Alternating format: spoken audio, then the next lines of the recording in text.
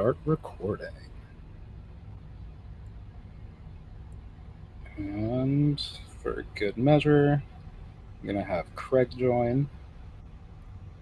Now recording. Okay.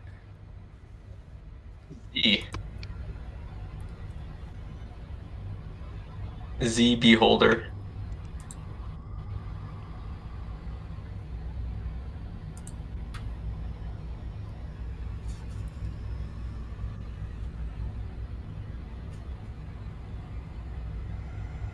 Where even is my notes at? Sorry.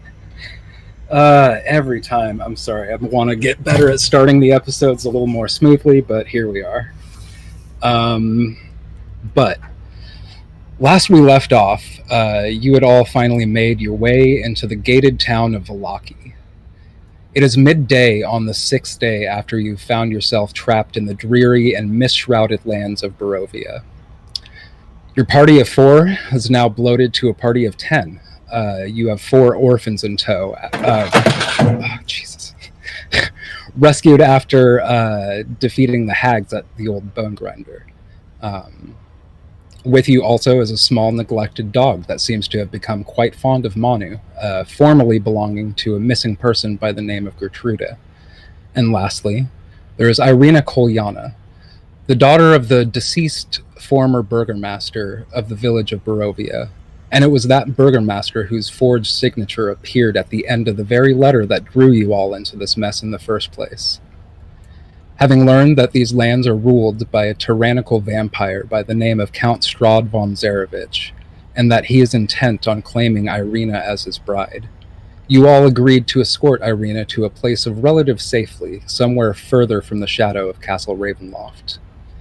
And it is somewhere here, in the walled and fortified town of Vallaki, one of the 2 places that it was suggested you might escort Irina to.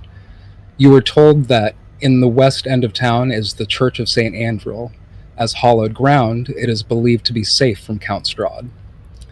You also learned that along your way there, you should be able to find the Blue Water Inn, where you could find drinks, meals, and lodging for your stay. And a bit further west, closer to the church, you will find St. Andrew's orphanage, where you could surrender the rescued children, and rest assured they'll be looked after. You find your group walking through the main street, and this town seems veritably bustling with life compared to the relative ghost town of the village of Barovia. There are people coming and going about town as they tend to their various affairs, not excitedly, mind you. They, for the most part, seem to be fairly downtrodden as they're shuffling about. But you do notice a bit of buzz of interest in the crowd, breaking the monotony of their bleak routines. You notice here and there people glancing and looking away quickly. Some are unabashedly staring. 1 or 2 among them mouth agape with utter confusion at the sight of you all. But as you are all making your way through Vallaki, the day is yours. What would you like to do?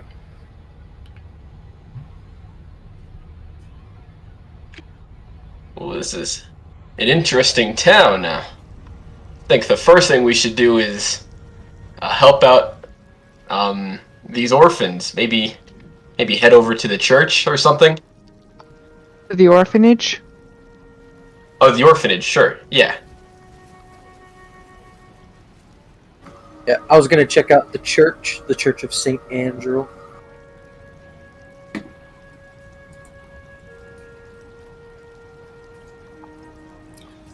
Okay. Quickly set that up on...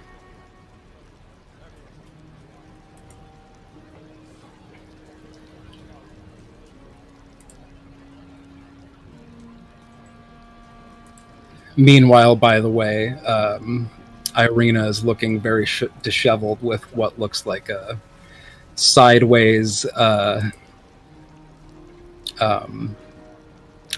Super Saiyan wig that's been, dyed with Cheeto dust that's been falling out mostly. Kind of following along with you with these 4 kind of dirty orphans. And where is it? There's the church. Visible. And there's... so where was it you said you'd like to stop first?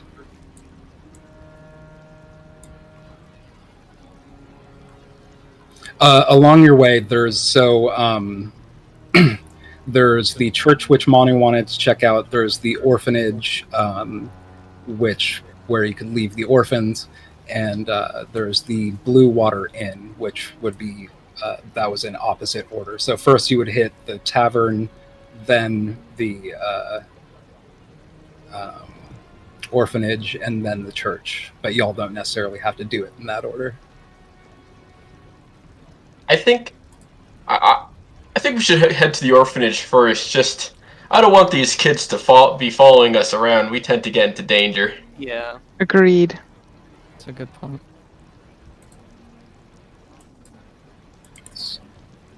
No offense, kids. Not that we don't like your company or anything.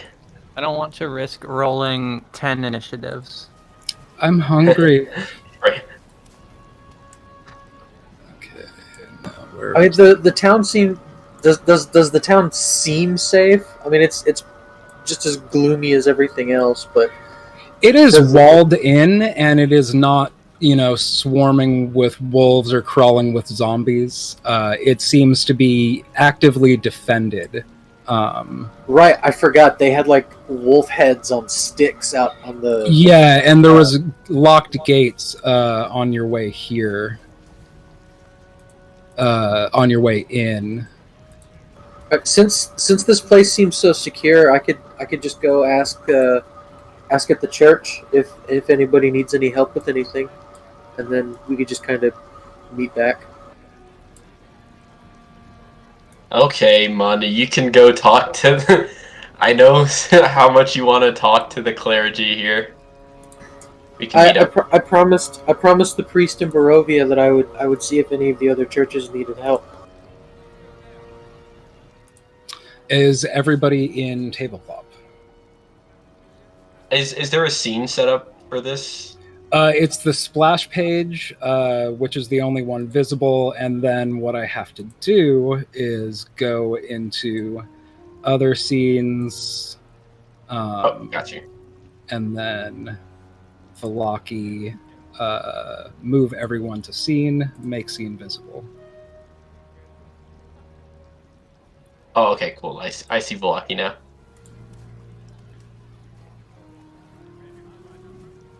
Is it just me, or did the 4 kids just get creepier? Oh, Man, yeah. I mean, that's the token that they've always been. Oh, but... that one kid is a fucking freak. Why does everybody in this place look so creepy? That's the nature of Dude, Barovia. I feel like we should all have a charisma bonus, just compared to everyone else. Like, as long as we're here, we're, I'm a, what is it? A Baldur's Gate 8 and a Barovia 10. By virtue of not looking like dead inside.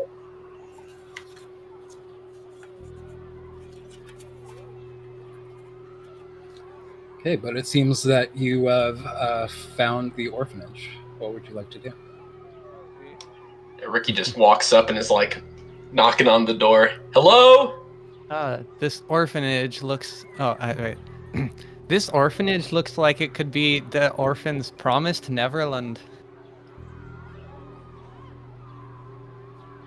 Let's go in. Meaning they never want to step foot on this land? Yeah, I think so. The door opens if you try it. It doesn't. Ricky was like knocking on the door. Did no one open it for him? No, but you do hear some sound of children running around and playing inside. It doesn't seem to be that they're taking notice of the door. Okay, well then, yeah. Let's just. I guess we open the door and then let's just go in then. He's like, "Hello, we have kids to drop off." The front hallway is wood paneled and dimly lit. The wooden floors are old and worn, and the steps of the main staircase are sagging with age. And there is a pile of children's shoes that lays by the western wall.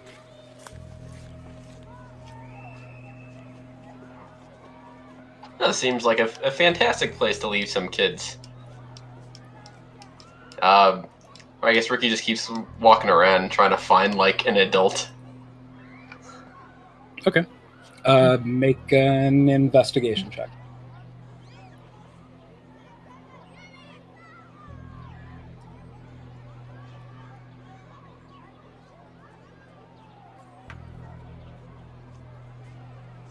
$11. Okay, looking around, you're just, popping your head in. Some empty rooms and some rooms that just have, kids playing and not really paying you any mind. This room to your left, this kind of big room with what looks like a couch in front of a fireplace. It seems like there's 3 young girls crowded around a dollhouse in the southern end of the room. And then some older boys pace around with a toddler on each hip as he tries to soothe them. I think you ask around, you're just like, hi, we've got kids, like, can you show me an adult? And one of the little girls with pigtails goes up to you and kind of walks you across the hall to, where is it?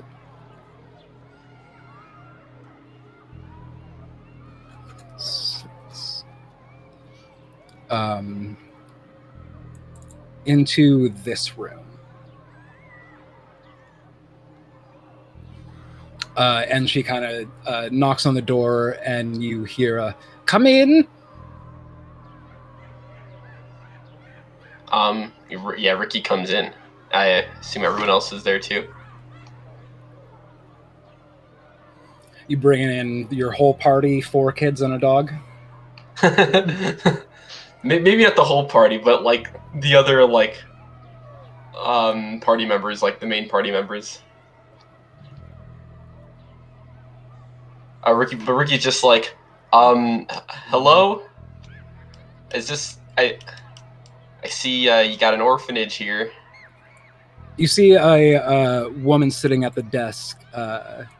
She kind of has like black hair with 2 streaks of gray, kind of pulled back in a high bun.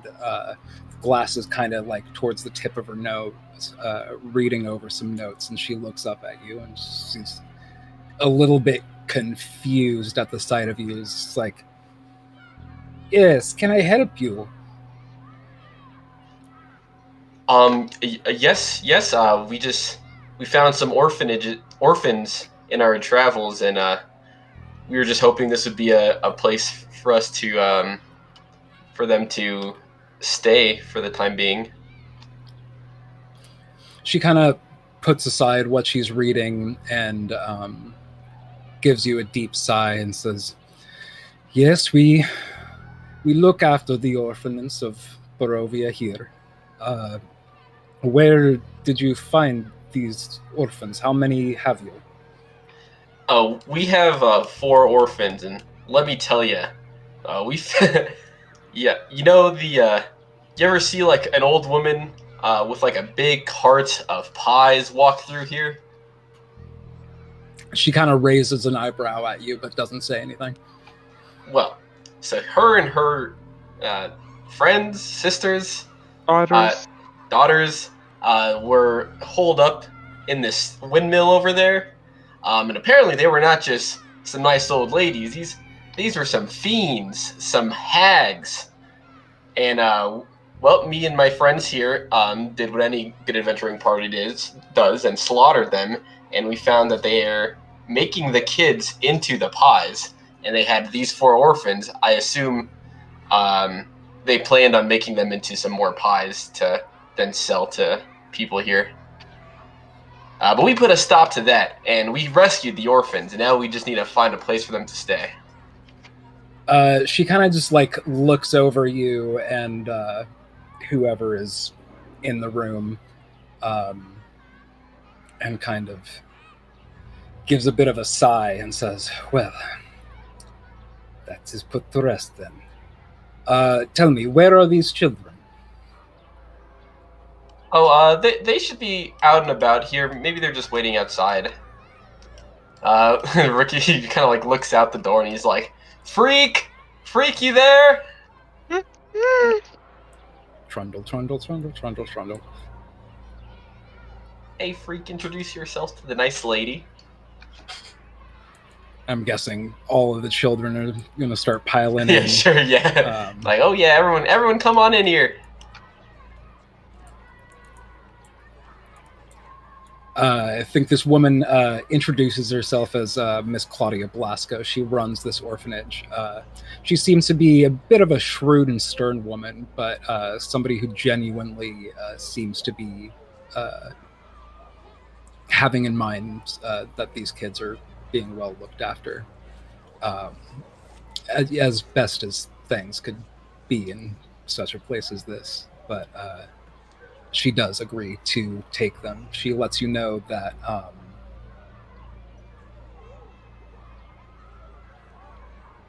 there are a few openings recently because a few young boys have gone missing from the orphanage. And kind of the elder orphan of the place that kind of does a lot of the big brother looking after activities is the gravedigger at the church, Milivaj, and he's currently fallen ill and has been bedridden by a mysterious affliction. I don't know if Manu has gone in with everybody, but if he has, she probably notices your holy symbol and asks if you would look in on him. But if you are staying outside, then that didn't happen. No, I would have gone to the church. Okay.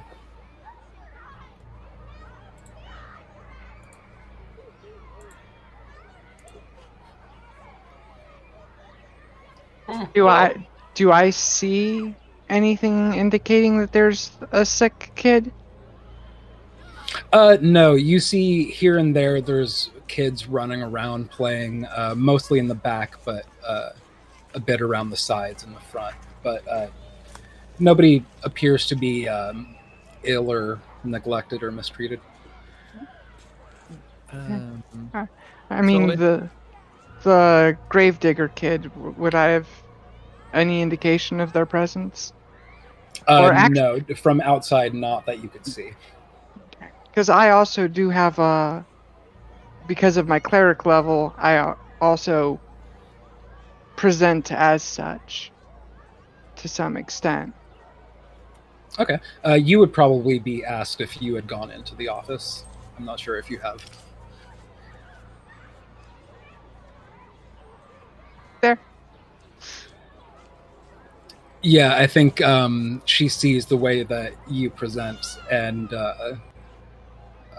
informs you that, like, I don't know, our own holy man over at the Church of St. Andral, he has had no luck with the boy. Perhaps you have some faith-healing methods that he does not. I can certainly try. She's a real good medic. I think she calls one of the orphans that is a current resident into the room and tells them when you're ready to escort you into the appropriate room for the record, which would be that one.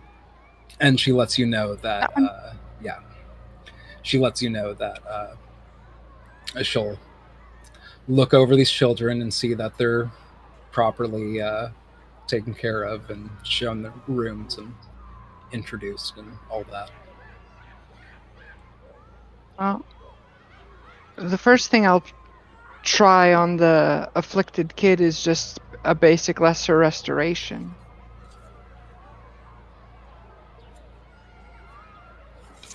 Which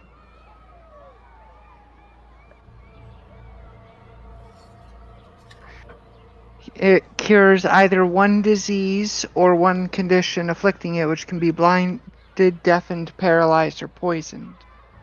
So basically, if it's a disease or a poison,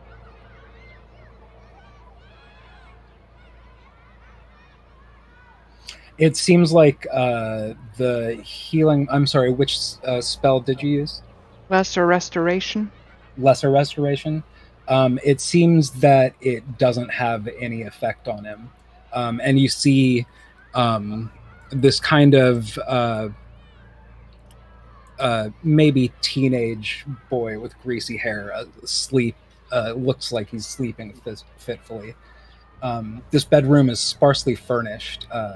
The floors are covered with dirt, and an old shovel lies on the ground at the foot of the bed. This sickly young man is sleeping fitfully, and he's covered in sweat from fever. And he has a bit of blood mixed with bile on his lips. His pallor is yellow, tinged and deathly pale. And I make any kind of a check for this? Since obviously, if lesser restoration didn't work, I know it's not a mundane disease. You could make an Arcana or Medicine check. Your choice.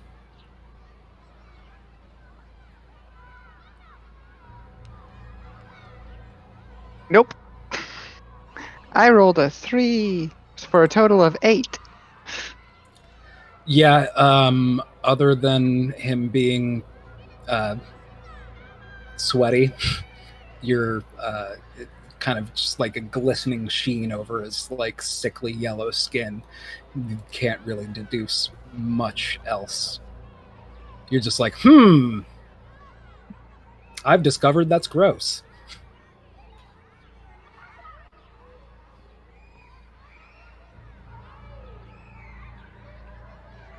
Okay, I'll go back to the lady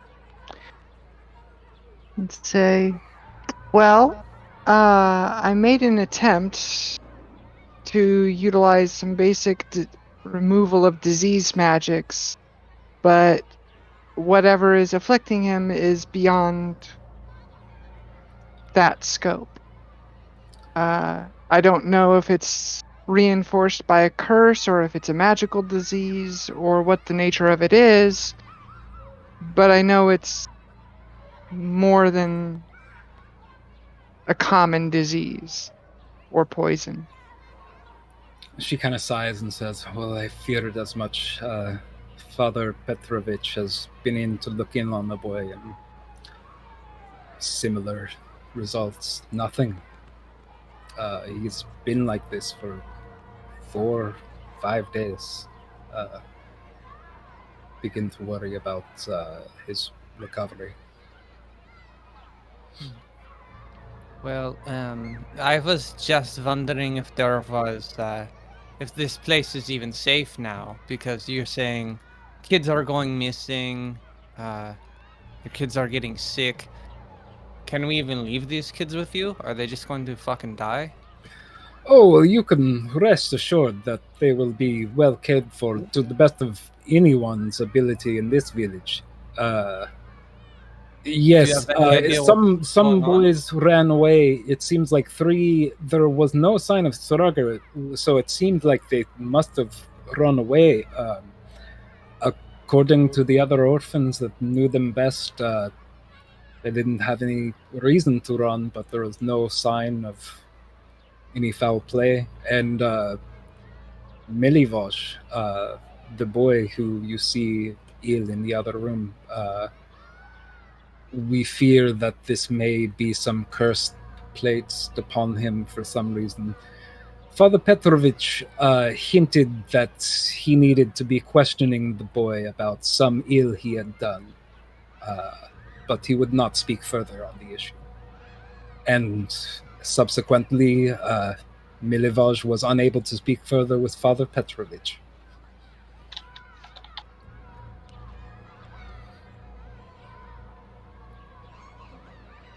Okie dokie.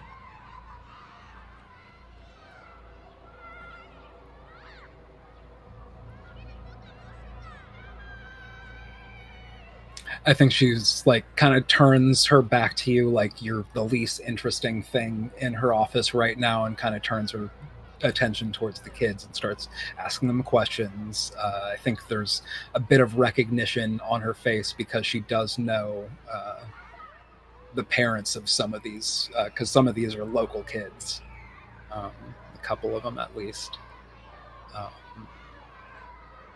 And Ricky, I think she thanks you again and then looks at Tegan and Sunny also while she says this. It's like, well, I must tell you, you have ended a great ill that besets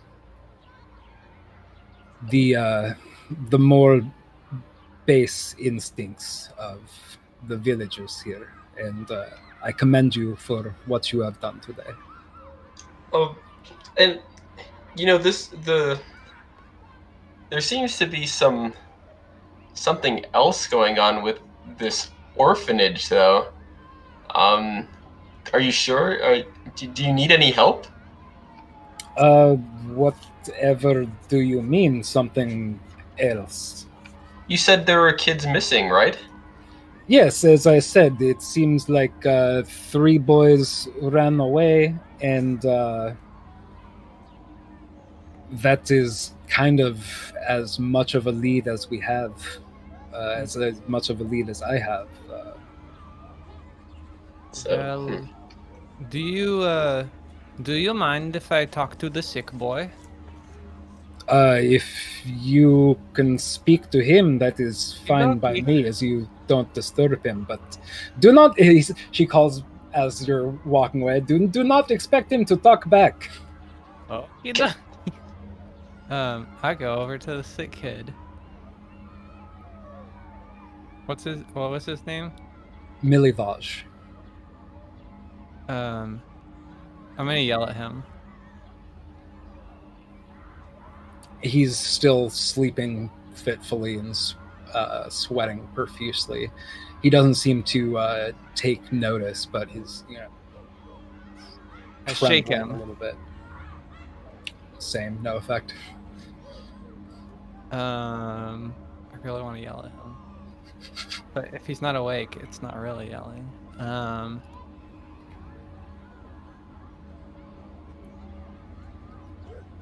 I take out my dagger and I prick his thumb with it. Okay. Like not, just a little pokey poke. You deal a point of damage to him as blood starts running out of his thumb. But he doesn't even respond in a way, like he doesn't recoil his hand or anything. Can I investigate his room? Yeah, go for it. Roll an investigation.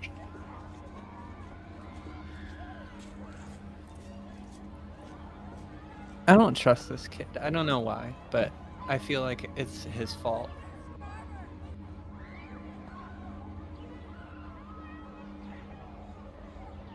Um, 11. 11. And I'm like digging through his shit too. Like I'm not being like, I don't know what the right word is. I'm being an asshole. That's not the right word, but it's nosy.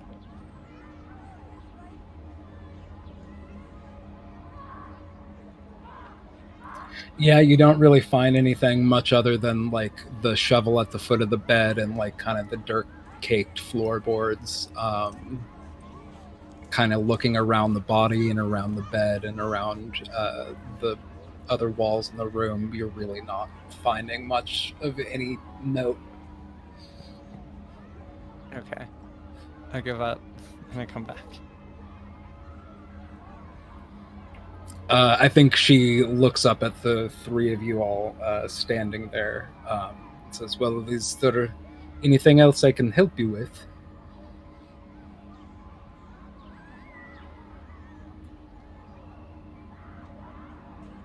I got nothing. I guess not.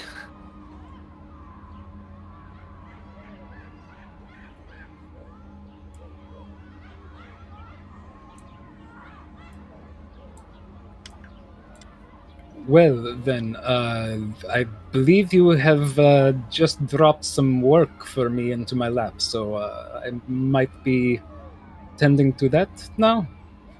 Okay. Can Ricky like go out and like find like one of like the older kids in the orphanage to talk to real quickly? Sure, where do you go? I bet probably just back into like this room. Okay. Where you saw like the older kid who's like holding the younger children. Yeah, the orphanage's main living area features this old couch and mismatched stuffed chairs. There are chests crammed with worn toys and two small dining tables surrounded by chairs. There are three young girls around a dollhouse in the south end of the room, and an older boy paces the room with a toddler on each hip as he tries to soothe them. And another boy and girl are playing a game of tag, and they are chasing each other around the furniture. An older girl sits on the couch and reads aloud to four more gathered toddlers. The room is a den of chaos and noise, but it does seem wholesome. Okay, well, can I talk to the older kid who's like holding the toddler? Sure. He's kind of like holding two toddlers on each hip and says, "Oh, hi." Hey, I'm Ricky. I was just wondering if I think one of the toddlers is like, "Hi, Ricky." Hey, I was just wondering how do you like it here? Is everything good at the orphanage?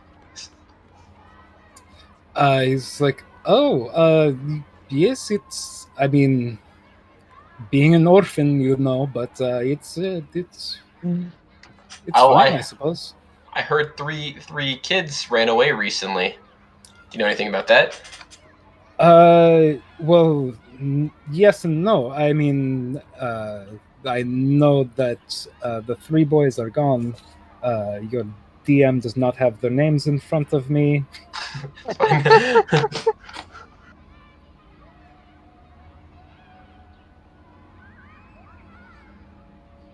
Also, because I didn't have this note right in front of me, I forgot to say that Miss Belasco probably also noticed that a boy named Cedric had recently died at the orphanage, seeming to have fallen or be pushed out of a window.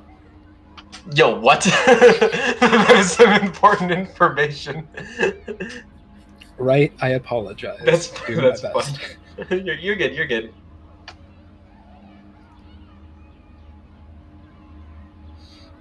I think one of the toddlers refers to Miss Belasco as Miss Witch and says something about her eating children. And then the older boy says, "Shush that. Miss Belasco cares for us." All right, out of character to you guys. I'm telling you, okay.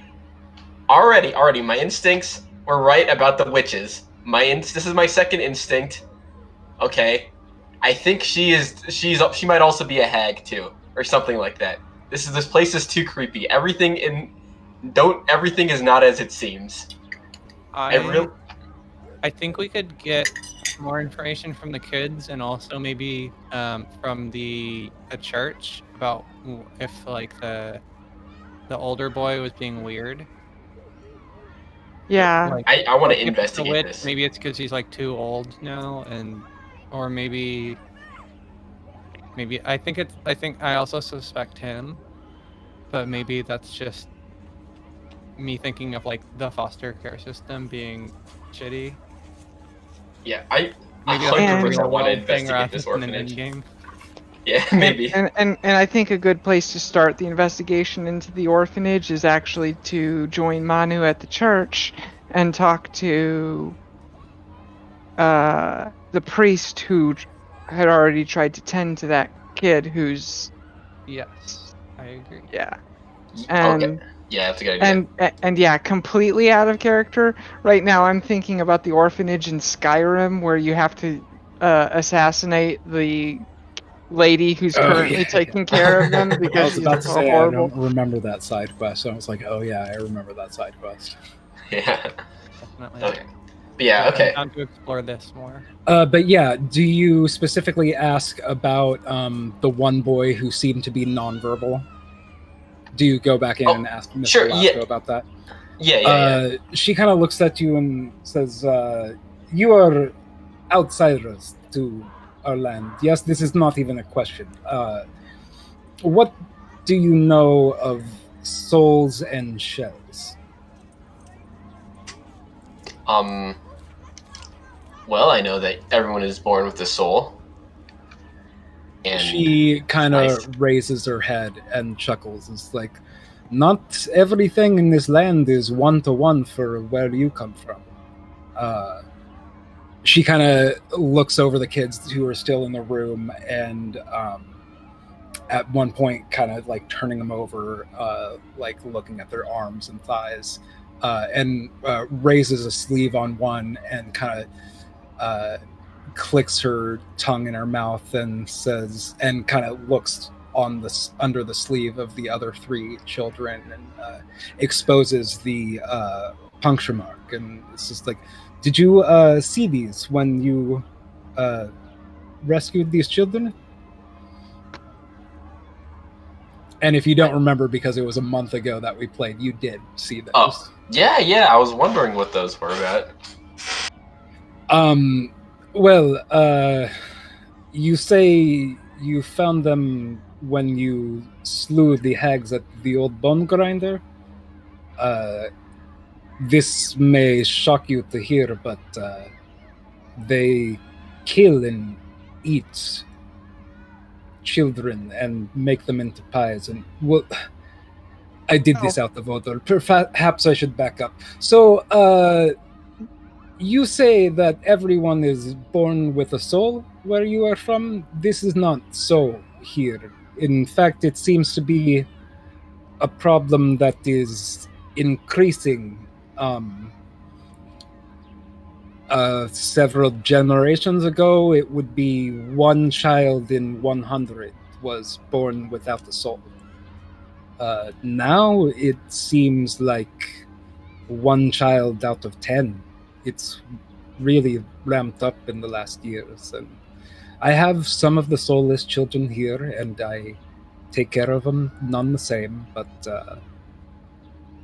yes, here in Barovia, there are people who exist who are mere shells. There's not a soul behind those eyes. The music. And she, That's horrifying. Got no soul. yes, well, this is such as our regular existence, but when you do stop to think about it, it is quite horrifying. Mm-hmm. Well, this is certainly a matter. Oh, did you have other questions? I feel like there was another thing or two you were trying to ask, but I don't remember what it was. not that I want to ask her specifically. Okay. This seems like a matter to bring up with the priest in town. We should head to the church. Okay. Yeah.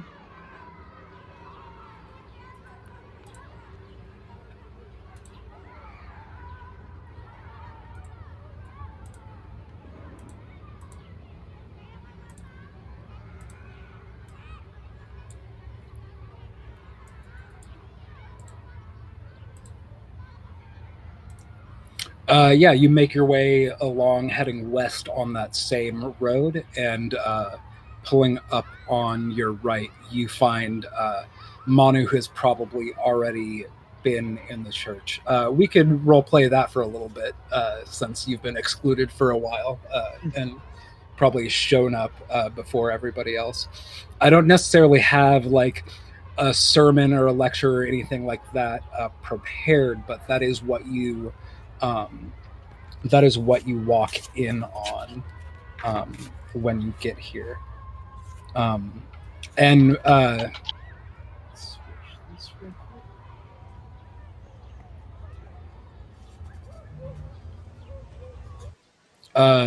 You arrive at the building and they see that this slouching century-old stone church has a bulging steeple in the back, and walls are lined with cracks. Stained glass windows depicting pious saints. A fence of wrought iron encloses a garden of gravestones next to the church, as a thin mist creeps along the graves. As you enter, there are several parishioners kind of huddled in their pews, kind of quietly listening to the sermon that is taking place. I'm just gonna sit in the back while and just kind of wait for the service to be over. I don't want to interrupt anything. Yeah, and like I said, I don't have anything written out for what a Barovian service in the service of the Dawn Father, or was it the Dawn Father or the Morning Lord? I think it was the Morning Lord.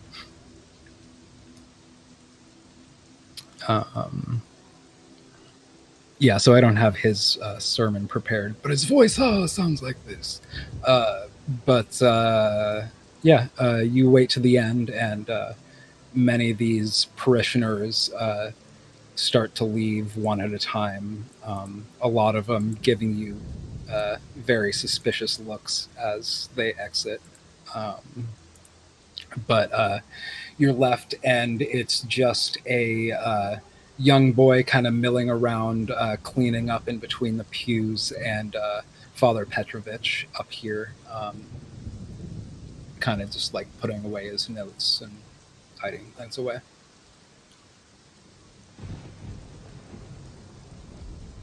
I'll slowly kind of walk up there. Hey, I talked to the priest in Barovia, and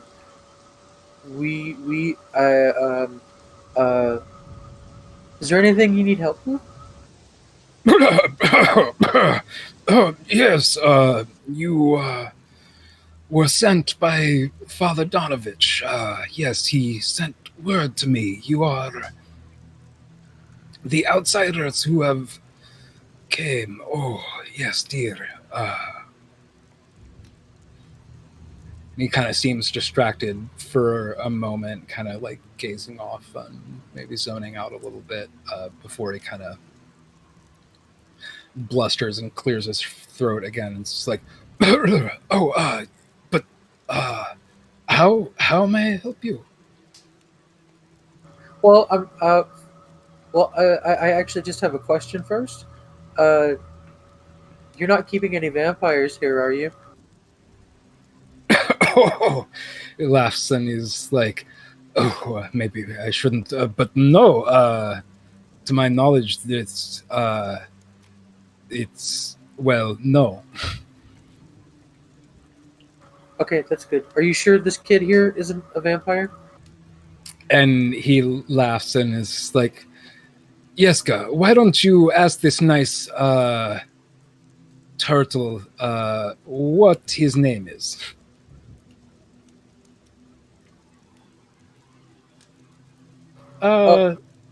He kind of like looks up at you and almost like he's too shy to do so, and he's kind of like skirting around you over towards Father Lucian, and he's like, "It's all right." It's like, what's your name, guy?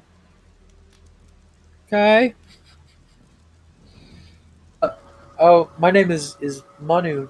I'm a cleric, and well, I mean, Father Donovan, he had a vampire in his basement. I think he said it was his son, so we kind of we beat him up a little, but the vampire, not the priest, but we didn't kill him. And yeah, I as an apology, I told him I'd try and help other churches if they were in any kind of need. And I mean, as a cleric, it's just kind of the thing to do. He looks down at this boy. Is like, you could be done with your duties for today. Go along and run along. And he says, "Nice to meet you" to you, and he promptly heads out. And I think it's at this time the rest of the party would probably be arriving.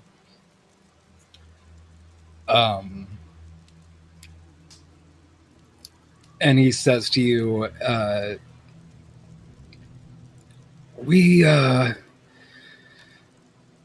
Father Donovich, he informed me that you were looking for a place to hide Irina Kolyana. And if the rest of you are walking in at this time, Irina with you, she says like, and here she is now. And he says, it is my sad duty to inform you that these grounds are no longer hallowed. They have been desecrated. This church was founded over 500 years ago by Saint Andral, patron of the Morning Lord. His bones, up until recently, rested beneath the floorboards, beneath this very altar here. Their presence had been a secret since long before I was born, and I was derelict in my duty. The boy, Yeska, he was frightened, and to assuage his fears, I told him not to worry, as you are in this church's hallowed grounds, for the very bones of Saint Andral, rest beneath this floor. And it seemed to ease the boy's worries. It was shortly thereafter I found the floorboards had been ripped up and the resting plates of the bones of Saint Andral, well, they had been stolen. I asked the boy, did you tell anyone of this? And he seemed frightened. He is a good boy. He would not lie to me. He said yes. He spoke of this. But I think for fear of someone getting in trouble, he would not give me a name. However, I suspect our very own gravedigger, Milivoj. I have not been able to speak with him because he has fallen under some strange illness and cannot get him to acknowledge me or hear me or speak back. And so and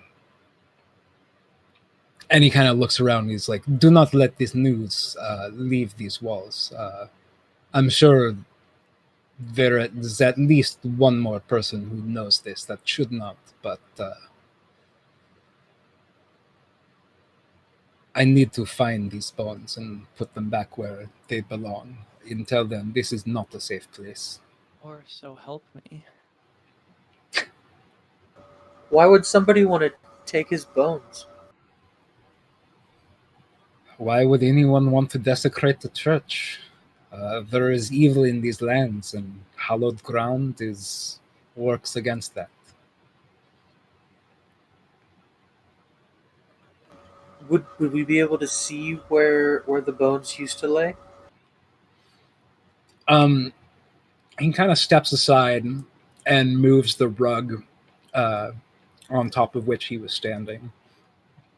And you see there are a few floorboards that look like the wood is a different shade, like it's experienced less weathering than the rest. It's like, I don't particularly want to rip up nails, but it is beneath there is nothing more but an empty hole now. It's where they belong. should they be returned. What was the gravedigger's name? Milivoj. Milivoj.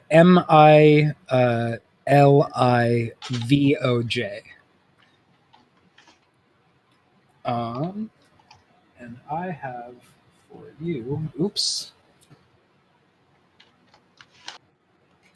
My laptop's dead. That's why.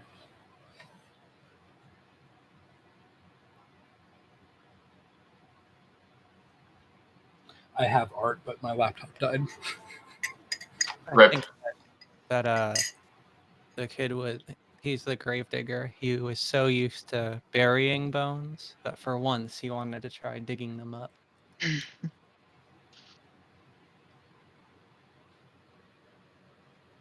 Is there a tomb down there, or was he just kind of put there? It's little more than a hole for a reliquary. We had a special box, roughly urn-sized, and silk wrappings that we kept the bones in. They had gone undisturbed for hundreds of years. It's my fault that they're gone.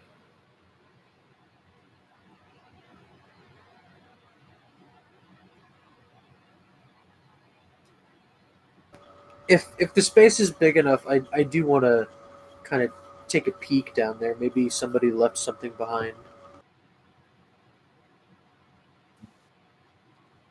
He's let you know that basically it's like the space that is there is not that much bigger than your head itself. Like the space beneath the floorboards is basically it's like okay.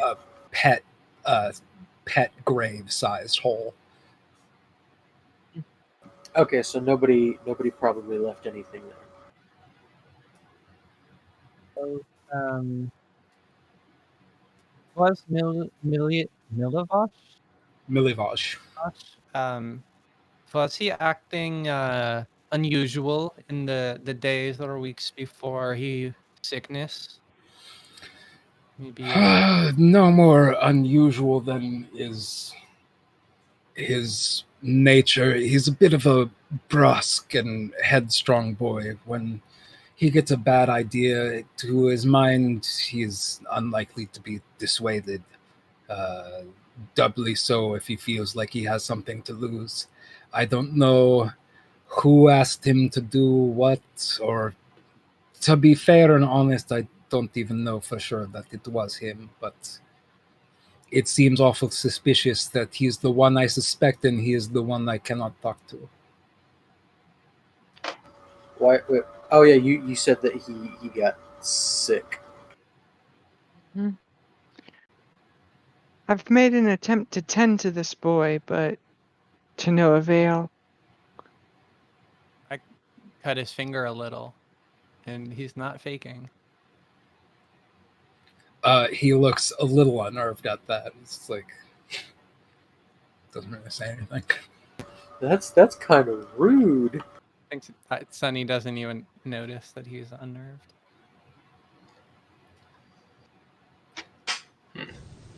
So it seems we have to talk to this boy. I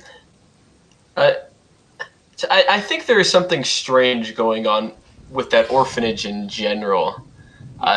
Tell me, priest, have you heard that one boy apparently fell from his room, and another 3 boys have apparently run away from the orphanage? Sorry, I've just dropped art for what Milivoj would have looked like if his eyes were open. This back up. My computer just turned back on. Sorry. I'm sorry for losing track of the conversation. What were you saying, Ricky? Ricky's just like, it seems like we'll have to talk to this boy, but there's something going on at that orphanage in general. We found out that a boy apparently fell from his room on an upper floor, while 3 other boys ran away totally. And while talking to one of the children there, they called the caretaker, Claudia, a witch. Tell me, Father, do you know anything about this orphanage? Maybe if we solve the problem there, we can. It might lead us to learning more about whatever sickness is affecting the gravedigger. I think he chuckles a little bit and is like, Miss Witch indeed. Claudia, Miss Belasco is a shrewd and stern woman. She does not spare words when the children are misbehaving. But this is a woman I have known my whole life. She does deeply care for the children. As far as the incidents of late, I cannot say that this isn't suspicious or the frequency of these occurrences is it's a lot of things happen at once. It is not usually bad things do happen in these lands with unfortunately unfortunate regularity, but it does seem odd that several things back to back are happening at the orphanage. I did go to see Milivoj. I am unable to cast greater restoration, but I did what I could, and it did not seem to do the trick. Though I am sure that it is magical in nature and not contagious. It's just beyond my means to really do much else about.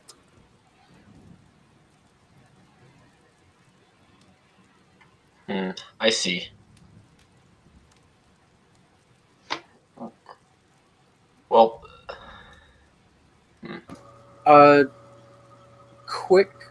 Quick thing. Was the child who was killed recently, was he buried just out here in the cemetery? Yes, that would be Cedric. That would have been the most recent grave dug by our Milivoj before he was, uh, well, out of commission. Struck and ill. Okay, it's just a thought, and maybe we should, just kind of keep it in our back pocket for as like a last ditch effort. But maybe the bones we're looking for are buried there. It's just a thought. I really don't want to desecrate a child's grave. That doesn't quite seem to track, I'm afraid. The boy was buried before the bones went missing. Okay, well that's actually a bit of a relief. It is for me as well, because for a moment it sounded like you wanted to exhume one of my churchgoers. Only as an emergency, in case we couldn't find the bones anywhere. That was just gonna be like a last ditch effort kind of look. Is there anyone in town that we should maybe talk to? Not about this. We'll keep this hush hush, but maybe uh, if we can maybe do some stuff around town for other people, um, maybe we'll just kind of fall into them or something.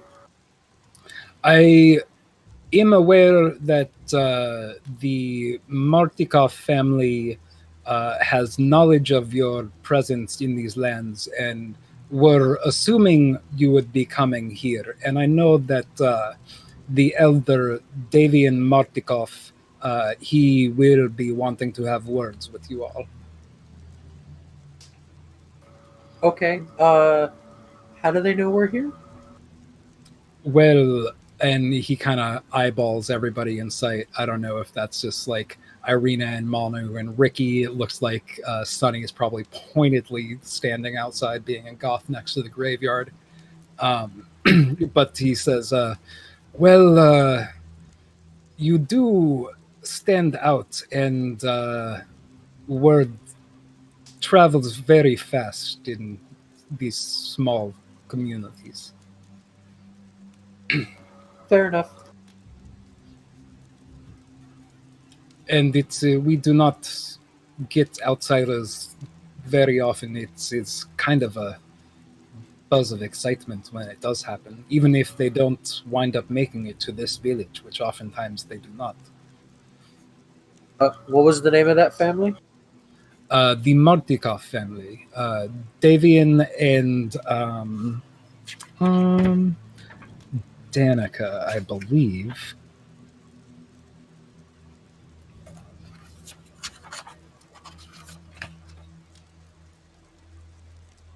Yeah, Davian and Danica Martikov, they own the Blue Water Inn. You would have passed it on your way here, if I'm assuming correctly that you came in through the morning gate.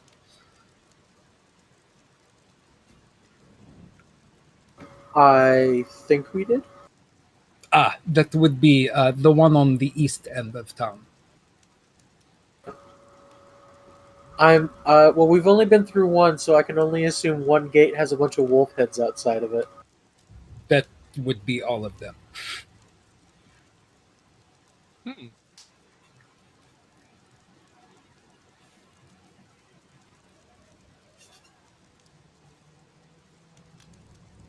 It sounds accurate. I do believe we passed that on our way here. Yeah, we'll check that out. That's a nice lead.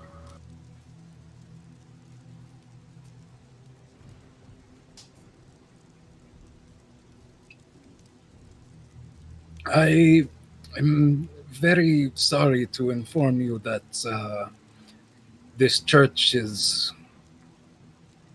now no longer hallowed ground, and unfortunately, such as it is not safe from those who would pursue our young Irina here.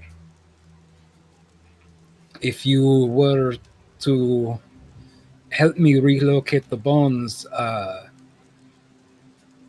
to be honest, I cannot say that I have room for Irina here, but of course she will be welcome for as long as she needs sanctuary. No, don't worry. We're gonna find those bones. Yeah, we'll find the bones. Will that restore the holy nature of the land, or do you have to perform some kind of ritual? I will have to perform a ritual, but it is not any big to do. It's returning the bones to their rightful place at the foot of the altar. Is mostly what I need done. And to do that, locating the bones, and that might be a whole trail of breadcrumbs that I do not have the proficiency to follow. Well, we have a starting point. Yes. Is there anyone else in town that maybe we should try and get close to that might I don't know, that might inadvertently lead us to the bones? He kind of considers for a moment, and says, to be honest with you, I cannot think who in the right mind would want this to be done to this church. I know there are many amongst this village who are not particularly religious. My halls do not have capacity for most of this village, and even if it did, they mostly would not come. But so I do not know many people outside of my flock, but I do not know who would want this done to this place.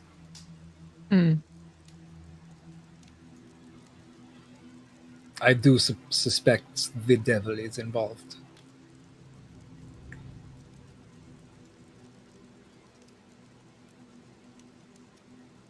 Yeah, that happens.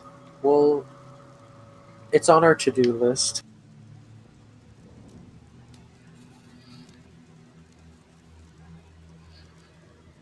Okay, well, thanks for. Well, I mean, you're welcome for the help, I guess. And then, and I guess we'll go and talk to the people at the inn. We'll talk to the Mardikovs. And if you should ever need to sit in on ceremony and rekindle your holy connection, my services are dawn and dusk daily. It is modest such as it is, but you are welcome in my doors. And I thank you for looking into this matter.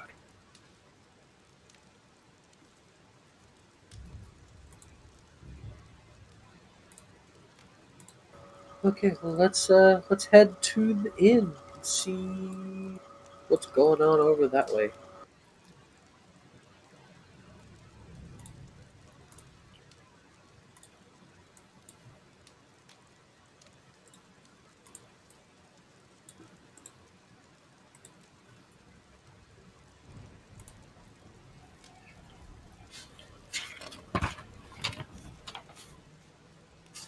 All right.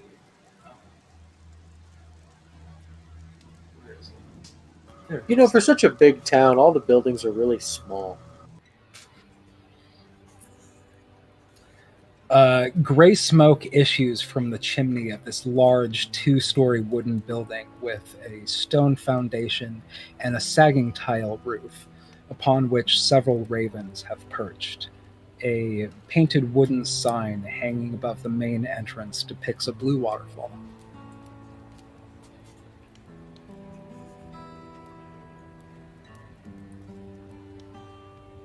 Let's go in then. Let's.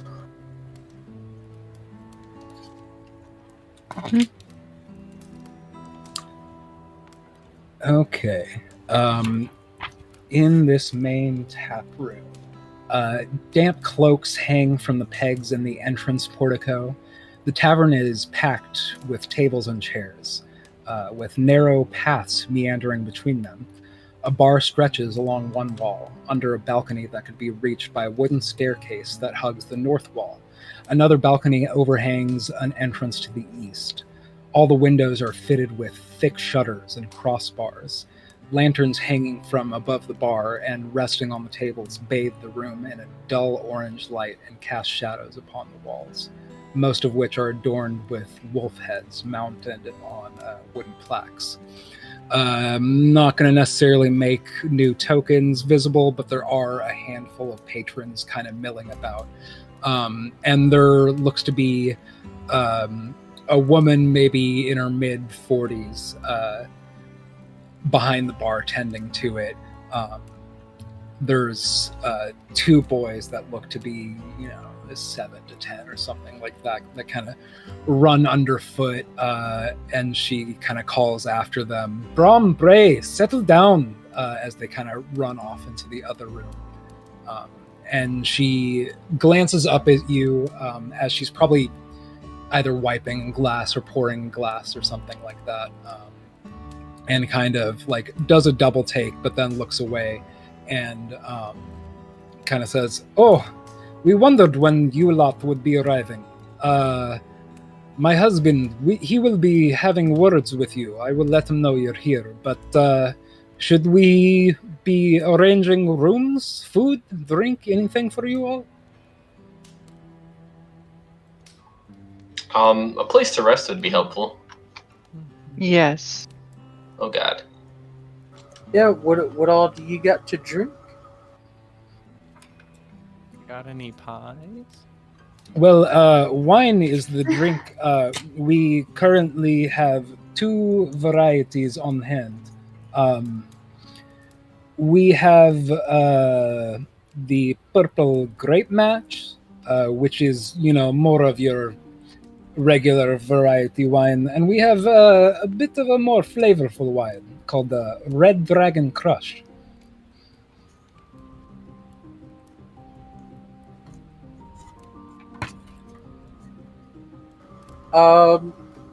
Let's take some. I'll have. You know what? Here, just go ahead and fill this up, and I give her my water skin, and I'm just like, fill that up with wine. She kind of laughs at you, and I'm trying to look at the wine prices here. Where is that?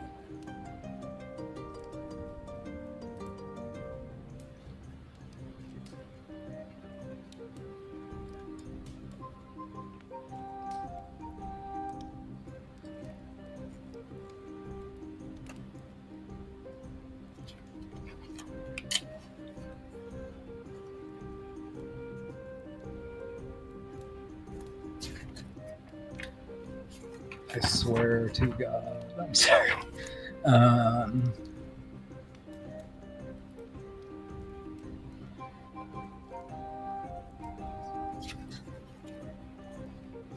Okay, she informs you that a bed for the night costs 1 electrum piece. For those of you not familiar, that's 5 silver pieces.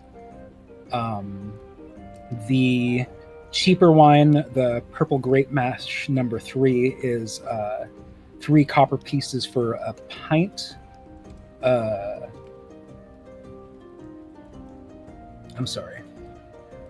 Yeah, a pint of Purple Grape Mash is 3 electrum pieces, and a pint of the Superior Red Dragon Crush is 1 silver piece. I'm sorry, that first price was copper piece. That's a C had a weird curly Q on the print. So sorry. The Purple Grape Mash is 3 copper piece for a pint. I'm assuming your water skin is maybe 4 of those. Yeah, a water skin can hold up to 4 pints of liquid. And then the Red Dragon Crush would be 1 silver piece a pint. She lets you know that our private room is taken, but we have, she looks you over, we have 2 rooms that have 2 beds each, and a room that has 4 beds. Regardless of which room you take, it will be 1 electrum piece, or 5 silver. Shall I be arranging rooms and drinks for all of you? That one is called Red Dragon Crush. Yes, I guess the fancier of the 2 we have on tap.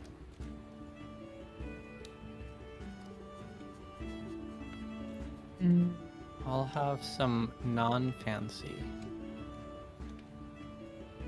Just in a pint for you, or will you also be having that in a water skin? If you have even less fancy, I'll take that. I'm Like some that's like old and not like aged, just like just crushed grapes. I mean, do you want me to squeeze some out of a rag for you? Let's not go that far. I'll just take the regular cheap one. 1 copper piece. Okay. Here, 1 copper. Do you happen to have any spirits? Wine is about the best that could be asked in this whole valley. My husband would perhaps be a bit offended if you were disappointed by this fact, as his family is, they are the winemakers of this whole valley. And you can see kind of in the wall behind her are these barrels and kind of those hot branded stamps that they kind of like heat up in the metal plates that they stamp into wine barrels. It reads Wizard of the Wines. And some of them are labeled Red Dragon Crush, and some of them are labeled Purple Grape Mash number 3. It's not that I'm disappointed. I just, I just kind of also want some spirits.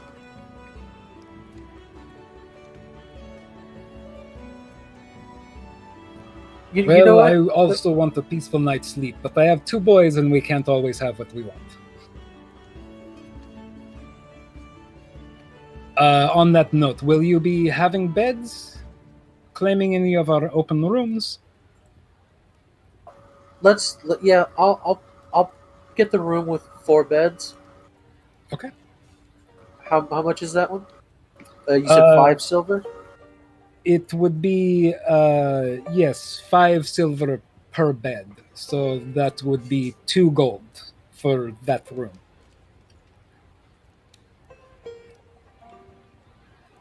All right, I'll go ahead and pay us out for 5 nights, just in case.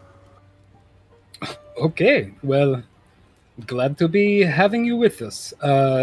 And she reaches in her apron and kind of slides a key across the table for you.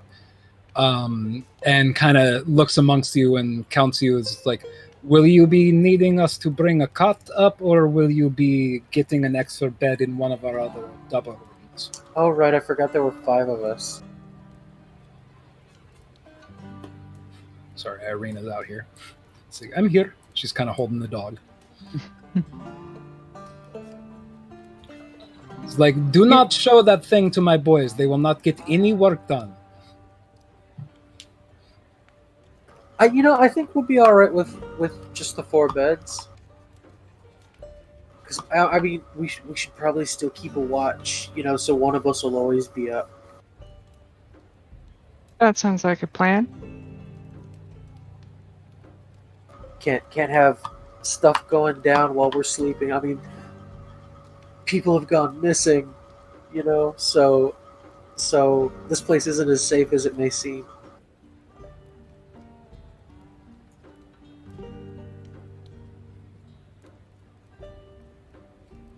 So yeah, I give her the 10 gold for that, the 10 gold.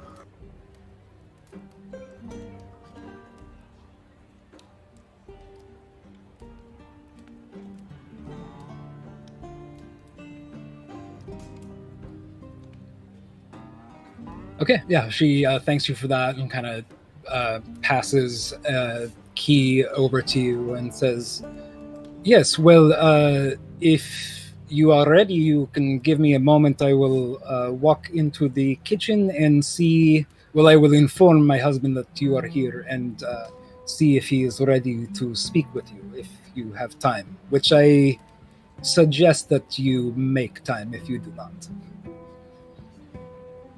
Okay.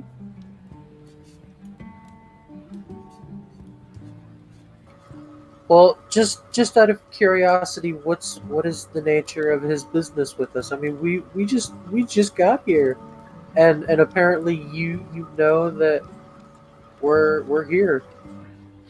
Let's say that my husband is a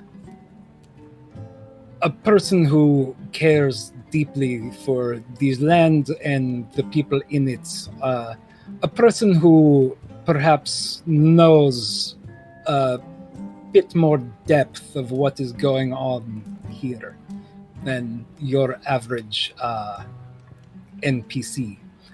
But he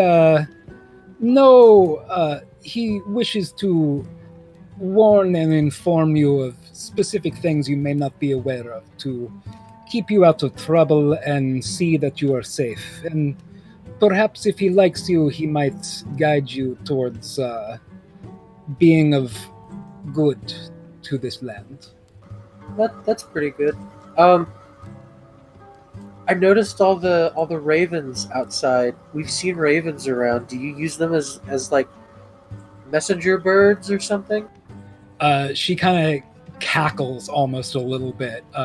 Cackles is maybe the wrong word, but there's a bit of a like dry smoker's rasp to her last. And as she kind of throws her hair back, you do see that her hair is adorned with several raven feathers, and says, I don't... she kind of squints around for a moment before finishing her sentence. She's like, They are good creatures, I feel. I find myself a bit of a bird watcher, and we throw scraps out for them, and they do like to congregate around our establishment specifically. You should learn to trust a raven when you see one. They also might know more than they let on, and might be more than they seem. What do you mean by that? She kind of winks at you and's like, I will let my husband decide if that knowledge is for you. She probably just means they're really smart sometimes, and some of them are just really dumb. Well, obviously we know that we can trust them because they tried to warn us about the ladies at the windmill. They tried to warn us to stay away from the windmill. Yeah, that's my bad.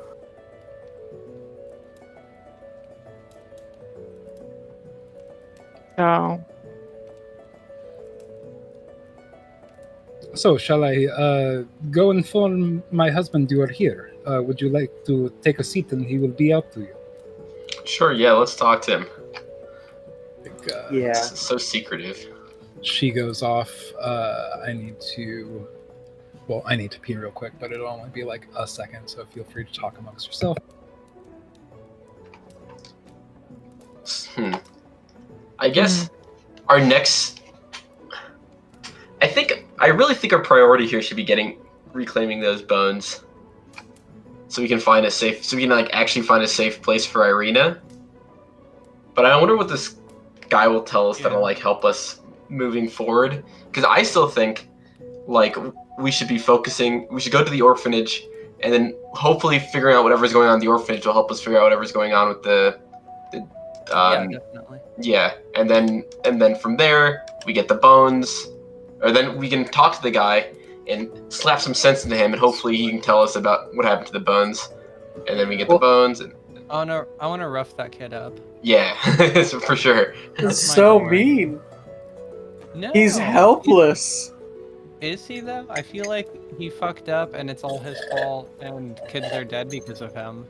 Well, just remember, I don't know that, but I feel that. He's our only lead on the bones, and he's basically comatose. Right, so we gotta fix. He's gotta fix the comatose part. We need to kill him and then resurrect him. Yeah, if only we just had a really high level cleric, just be like, okay, greater restoration. If only we had some I'm extra not that strong yet. Walking out of this back kitchen, I assume y'all have taken a seat at one of these tables that are in this tap room. So this kind of a stockier, heavy-set man with kind of a black beard that's streaked with gray, and also gray and black streaked hair that's tied back in a bow. His hair is also adorned a bit with raven's feathers, you notice. And he says, "Oh, I figured you would be here at some point sooner or later. My wife Danica, she informs me that you have purchased the room." He kind of looks around some of the fellow patrons that are in this hall and says, "Shall I show you to this room?" Yes, you shall. Wink, wink. Are you propositioning me? I am happily married. No, I was... Not that we you're were not doing... a cutie, but... I thought we were doing some secretive stuff. Don't mind him. Yeah. He's just not subtle at all. Subtlety is my middle name, I'll have you know. Okay. That would be this room here. That he leads you into this kind of westernmost room. Well, that's a lot smaller than I thought it was going to be. It's a four twin bed bedroom. I thought it was going to be a little more spacious, though. It is not luxury accommodations, my doggy. You are in Barovia, my dude. Getting used to how you people live has been a struggle. He No kind offense. of chuckles and is like, oh, well. It is, we do what we can with what we are given. I hope that you are at least comfortable while you are here. Ricky starts Yeah, like unstrapping his armor. the room is fine. Says, well now, when did you get here? Have you been here long? Just today. Have you spoken to anybody, made your presence largely known while you are here? Although, suppose if you walked through the streets to get here, you would have been noticed. But who did you see? Who have you talked to? I fear you may have accidentally committed a faux pas you would not expect. Well, we went to talk to the lady in charge of the orphanage. Ah, Claudia. She is a good woman. She could hold her wine. And then we've talked to Father Petrovich. Ah, yes, at the Church of St. Andral. My family is not church-going per se, but we hear from his followers that he is a good man. Well, yeah, but that's it. That's all we've talked to so far. So you have not seen the burgomaster himself or perhaps his henchman? You would have noticed him. He has a strange arm. No, we did not. A strange what? A strange arm. His arm is it's kind of all hulking and big and red. It's I've never seen anything of it in my life. It's quite disturbing, gruesome. Really, it looks, to be frank, demonic. And I think he knows that it is intimidating. And as sort of a lawkeeper and bully boy around these parts, he tends to rely on that intimidation.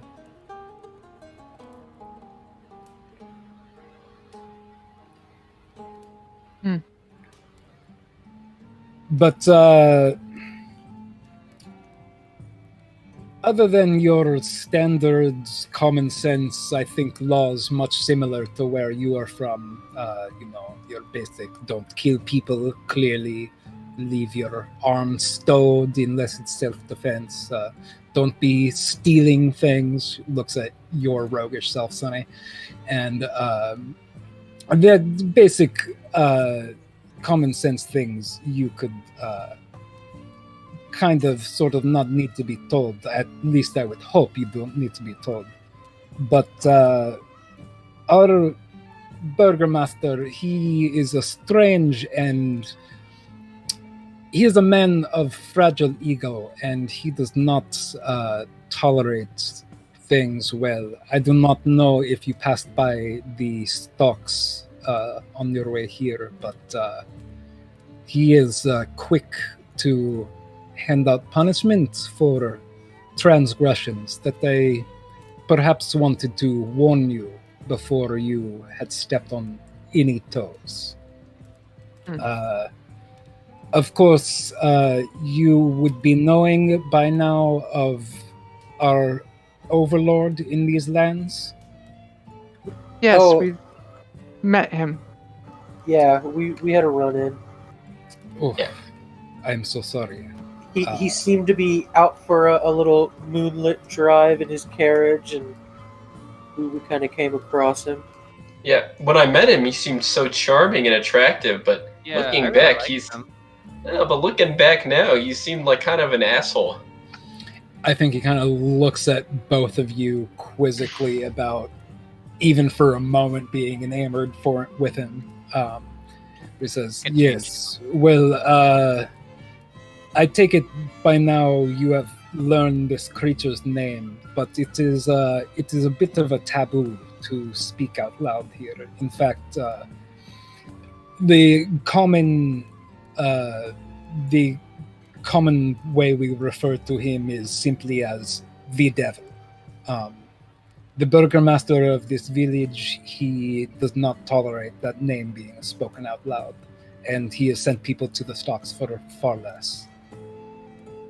I would also warn you that it would be wise to not speak ill of the burgomaster.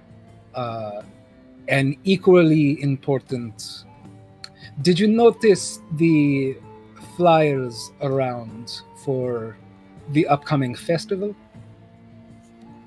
Not specifically that I recall. The burgomaster of this village, he runs a festival seemingly every other week.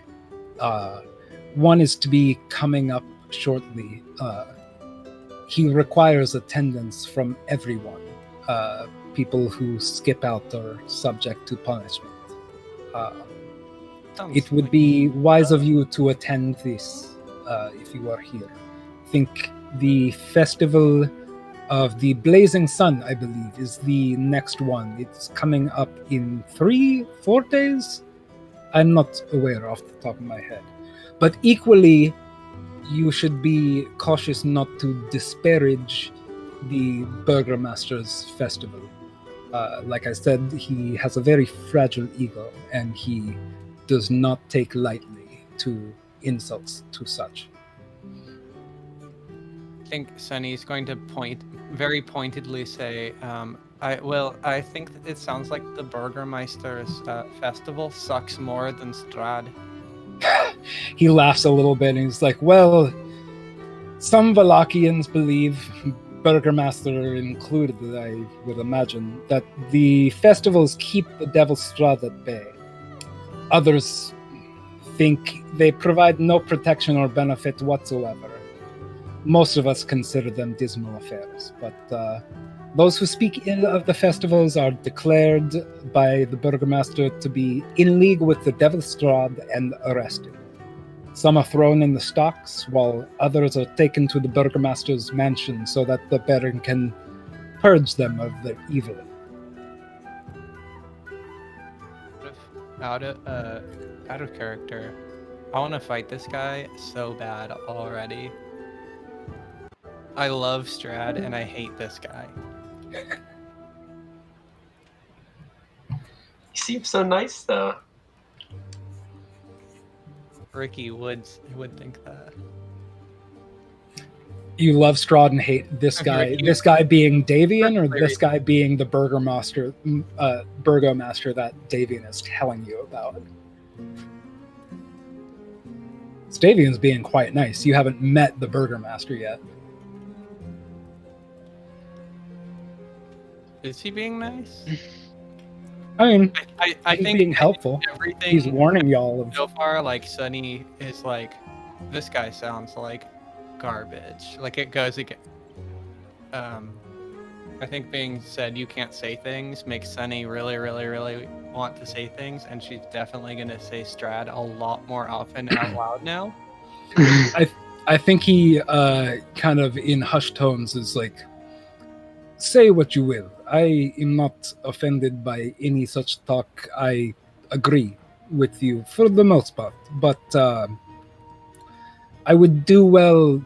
I would be cautious to be discreet if you do not want to risk possible repercussions that I have warned you against.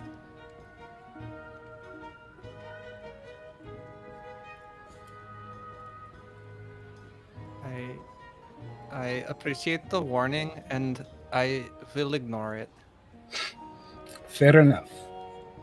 I feel it is might also be of interest to you all that you are not the only outsiders to these lands who are staying with us here at the Blue Water Inn. Currently? Yes, a stranger with pointed ears is staying here. He came to Barovia from some distant lands, riding into town on a carnival wagon. He seems quite strange, and my wife seems to think there is something not straightforward about the man. But he seems to entertain the guests with talk of his deeds of performing in circus and some such. I don't know. I mostly stay in the kitchen. We'll talk to him and see what he's all about. It is also worth mentioning the Burgomaster's henchman, Izek Strasny, has a history of violence as well as a fiendish deformity, a monstrous arm with which he can conjure fire. Fear of Izek tends to keep the Baron's enemies at bay. It's also worth noting that there is no one in this village that hates the Burgomaster more than Lady Fiona Wachter. She can be heard saying, "I'd rather serve the devil than a madman." She owns an old house in town, but rarely leaves her estate. Her 2 adult sons could often be found downstairs, Nikolai and Karl Wachter, local troublemakers, but they. How do you spell that last name? Wachter. Wachter. The lady's name? Yes, and as well as the last name of her 2 adult sons that are often at this bar.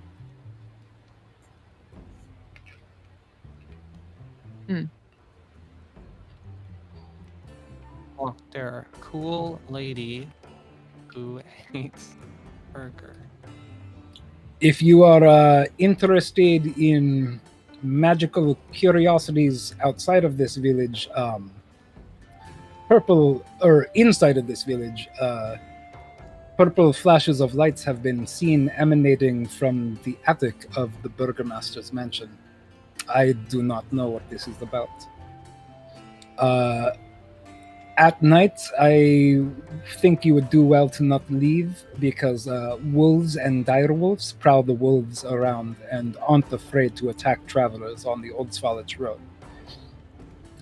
There are some well-armed hunters, Yevgeny and Sodar, who they make good sport of these wolves. In fact, you could probably see many of the trophies that adorn our halls.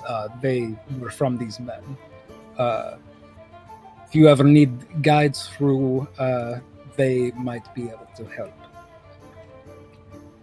I wouldn't Yevgeny and who? And Yevgeny Krushkin and Sodar Sodarovich.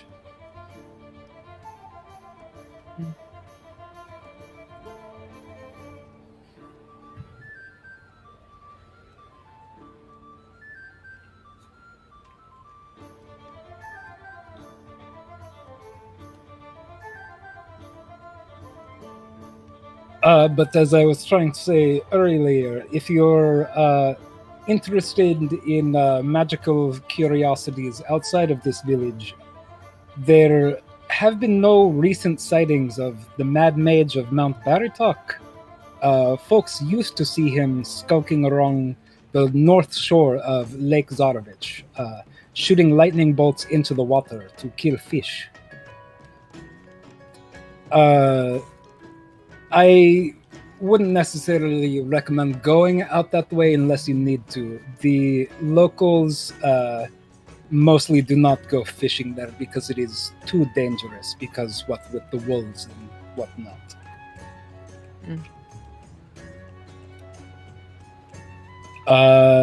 What else? There are a couple more things to mention that are nearby town that are areas of interest. There is a Vistani camp in the woods that is southwest of town.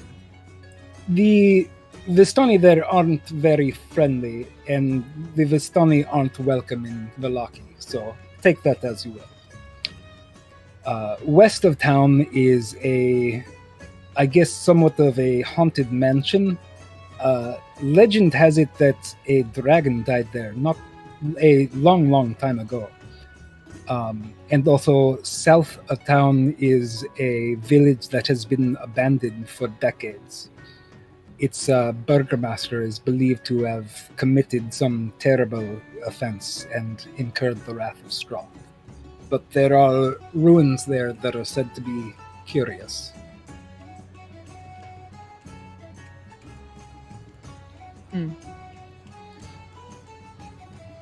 There is so much stuff to do.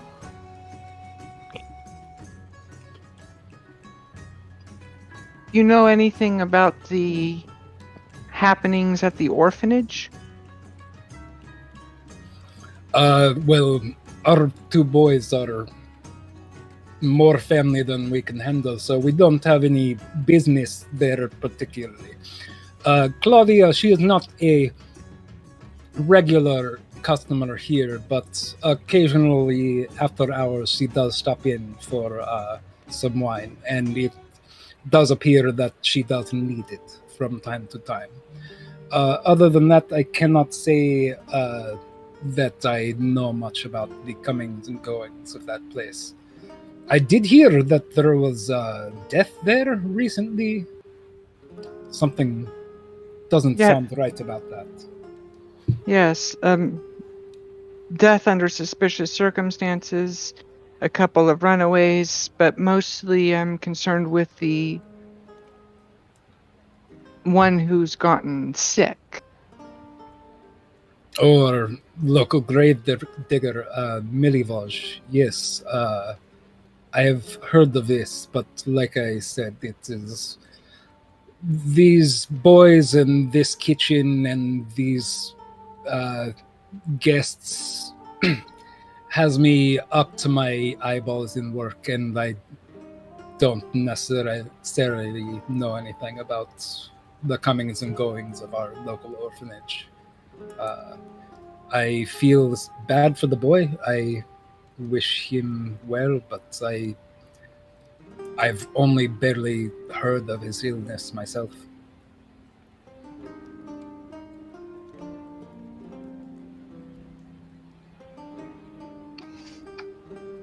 Can I ask another question that might catch you somewhat off guard? Why are you telling us all of this the way that you are? He kind of leans back and examines you all for a moment as he considers.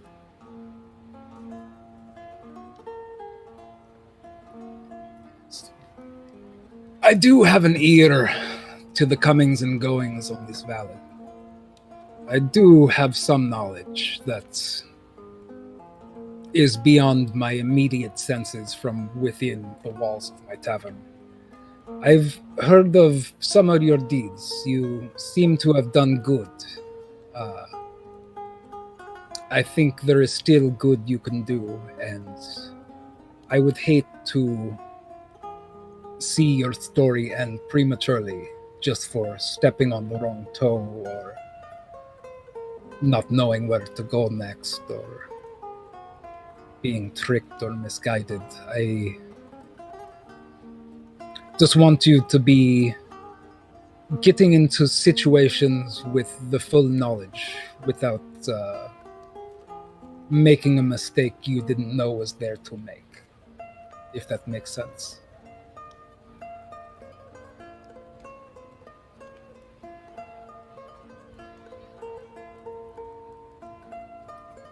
There are dangers here, some fairly obvious. Wolves, other creatures of the forest. Other dangers you will not expect, like saying a name in front of a burgomaster.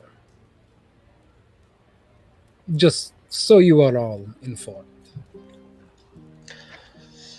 Yep, this was all very, very helpful. But I think I need to catch up on some Z's. He kind of looks out, and it is, probably like the mist kind of and fog never really burns off, so it basically looks like dusk all the time. But it's probably in actuality only like 5 p.m. Oh, Not I that you thought it haven't, was. not that you haven't been doing stuff that totally would make you in need of sleep, but it is not exactly late. Oh, okay. I thought it was like nighttime.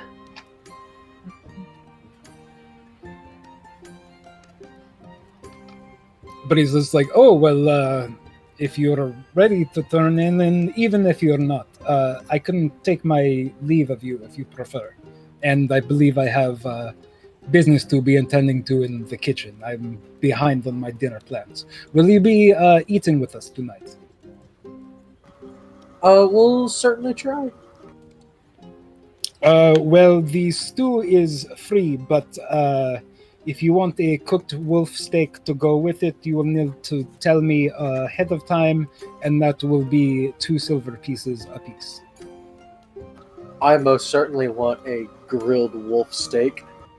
Ricky hands him 2 silver pieces. And yeah, I'll give him 2 silver pieces. Same. Fuck those wolves. Okay, I will be sure to give you good cuts.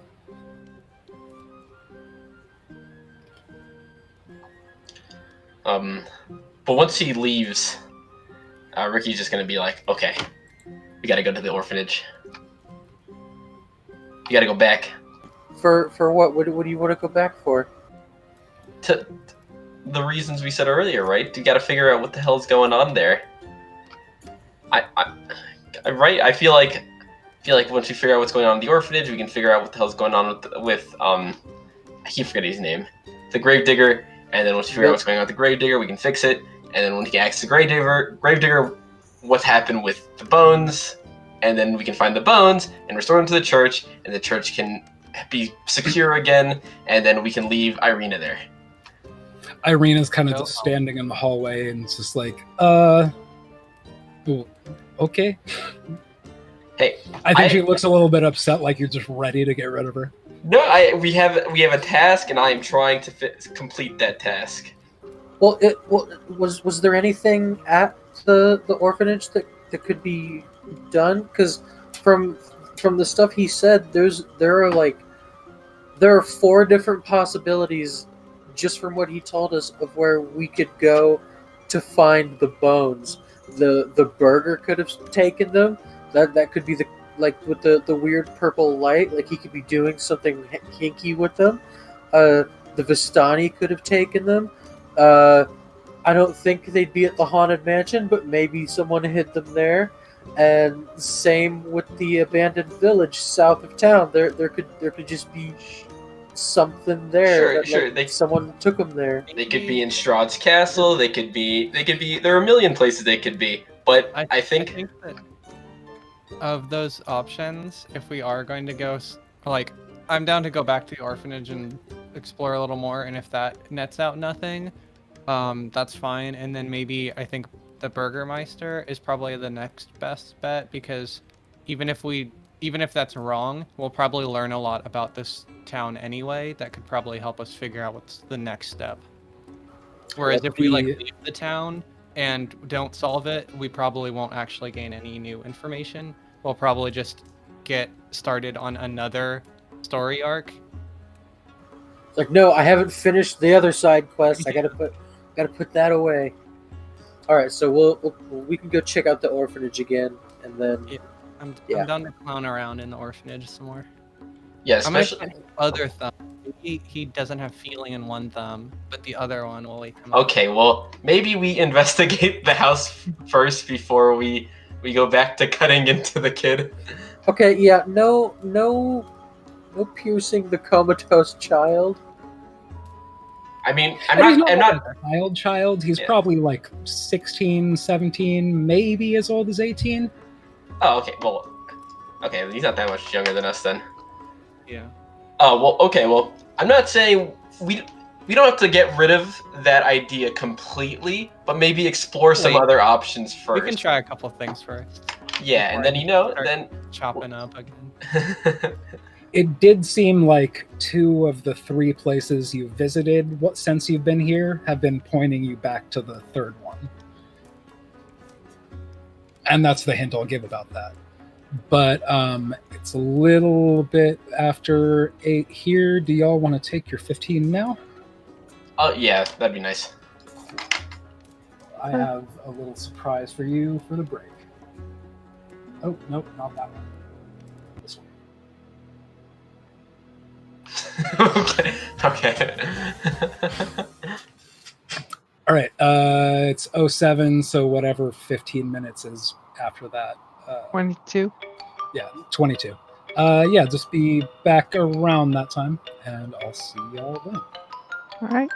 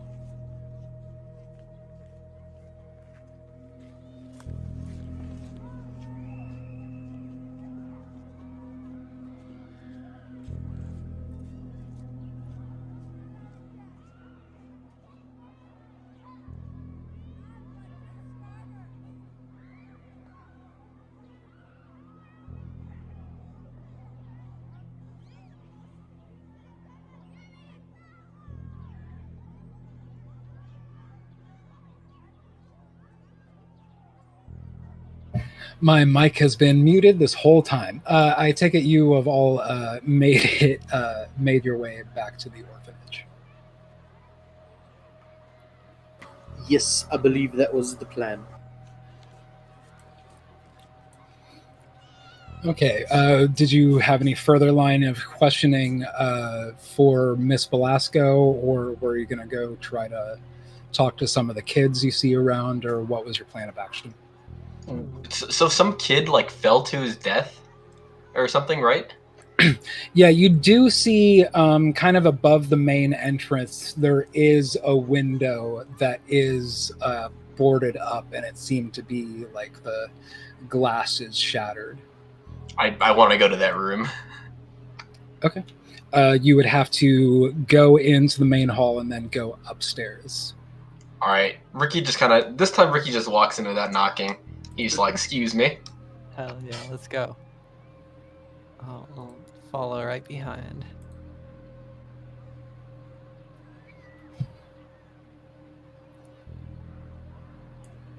So it would have been.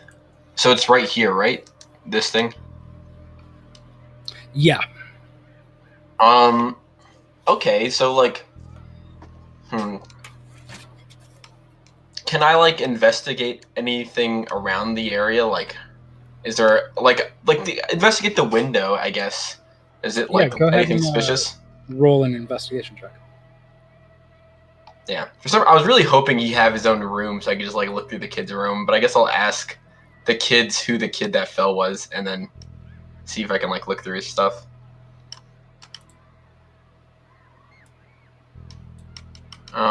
Sorry, let me just.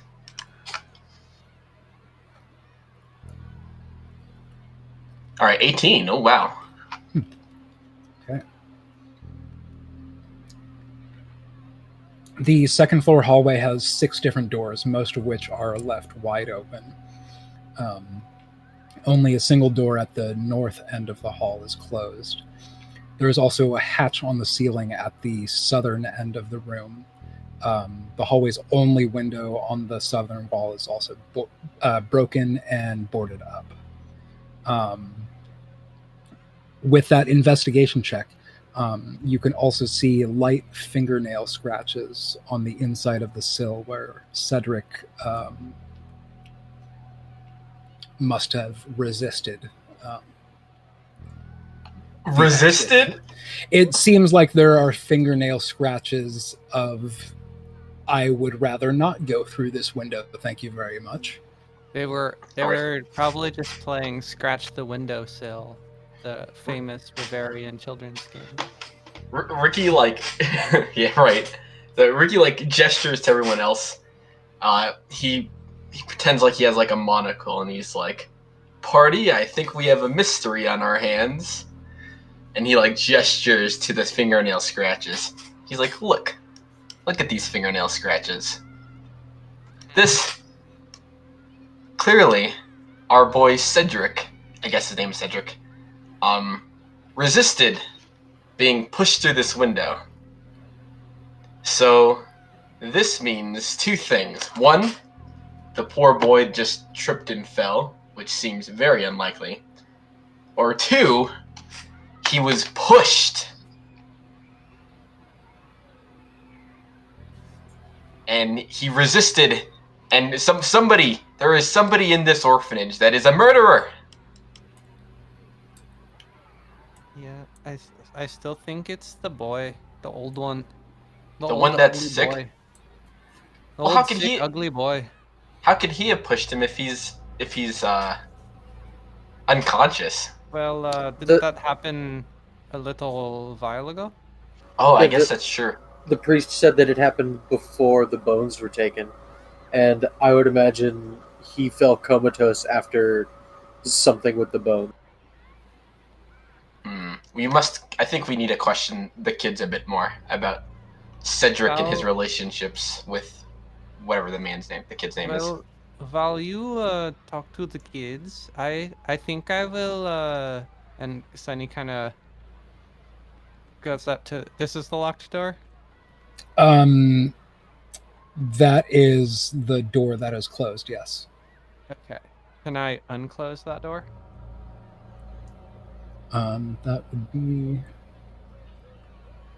I opened the door. It is unlocked. Okay, cool. When you open the door, you see this is a nursery, and it contains 3 cribs, a chest of drawers, and an old stuffed chair. There are 2 babies that are sleeping peacefully in 2 of the cribs. There is a teenage girl holding a 3rd baby, and she is gently humming an unknown lullaby. There is another girl that is sitting on the floor that is reading quietly. Well, hello. The How's it going? the one that is cradling the baby kind of just like looks over her shoulder from her and kind of like keeps rocking the baby, and the one that's reading kind of looks up from her book and is like, "Oh, who are you?"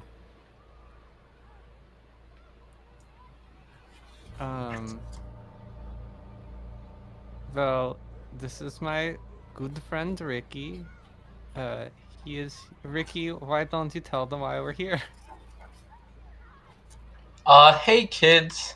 I just have a couple questions for you guys. How do you like it here in the orphanage? Are things nice? Do you like Claudia? Oh, Miss Velasco's okay. You do see the one who answered, the one who looked up from her reading, is sporting like a pretty big, like yellowing and purple bruise on her bicep. Sweetie, that bruise. Can you tell me about it? What happened? She kind of looks at it and she's like, "Oh, I don't really know, to be honest. I just woke up and it was like that." Oh, does that happen often with you?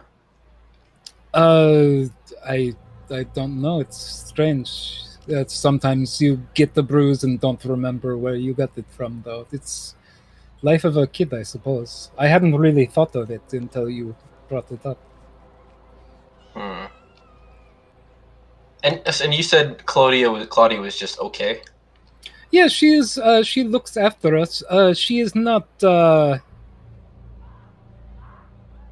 Hmm.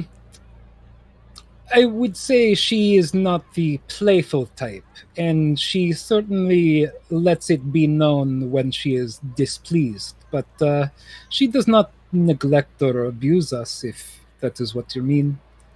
Some of Huh. the children like to make believe that she does, but you know how children make stories. Yes, of course. Well, I have some questions about some of the other orphans. Tell me, what do you know about sorry, tell me one more time. What's the name of the gravedigger for the church? Oh, Milivaj. Yes, I'm worried about him. He is like a big brother to us all. I Oh, hope he okay. wakes up soon. Was he like a big brother to Cedric? And she kind of Oh. sniffles a little bit and Okay. is like, "Well, yes, he was a big brother to all of us. I suppose to Cedric as well. We miss him. We missed them both." Tell me, before Cedric disappeared, was he having any problems? Maybe with Milvage or with Claudia? Well, uh, I know that Felix was very angry with him. He said that he stole something, a locket from Felix, that Cedric had stolen this thing. I think Felix. yes, there is another boy here named Felix. He's quite odd. I don't think I like him very much. Well, maybe I should go talk to him. Where is he? Oh, I don't know. I've been in here most of the day reading, and uh,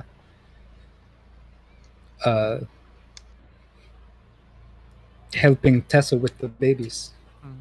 Well, when you say Felix is odd, but like in what way? I'm sorry, you cut out a little bit. I wasn't sure what In you what- asked. Why is Felix weird?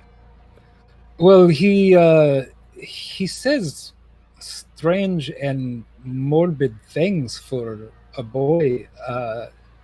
It's just he's. I don't know. I get a strange feeling about him. I do not. Well, I feel like I may have grown out of my playing stage a bit, but I do not. He gives me the creeps, let's say. Well, how long has Felix been here? Felix has only lived at the orphanage for maybe the past few months.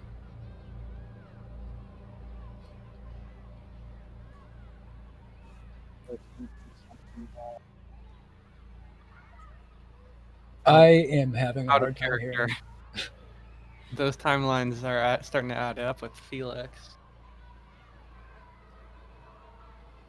Yes, maybe we should go talk to this Felix guy. Well, thank you very much. Oh, before, do you know, do you know where Cedric sleeps, and do you know where, or Cedric used to sleep? Sorry, and where Felix sleeps? I could show you if you like. Yes, that'd be nice. Uh, Oh, and what's the name? Milvaj too, if you don't mind. Or is Milvaj's room downstairs? that was the one that you've seen him sleeping in. Okay. I don't know. I just wanted to I want to look through it and see if he has I don't know, notes or something. That would be this room that she leads you to. Okay.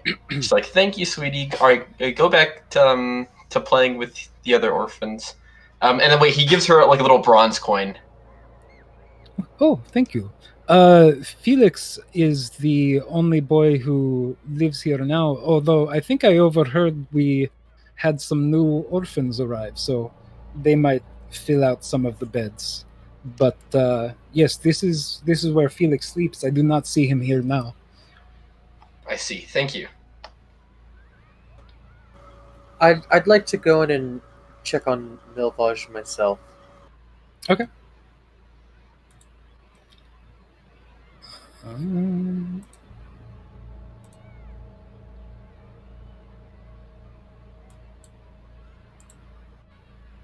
So what's his general state like? he is asleep, twitching slightly, like he's sleeping fitfully. And he is just slick with sweat, and his skin has kind of a unhealthy, like yellow tinge to it.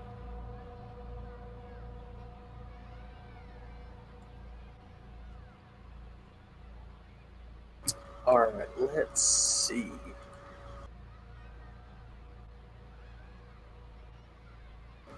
All right, I'm gonna cast detect magic and see if that does anything. Okay.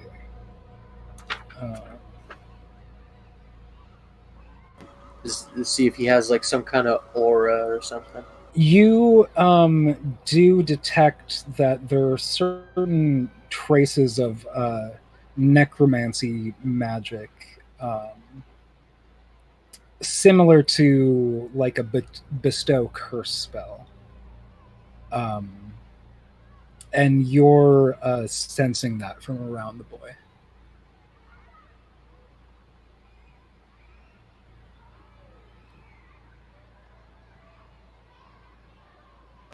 Okay, well,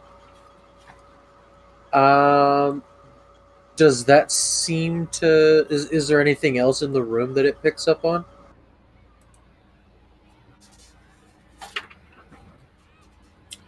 I don't believe so.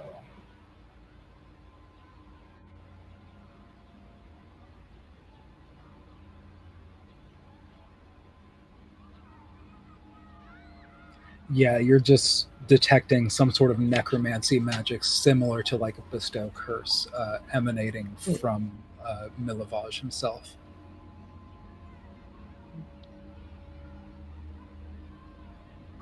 I wanna kind of examine his body and see if he's got any kind of markings on him. Okay. Roll maybe a medicine check.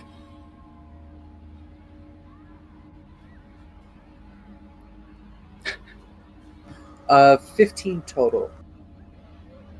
Okay.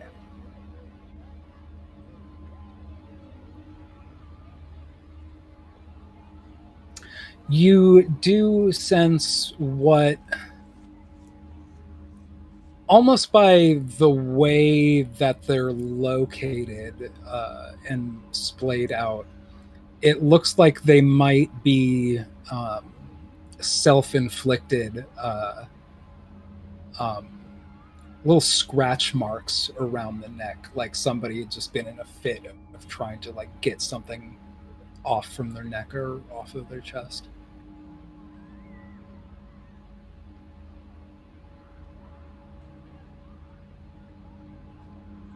All right. I guess that's all for in here. I wanna kind of just go around and open up the doors to each room and see if detect magic gets anything in any of these downstairs rooms. Okay. I think that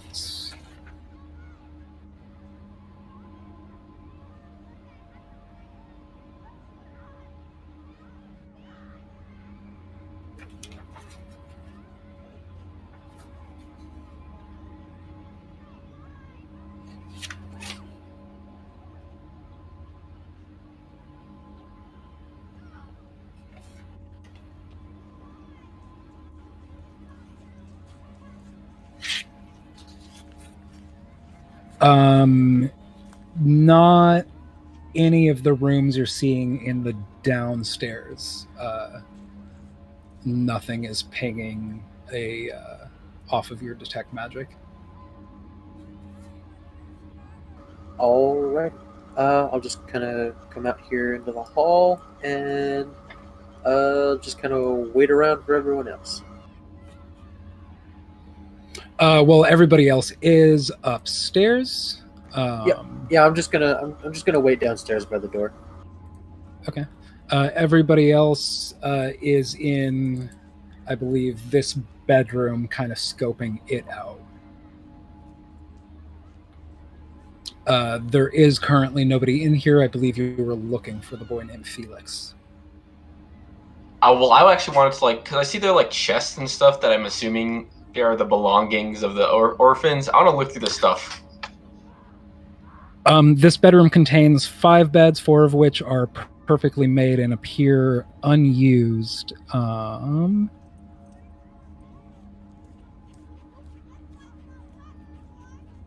It seems like 4 of the chests are empty.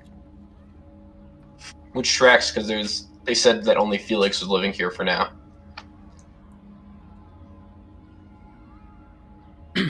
And the 5th that you open up, it looks to be like normal, kids' clothes, and not much else of note in there. Oh, okay, that's disappointing. Do you want to roll an investigation check?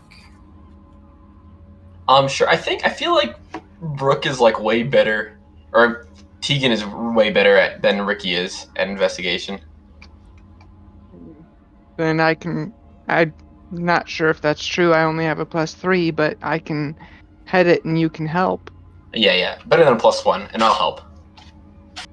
Yeah, go ahead and roll with advantage. Advantage.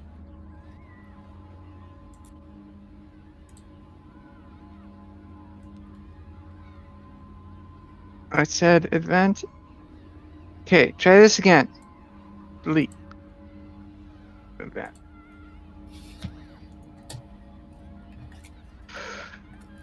And roll it. Nat 20 for a total of 23.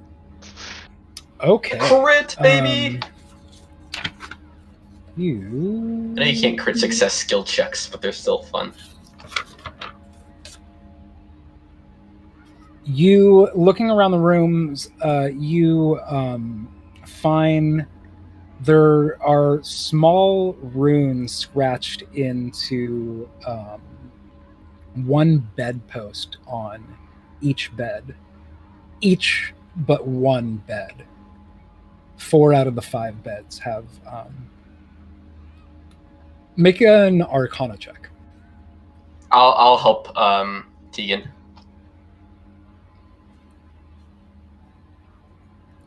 So does she get advantage if Ricky's helping? Yeah. Oh, okay. Even with advantage, she didn't roll that well. Oh, that wasn't with advantage. Oh, That's baby. with advantage. You are not necessarily able to read these, but you recognize the alphabet. These are infernal runes in nature. Oh wait, I think I can. Can I read Infernal? Oh nope. I chose Draconic. Damn it! I should have chosen Infernal. I have once a day. I can just cast Comprehend Languages, so I'll do that. Touch it and read it. Okay, the runes translate roughly to dark dreams. Ominous. Yay. Okay, so we gotta wait. We should see, are these runes? I'm assuming they're just here in this room, but we should check the other rooms too to see if these runes are there as well. And then next we should. Oh, we should also see if they're in freaking I keep forgetting his name. Milivaj. Yeah, Milivaj's room. There might be. This is probably related to the sicknesses and stuff.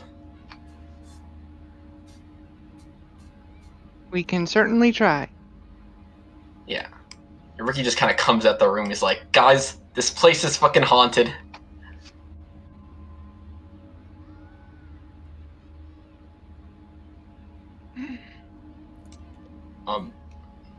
Yeah. So, really quickly, Ricky. Rooms. Yeah, really quickly, he's just checking the other room to see if he finds any of the runes there too. Make an investigation check. Okay, does he? I mean, like, does he have advantage just since he knows what he's looking for, or? Somebody could aid you in your search to give you an advantage. I'll help looking Tegan. for them specifically lowers the DC. Okay, got you. Well, then I'll help Tegan look for it because Tegan's still better.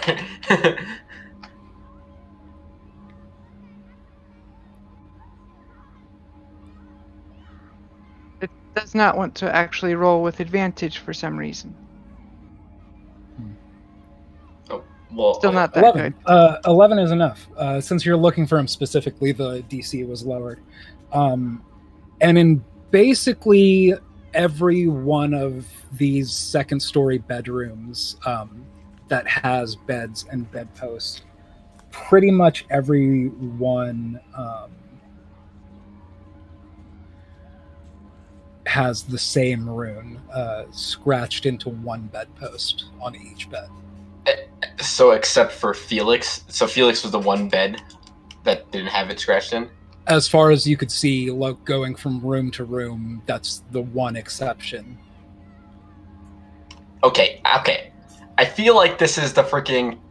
Like, it's not exactly, like, a lot of evidence, but I feel like we gotta go. We should really talk to this Felix dude. I think before you talk to him, you should use your paladin abilities like what you did with the hags. Oh, yeah. Yes, I'm gonna detect... Because this is written in the language of devils. Yeah, you're right. Okay. Yeah, we gotta go look for this Felix kid. So, I'm assuming he's not upstairs. We gotta go back downstairs then.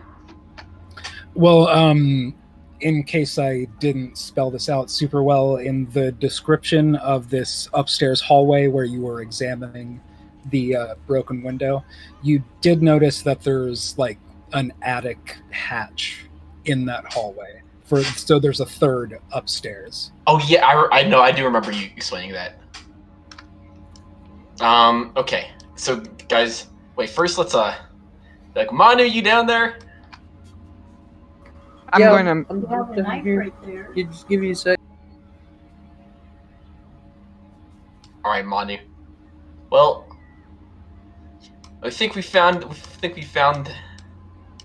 right. Well, let's just check this upstairs room first. But I think now our next step is just to look for this Felix kid. Yeah. Yeah. It's Felix. But yeah, can Ricky just like open up the hatch? I believe you can. If not, we have an amazing rogue. Sunny's a rogue, yeah. I always get confused because Sunny has like magic powers, but she's just a rogue. What do you want me to do? Oh, I was just like, if it was locked or something, you could like pick it. Oh, yes. Okay, this place looks kind of disheveled.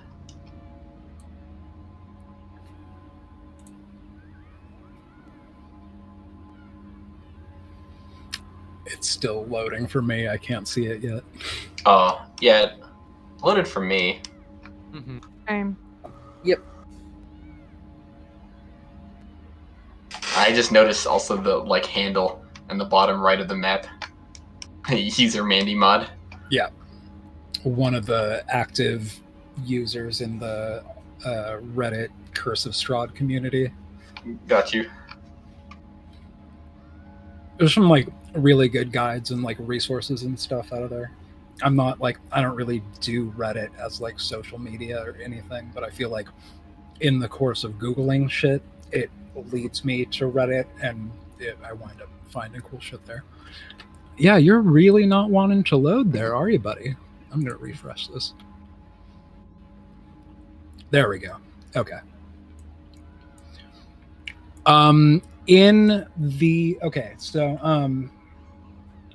You make your way up.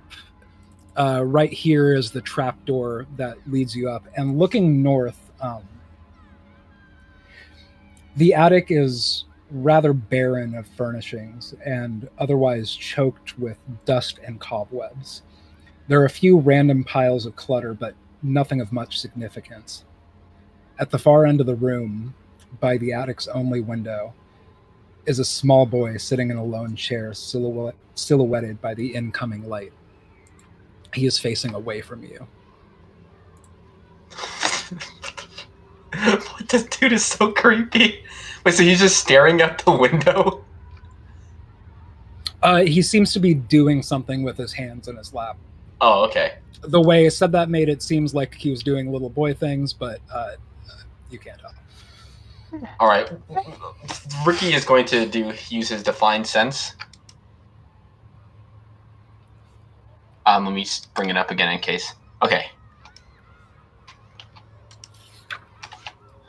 So basically, as an action, you can detect good and evil until the end of your next turn. You can sense anything affected by the Hollow Spell or another location of any celestial, fiend, undead within 60 feet that is not behind total cover. You detect a strong, fiendish aura coming off of him. All right, Ricky. Ricky's definitely casting Protection versus Good and Evil on himself. And then he's going to start talking to this kid. He's like, you! And he points his sword at the fiend. Guys! My fiend... Ricky, what the fuck are you doing? My fiendar is going off. My fiendar is going off, man. Oh, shit. Why didn't you say so? Sorry, I forget you guys can't detect fiends. I'll point my sword at the kid too now. I do a full 180. He turns around in his chair and faces you, and you see that he has basically what is just like a kitchen cleaver knife and he's carving a little wooden block into roughly the shape of a doll. And he is looking out at you through sunken, like blacked eyes.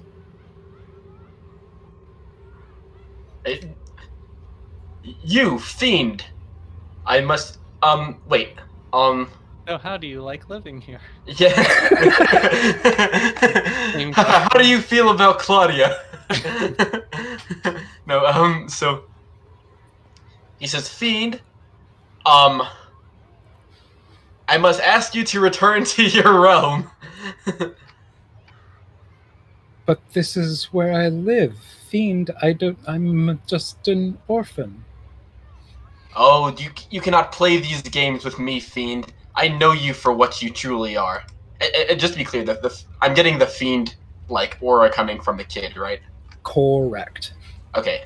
He's like, you cannot hide from me, Fiend. Now I say this once. Either return from whence you came, or I will be forced to force you to return from whence you came. Yeah. I'm just a poor little boy whose parents died, and now I had to come and live here. Hey, what's the kid who fell out the window's name? Cedric. Ricky, wait. Let's what? Felix, we're here to ask you a couple questions about Cedric. Isn't it the boy who so died? sad that he fell? Isn't that just the worst thing that could happen? I mean, I don't see why everyone was so upset when Cedric died. I saw his body. He only bled a little bit. My parents bled a lot more than that, and I'm fine. Felix, when you say you saw Cedric, where did you see him from? He fell out a window. Yes, but where were you? I saw him trip and fall through the window. But where were you? Where were you, kid? I was not close enough to do anything about it. Okay. She's asking where specifically. Give us a specific location. Were you upstairs, downstairs, no stairs? I was upstairs. I saw it happen. He just fell. Didn't even make a big mess. So you were the only witness, Fiend? You keep calling me fiend. I'm just a poor little boy. I know what you really are. Can I do an insight check to see if he is telling the truth about being just a poor little boy? Make an insight check. All right.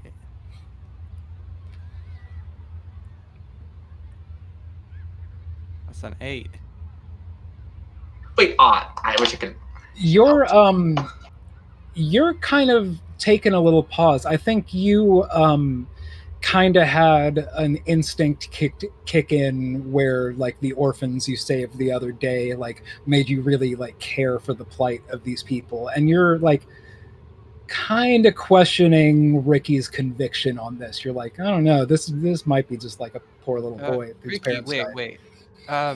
Sometimes kids are just fucked up, you know? Like, that doesn't mean he's a devil or a demon or whatever you're talking about. Some kids just they need the.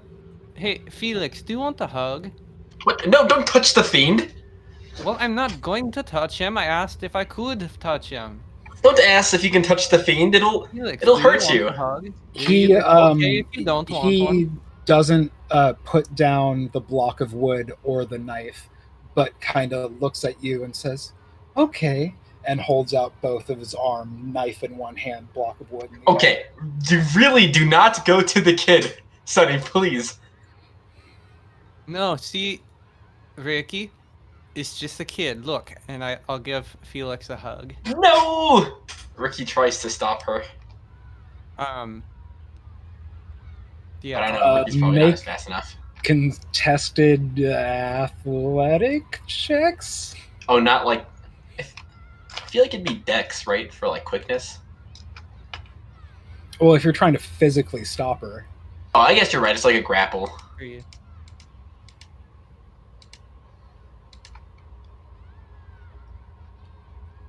Is that against me? Mm-hmm. My rookie Okay. rolled a 12. So I'd be athletic. Yeah. 19 plus 5. Yeah, you kind of like Yeah. sidestep and like hip check him. I think Ricky, like with the full weight of his heavy armor, just like being unbalanced by your roguishness, and you just like redirect his energy, and he kind of like lumbers over towards the far wall. And you do you continue to go in for the hug with this creepy little boy? I have an out of character thing I want to do that would be really cool, but I don't think Sunny would be. I think Sunny's just gonna hug the kid. I mean, what did you have in mind? No, I don't. Yes. Sunny's gonna hug the kid. Okay. He hugs you for a moment, and I think Ricky is paying very close attention to the knife that's in his hand. But you, Sonny, you feel this boy doesn't really hold you back. In fact, he kind of goes limp, like a weird handshake where somebody's like not applying any pressure. And you, Ricky, you see the knife and the block of wood fall out of this boy's hands, and as he kind of like slumps backwards in Sonny's arms, out of his mouth starts pluming this kind of thick black smoke that starts surrounding y'all. Everybody roll initiative. Damn it! You had to hug the demon. It's okay. You killed him. Yeah, I have the demon grappled. You killed him with a hug. I don't think the demon is dead. 12. Oof, Tegan.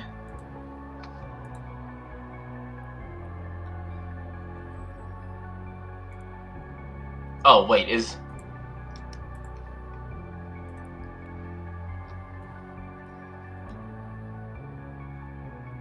wait. So did Felix like summon the demon, or Or the it demon just came was, out of its mouth? the right? demon might have been possessing Felix. That's the power of a hug. Oh, we're gridded up now. I see. I think I was over. I was like here because you like pushed me towards the wall. Would you say that conversation took about 10 minutes? Because I cast Protection versus Evil and Good, and that's like a 10-minute duration. So I don't No, actually, I'd say that was more like a 5-minute conversation. You still got half that time left. okay, cool. It's 14, not bad. Plus Dex would be 0, so just 14. Where's the advantage?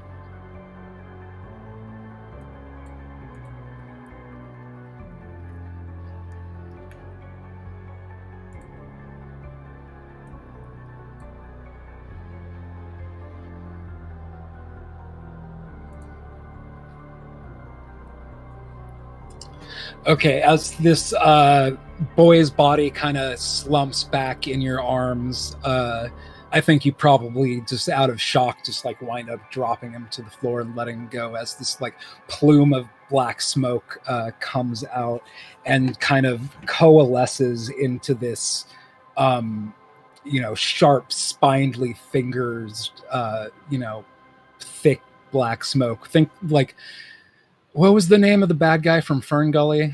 Like similar to those kind of village visuals. That's what you're getting off this guy. But you are up first, Sonny.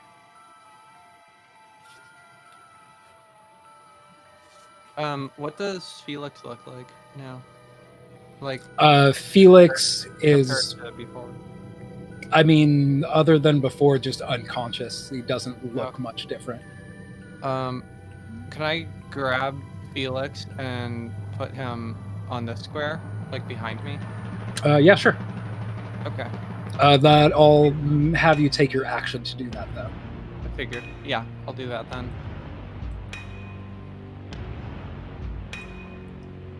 He's like in the corner. Okay.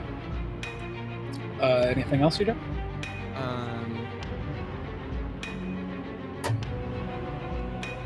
What the fuck is that? Okay, that's the end of my turn. Okay. Irina's up next, and she...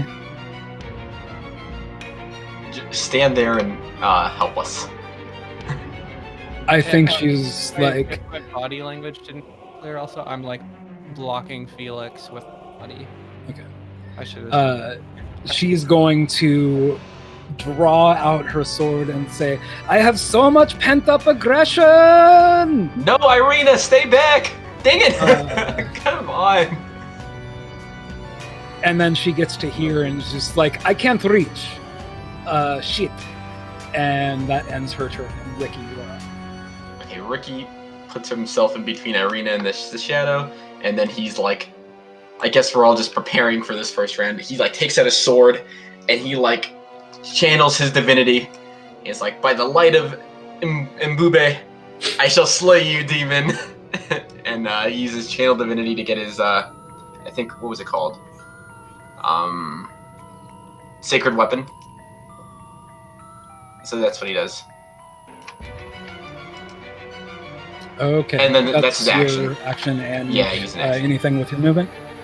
Yeah, Ricky just moved from like the right over there to in between the shadow and But where you're Irina. at now is where you're going to enter. Yeah, that is 100%. Yeah. Okay. Manu, you are up next. All right. I am going to rush up 25 feet, and I'm gonna grab Felix and just try to move out of that way, so that he's out of the danger. Okay, you're gonna use your action to take him where? Just kind of back this way. That would be as far as I could get. Okay.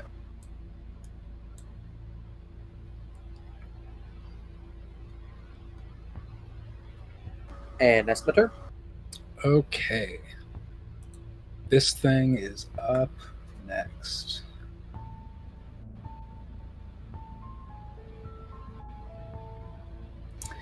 It is going to reach up with its vaguely claw-shaped wisps of smoke and strike back at you, Ricky.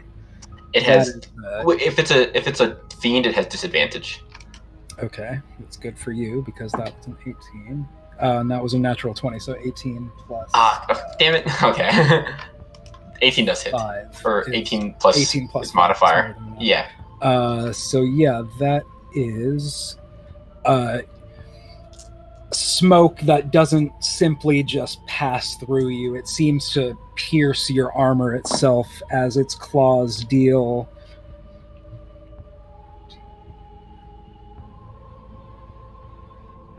Phew. All right.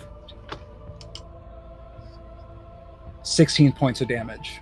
16 points of slashing damage. Slashing? Damn it. Okay. Yeah. But Ricky passes the con save. Just because to maintain concentration on his spell. Okay. And it is going to use its movement to get here. But do we get an opportunity attack? You do.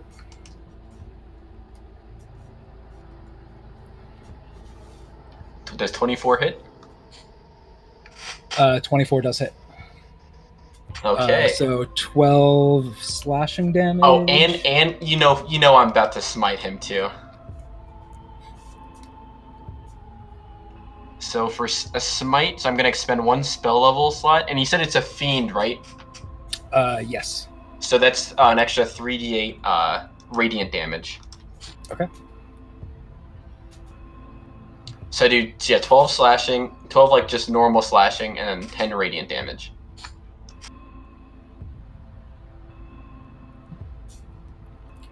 Okay, it seems like some wisps of the smoke seem to break surface tension and kind of leave the body and dissipate in the air.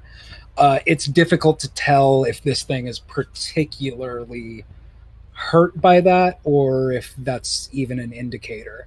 But you definitely got your sword through it, and it seemed like the radiant energy kind of like hit it with a burst of light, and that did seem to, if nothing else, kind of like reveal like how thin and transparent. Whereas in fact, this smoke seemed very thick and like impenetrable, but the light that you hit it with kind of gives you heart and hope that this inky blackness is not as thick as it first seemed. But that ends the demon's turn, and it is Tegan's turn. Yay, bottom of the initiative. I'm going to second level magic missile. So that's 44 plus 4 damage. Plus 4. That's 12 force damage.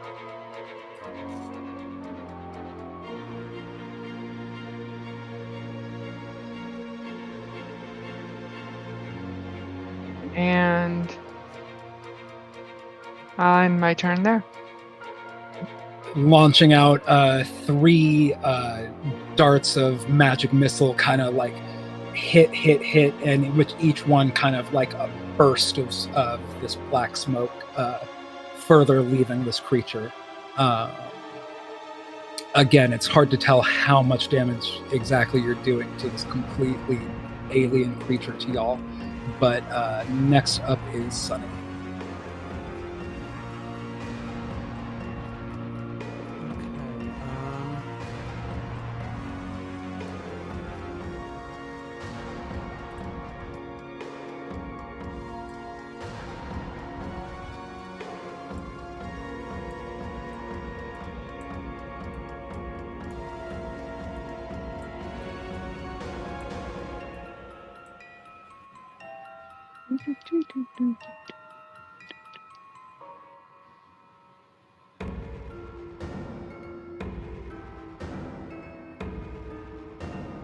I'm gonna dash over here, I guess.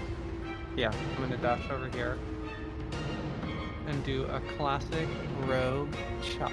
Oh, poke. Oh,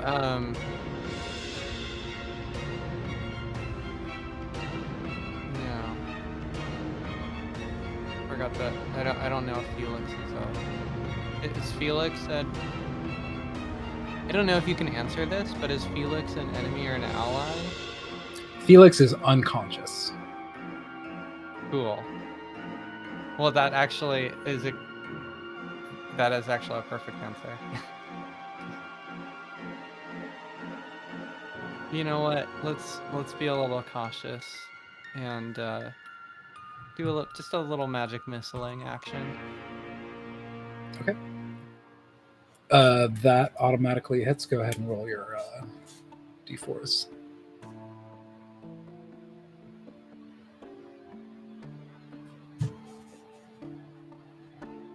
Uh, 7 damage total.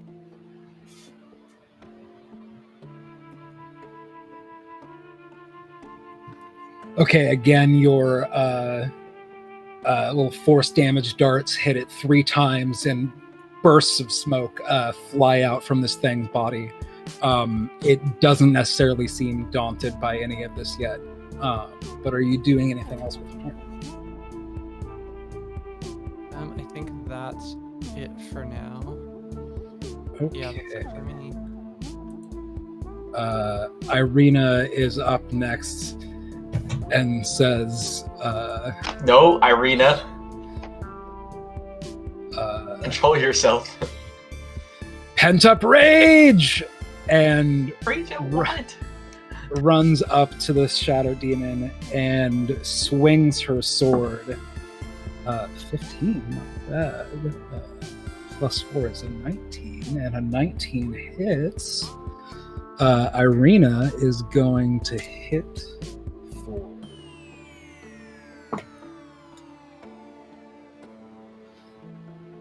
6 points. But it seems like her sword is not dealing. It's kind of just passing through the smoke and not really making as much of an impact as some of your other attacks have. And Irina is going to, oh shit, and kind of start taking steps back. And the Shadow Demon is going to take an attack of opportunity, which misses. And that is Irina's turn, just like, shit, gets away from an errant claw that goes in her direction. And that is her turn, and Ricky, it's your turn. Ricky's just like, please stay back, Irina. 5, 10, 15. Alright, Ricky's just gonna attack. Oof. Alright, I don't think a 10 hits. Does not, my friend. Okay, Ricky is just standing there. Menacingly. Okay, that's your turn? Yep. Manu, you're up next. Oh, wait, actually, wait, sorry. Can I take Felix's spot? Like, so can I go like this? I feel like you'd have to use your action to change spots with him, or to scooch him out of that spot. Okay, I can't like stand over his body. Okay, that's fair. I'll just stand here then. Okay, Manu, you're up. Alright, well, shit. I'm gonna tell the shadowy creature, like, no, go away, no. And I'm gonna cast Guiding Bolt at level 2. Oh wait, yeah, Guiding Bolt is radiant energy, right? Well, it doesn't matter if it misses. It's a 9 shit. total. Ah, damn it, Does not okay. hit. Damn, I feel like the Guiding Bolt would just like nuke this thing though. That bolt was not guided. It smacked into the wall, probably burned a big hole. Luckily, it's an attic, so I don't think anybody's going to be too miffed. But doing anything else with your turn?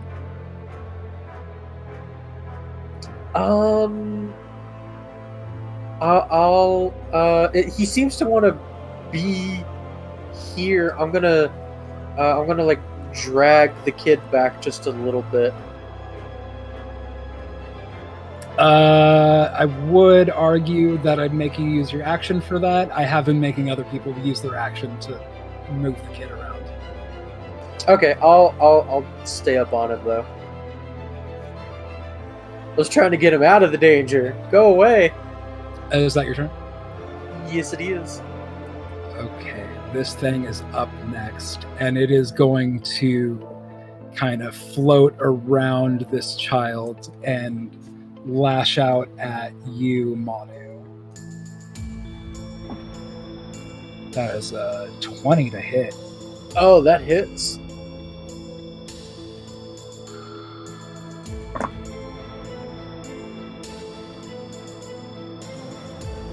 That is 12 points of necrotic damage.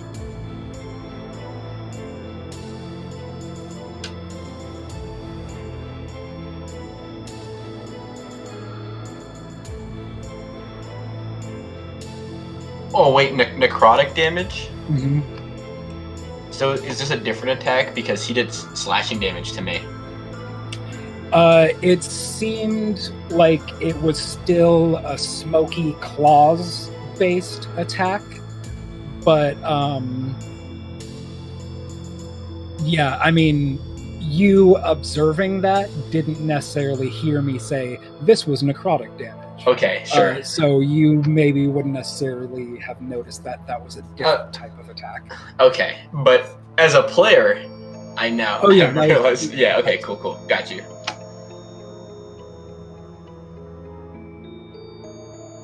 And as he hits you with that strike, it seems that out of your tear ducts and nostrils, and out of the corners of your mouth and your ears, out of your armpits and neck holes in your shell, bits of smoke start to drift out of you and coalesce around this figure, kind of exaggerating its size a bit. But then it is going to kind of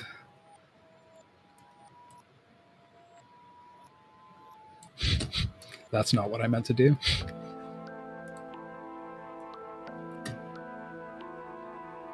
Get about here and end its turn.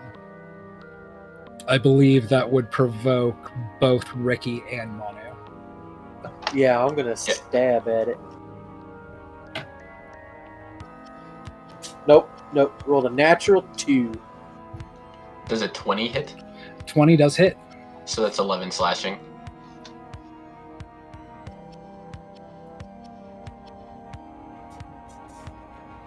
All right, Ricky swings it, and it's kind of a big slash through the middle, and it seems like a big, like, cross-section swipe of smoke just, like, is expelled from this creature, almost losing cohesion for a moment in its two halves that you've now bisected.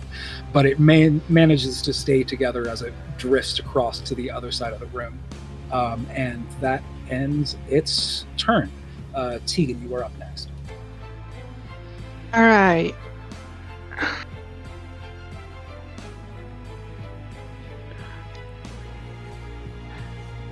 I'm going to turn to Manu and say, that was a good try. Hey, go ahead and try that again, and hopefully we'll hit it. Bardic inspiration to Manu. I don't know. It's a D6. And then I'll-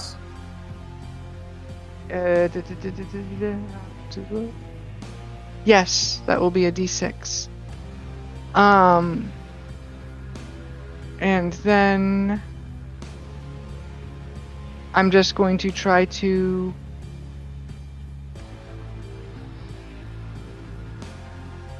Eldritch Blast it.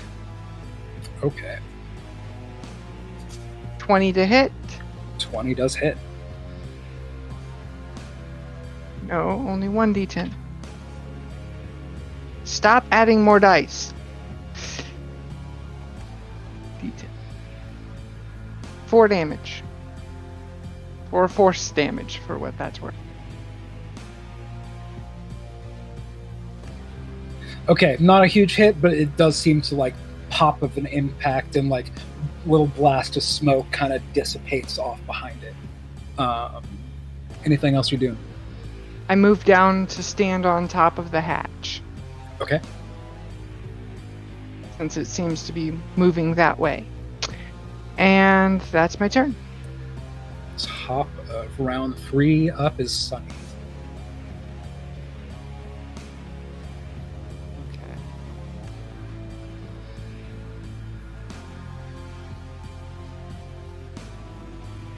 I'm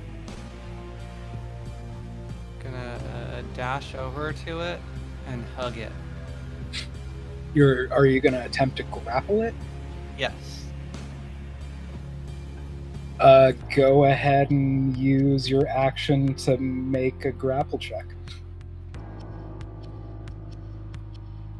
And how does that work again? What's it, athletics? Mm-hmm. Okay. Yeah, athletics check.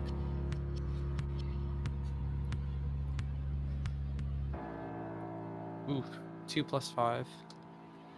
Your arms, like, get around it and get behind it, but it just, like, passes right through. It's like there's not any substance there to grapple. You come to the conclusion that this creature might be immune to being grappled. Why won't you let me love you? Hmm? Alright, I'll end my turn then. Okay.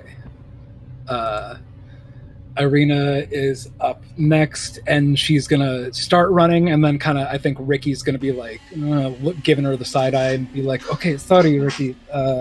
And then kind of runs up to the kid between Manu and Ricky, and she's gonna say, are one of you going to try to hit that thing in the next moment or so? Yes. Yes. I think she's going to turn to Ricky and say, you are really good with the things you do with that sword, and I believe you can do this. And you, actually, I'm sorry, she says that to Tegan, and says, you're doing really good at hitting that thing, and I believe that you could fuck it up. And she allows you to make a single melee attack, cast a cantrip, or move up to half your speed as your reaction. An Eldritch Blast it is. Oh, I forgot you had that. Okay, an 18 does hit. 5 force damage. I found the correct button to push. Nice. That ends Irina's turn, and it is Ricky's turn. So that's 5, 10, 15, 20, 25. All right. Gonna do what Ricky does best. That's smack a bitch. Does a 22 hit? 22 does hit. I mean, yeah, it's a 9 slashing damage.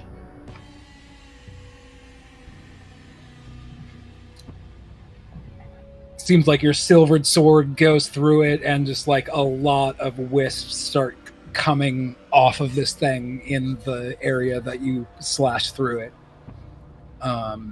Anything else you're doing? I don't think there's anything else I can do, so no. Manu, you're up next. Just from where I'm at, I'm gonna do another guiding bolt at level 2, and I will be using the bardic inspiration for that.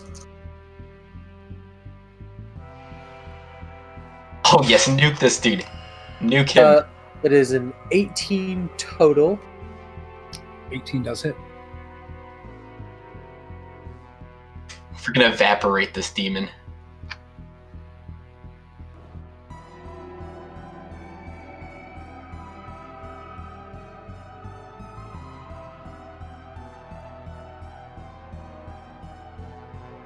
$21 radiant damage. 21 radiant damage. Huge hit on this thing. It seems like you hit this thing and just like a lot of smoke kind of flies off of it, and it seems like almost like a sputtering candle, like it's having difficulty maintaining cohesion, but it does form up to its kind of vaguely humanoid and clawed shape afterwards. But you surmise that that was a really good hit. And the next attack roll made against it has advantage before the end of my next turn. Okay. And that's my turn. This thing is pretty frustrated at that. Probably considers going after you directly, but is instead going to make a strike against you, Sonny. That is a natural 20. Plus probably enough to hit you. Well, that's a hit. Plus 5, 25. Well, nat 20's always hit, so. Yeah. Yeah, that's a hit.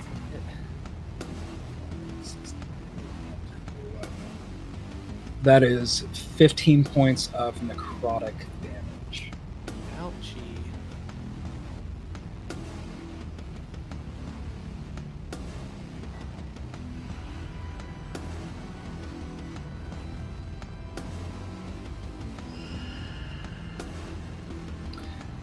And as it does hit you, you see, similarly to Manu, like out of your nostrils, your ears, your tear ducts, just like smoke starts pouring out of the form of Sunny, and kind of being siphoned into this form of this shadow creature. And it is going to now it wants the hug. crawl along the walls, go up about 10 feet, and then in this direction, provoking only an opportunity attack from Sunny. I will take that opportunity.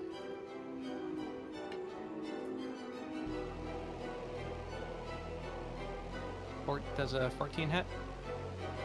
14 just hits. Yeah. And Ricky also, 20. I think 23 hits. You did not get an attack of opportunity because he crawled up the wall. Oh, I got you. Sunny was the only person who... That's 9 Cool. piercing damage. Okay. Oh, sorry, I rolled the wrong one. I mean, I would probably take that, but I'd rather. I'm probably gonna roll lower, but. And don't you get 8. sneak? 8 Don't you get piercing sneak attack damage. Wait, don't you also get sneak attack? Since you were also in melee range, I would say. Ricky was also in melee range, I would say. Okay, yeah, I guess that makes sense. So that's 8 plus 9, so 17. Piercing damage. Okay, you get your sword through this thing with your sneak attack. It doesn't seem like the piercing did a whole lot to dissipate much of the smoke, but you did hit it for sure. Stir it around a little bit. But Tegan would be up next.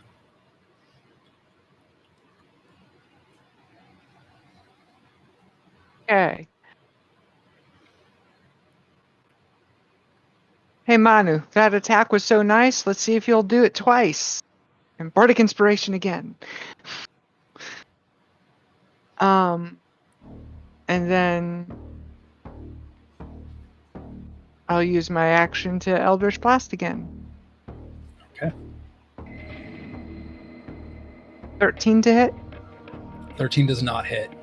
Okay. I think goes wise and like chars part of the wall next to where it's hanging out in kind of the corner of the ceiling. Cool.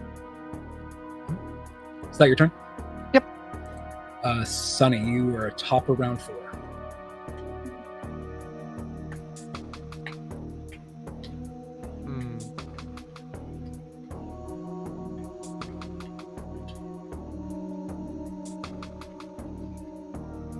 You know what? Let's not get too crazy. I'm just gonna stab it again. Okay, it is about 10 feet up. That's okay. I'll move. Oh, I understand. Like crawling on the side Yeah. of the wall.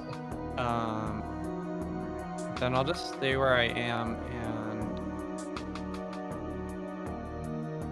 short bow. I don't have a lot of spell slots, so I'll take the 4 damage for now. 18 plus 5, 23. That hits. And then this is 9 piercing damage. Okay. It seems like the arrow passes through this thing and takes some of the smoke with it, but it doesn't seem to do a whole lot. There's kind of like the arrow sticking into the wall, this side of the corner of the ceiling and the wall behind it. And you could still see kind of the feathers of the arrow sticking out of the front of its what would be a chest if it wasn't made out of smoke. But you doing anything else with the turn? Yeah, that's it for now. Irina is up next. She's gonna kind of come over here and kneel down and kind of like pat the boy on the side of the face who does not seem to be responsive at all. That ends her turn. Ricky, you're up next. Okay. Ricky's gonna run up to this dude and hit it.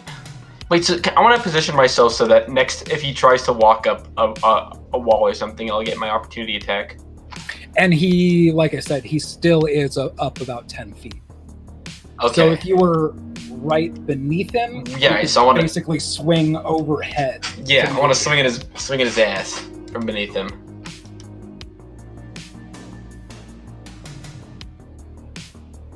There's a 10 does Ooh, not that's a hit. 10. Damn it!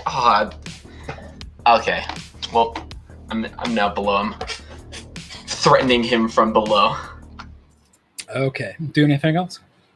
Nope, that's it. All right. Manu, you're up. I'm going to Guiding Bolt again, level 1 this time. Okay.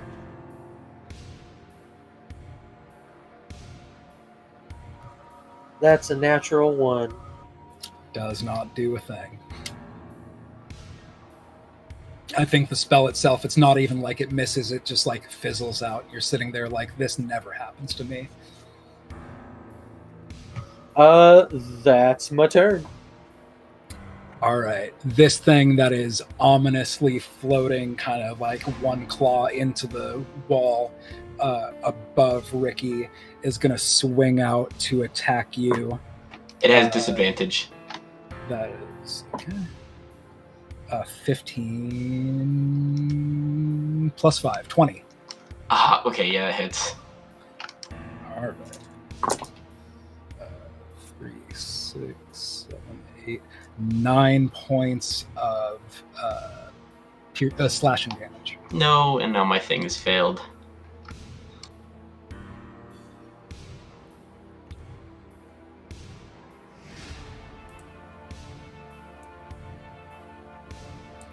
Okay. And it is going to continue crawling around the walls until it's in this corner. What can I get my opportunity attack? Yeah.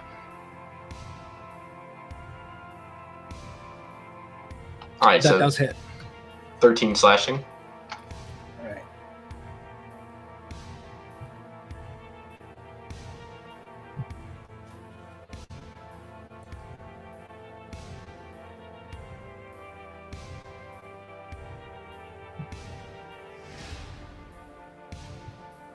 All right, and that ends its turn. It is now up to Tegan.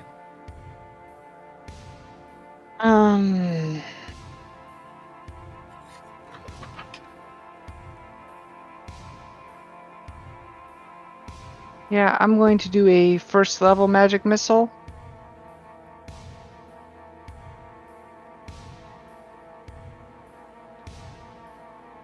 On it, because at this point, it's just annoying.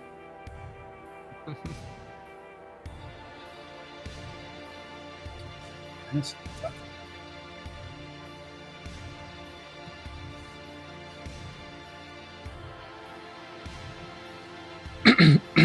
that's all I can do for my turn. Your 3-4 starts kind of into it, and like 3 wisps of smoke kind of like fly off and dissipate into the air, and you could see it's beginning to look visibly frustrated. And for the most part, this thing has not made any like snarling or growling noise. You're unsure if this thing even like had a voice to speak of before this, but you are starting to hear like a low, gravelly kind of agitated like growl coming from this corner. But if that ends Tegan's turn, Sunny is up next.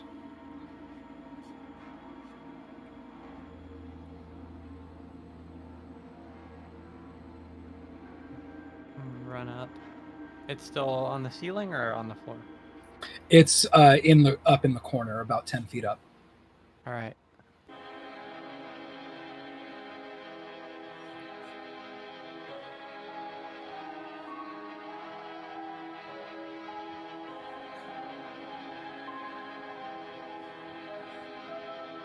I just like pick Felix up?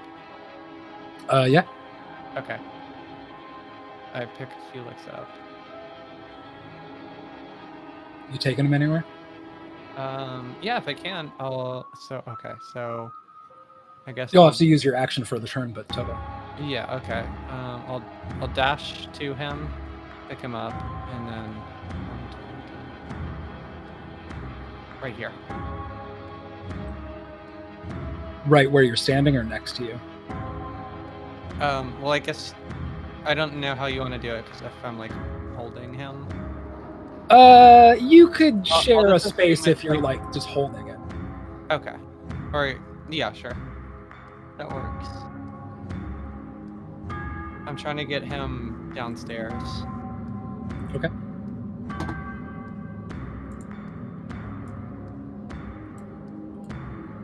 Does that end your turn? I think that's your action step.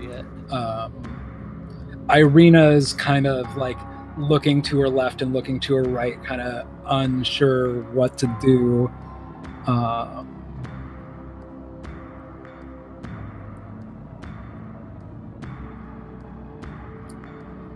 And I think she's also going to use her movement to get over to this side of the room.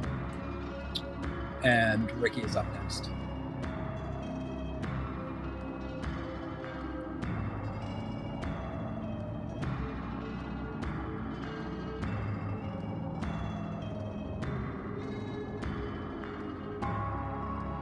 Alright, so I'm right underneath him again? Mm-hmm.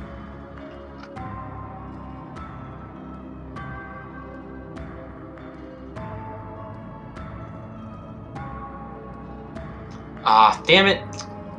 11. Oh, wait, sorry, wait. Does a 13 hit? That would have had an extra 2.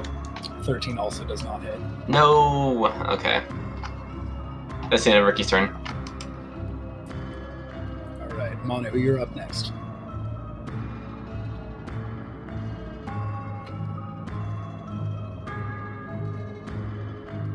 I am going to cast Word of Radiance.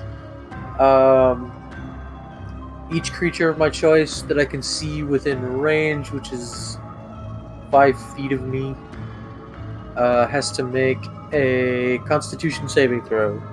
So I Of just your choice, so I'm guessing you're not Yeah. choosing Ricky. No, not this time. That's a 5 plus Constitution is 0, so 5. I'm guessing that's a fail. That does fail, so it takes 2 radiant damage.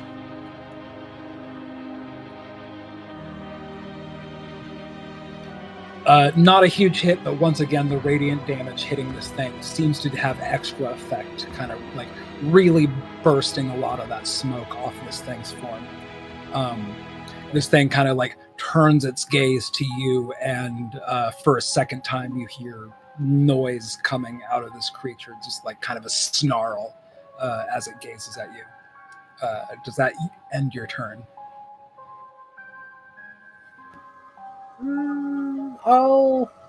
Let's see.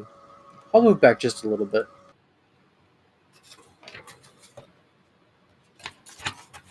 Okay. This thing is up next, and it kind of looks around at all of you. And for the first time, you hear it speak in kind of this, I mean, for lack of a more creative way to describe it, like a smoker's voice, because it's literal smoke, says to you, "Mortal ants, I have seen the shadows of the great powers moving the dark seas around this sphere. Your paltry magics are nothing." And it's going to continue to crawl along the corners of the room to about here, and ends its turn. Tegan, you are up next. Wait, does Ricky get opportunity attack? Yes. Does the 14 hit? 14 just hits. So that's 11 slashing.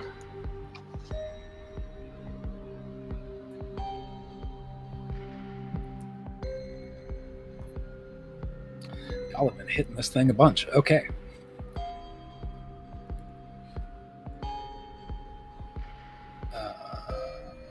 Right, yeah. Tegan, you're up next.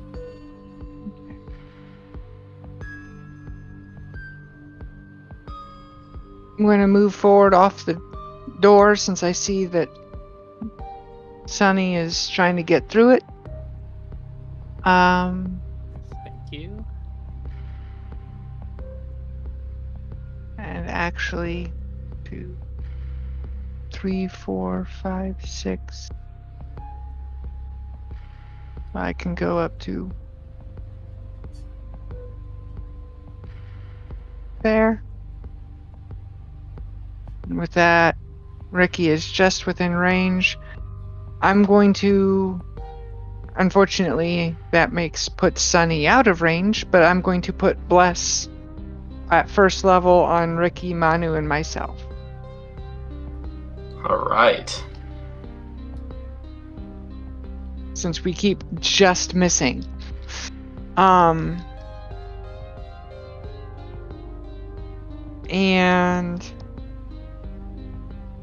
Felix is unconscious, but I don't think he's actually damaged enough for healing word to matter at this point.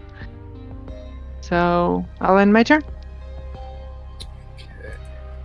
Sunny, you're up.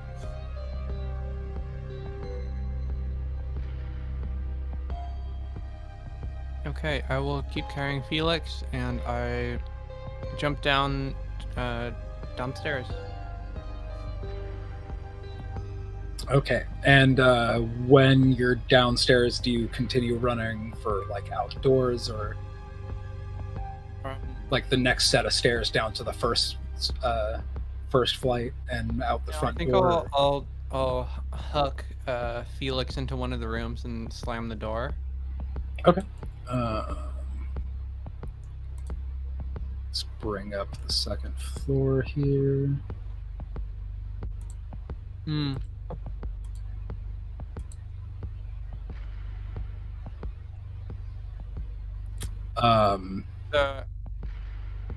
How long So has it been within 25 feet of here, you could go into any room. But what question did you ask?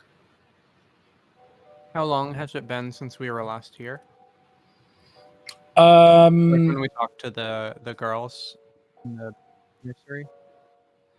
When was that? Was that before you went to the tavern, or did you talk to? I think you talked to them after you came here. After you went to the tavern, so I think it has only been maybe about 10 minutes since you talked to those girls. Actually, no, longer than that, because you did take your time to investigate the bedrooms around here and you found the runes. So I'd say maybe like 45 minutes to an hour ago. Did you talk to those two in the nursery? I'm still gonna, if I can, I don't know if I can dash, but if I can, I'm gonna bring Felix into this room, and hopefully one of the two girls is at least still here.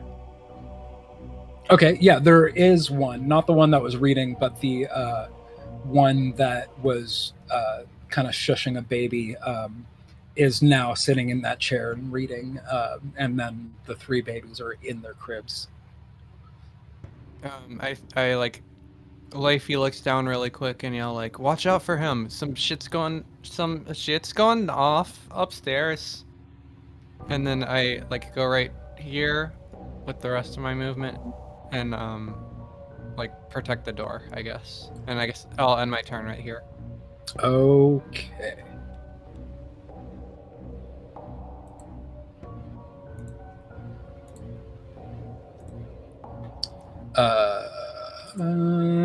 Irina would be up next, and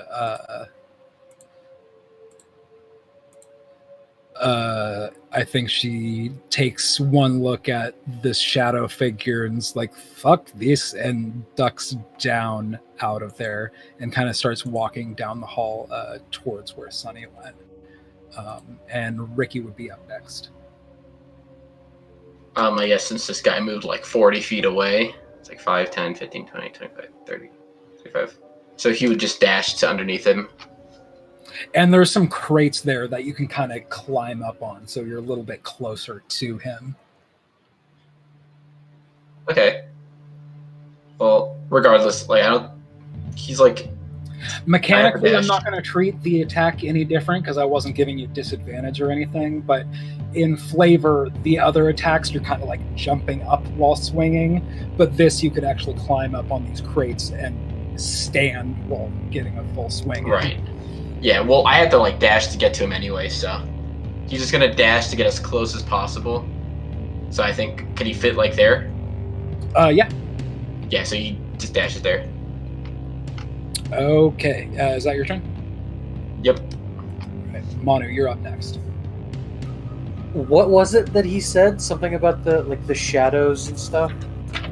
He said exactly, mortal ants. I have seen the shadows of the great powers moving through the dark seas around this sphere.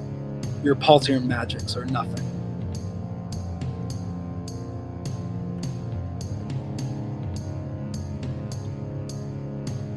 And it said that in common? In common.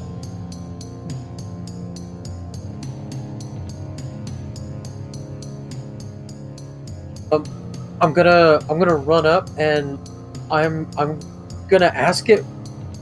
What did you mean the great powers? What's the sea of darkness? It kind of just looks at you and snarls and says, "Lost sheep in the sea, too unaware to know you're drowning," and doesn't respond with anything less cryptic than that.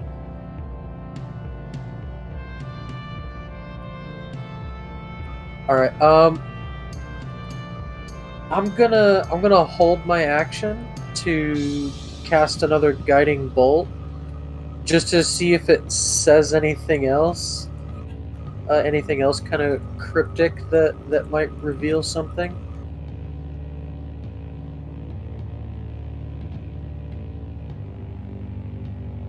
But yeah, if it doesn't say anything by the end of its turn, I'm gonna shoot at it. Okay. And is that your turn? Yes, it is. All right. Is this thing's turn up next? It is going to look at Ricky, who's scrambled up on these crates, ready to swing at this thing, and is going to lash down at you. That's a natural 18, but do you still have thing? No, I lost concentration. No. So that's 18 plus 4, so what's that, 22? That hits. Oof. That is 21 points of necrotic damage. Alright, well, I take half necrotic, so that's 10 points for me.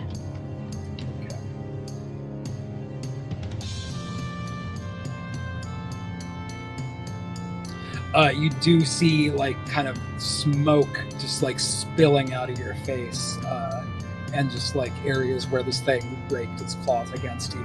And they're kind of just, like, swirling around in the air and kind of, like, joining this creature as it's going to start making its way towards this trap door and then just dissolve through the door itself without even lifting it. Could I opportunity attack?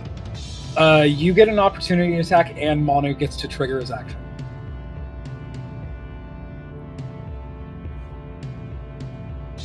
So 19 hits, right? So that's 7 slashing.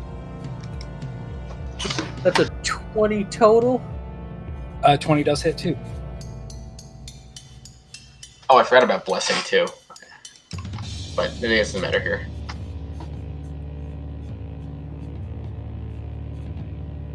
It's 13 radiant damage.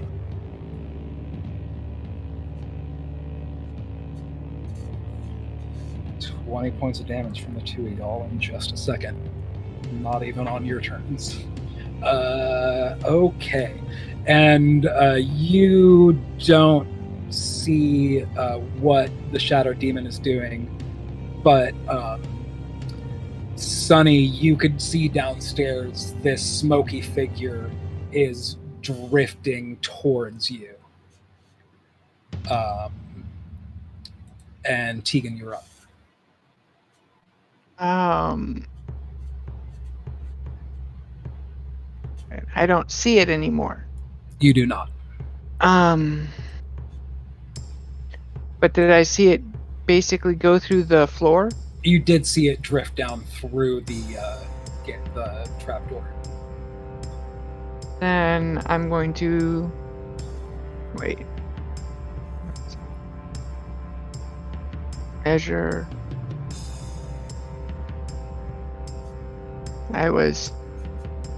Stop. Okay. I have enough to get to the door, which I should have known because that's where I started. But can I just drop from there? Yeah. You'd have to use your action to lift the door, but you can drop from there without using any more movement. Okay. Okay. Tegan is downstairs, and up next is Sunny.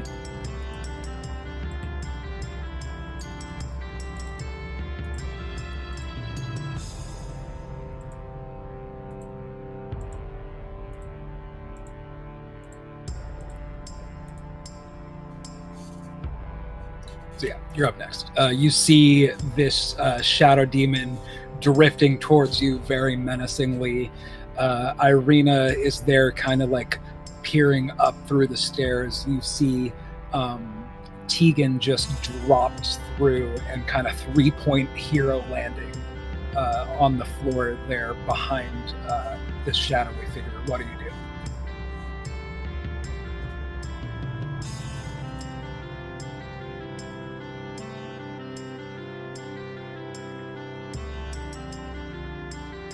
Your mic is off.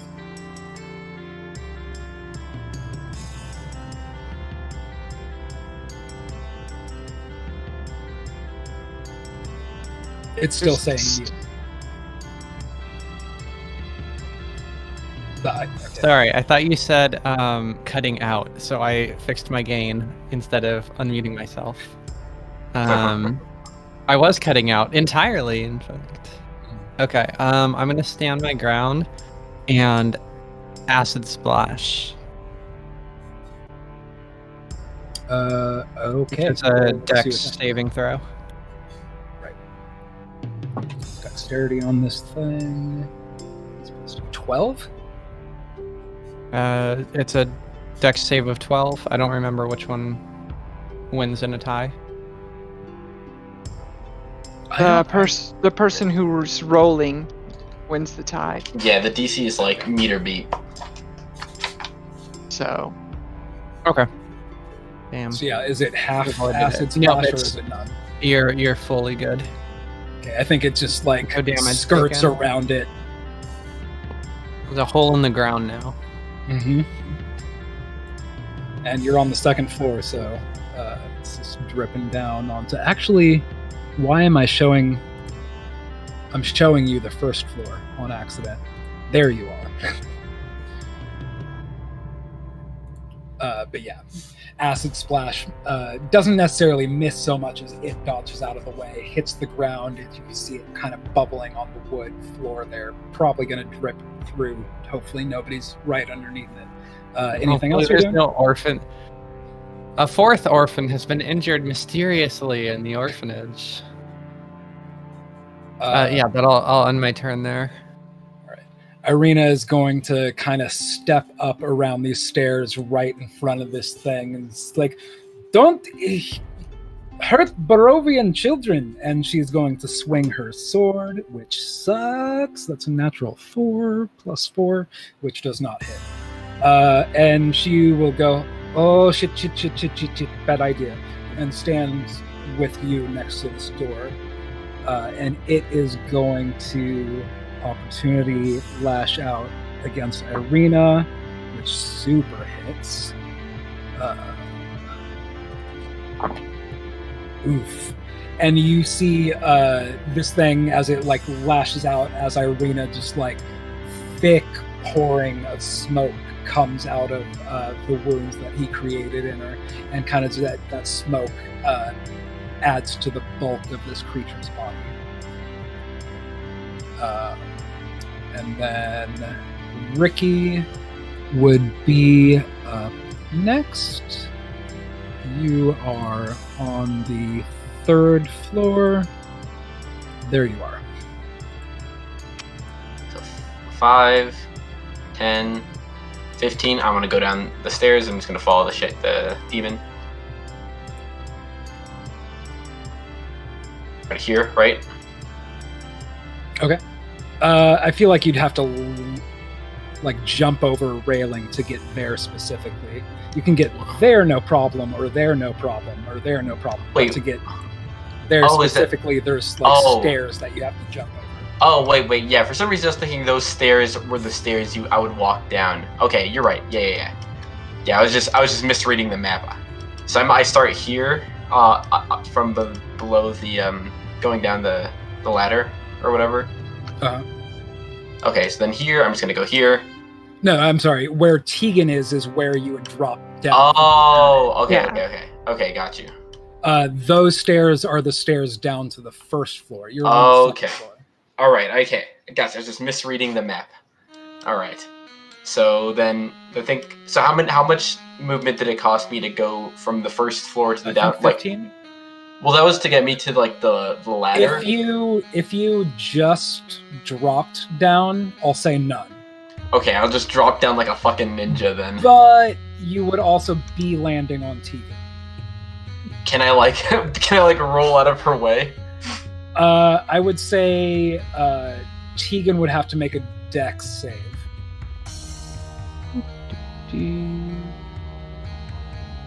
How much movement would it cost me to go down the ladder the normal way? 10. Okay, I wouldn't be able to reach him then. Alright, I'm like, Tegan, look out! And I fucking like try to like roll down the ladder, or roll down from the top floor. And Tegan, I think, looks up just in time with a 14 and just kind of just like, oh, we're like right when this, metal heeled like war boot is about to come down on your forehead. You just kind of like gangsterly yourself out of the way as Ricky drops to the floor right next to you. And then I'm like, ah! Probably a little bit less gracefully with your heavy armor. You didn't quite land in that nice hero pose. But... Oh, for sure. But yeah, the Ricky's just like, ah! And runs at the fiend.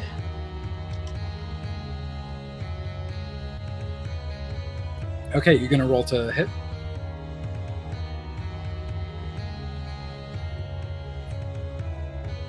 Oof. 12 does not hit. That is like 10 twos that I've rolled today. I cannot believe this. But if you roll your blessed die and roll a 2 or better...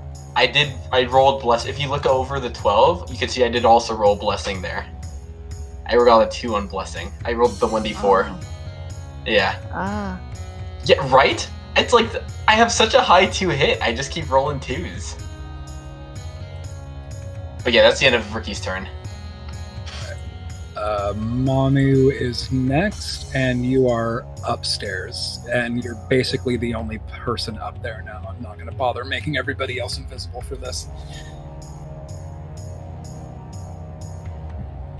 All right, let's see how far that is. Boop. It's 30. How far to get down the ladder? I'd say 10 feet of movement to go down. I'll say 10 feet or your action.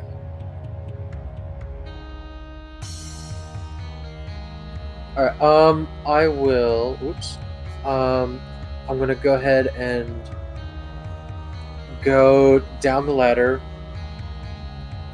Just with my movement, and then I'm going to dash 5, 10, 15, 20, 25. And I'm just gonna stand there and try to cut this thing off. Okay.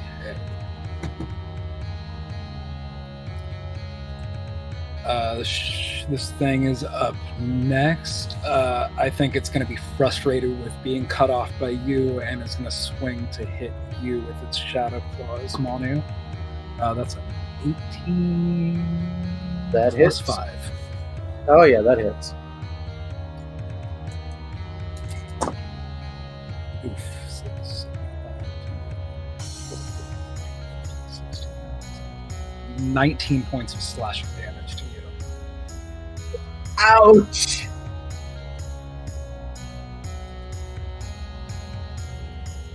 That's a big. And it's gonna just like slink down into the floor, like go up to the wall, climb up the side, and that'd probably be 5, 10, 15, 20, 25, 30 to be in this corner above Irina. That would also provoke attacks from Manu and Ricky.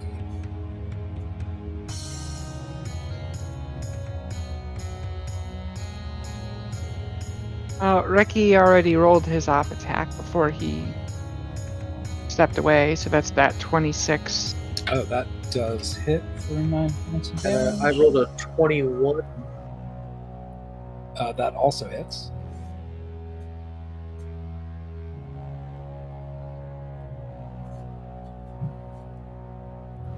For 8 piercing damage.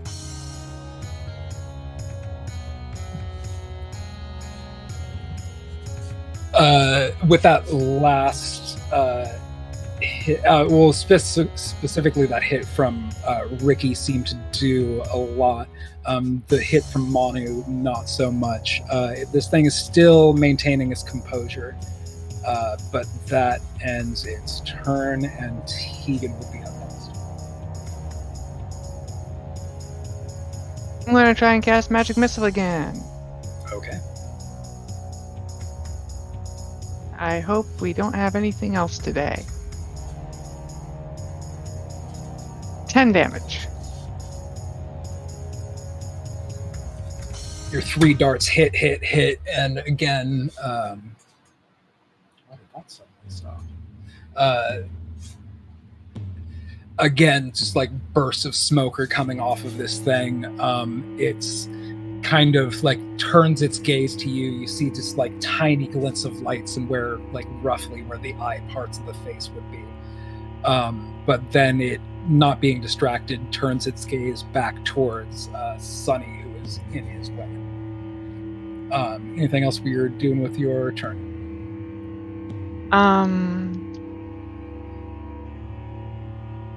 No. That's my turn. Sunny is up next.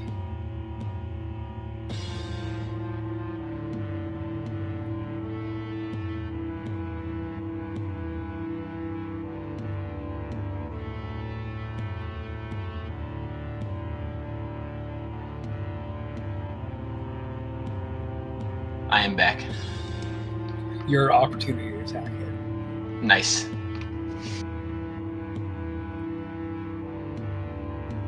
Your mic is turned off again, Sunny. Time to poke.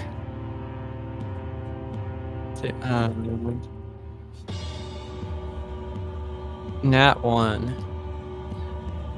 Yeah, it's right in front of you, so your sword like can't help but like make contact with this thing, but it's just like passing through smoke. It's like,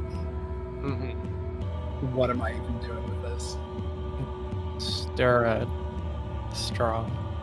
All right, that's it for me.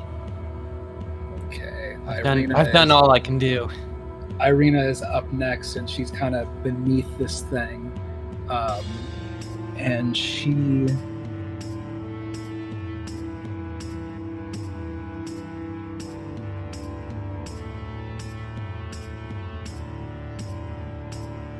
going to swing at this thing again. 19. That hits.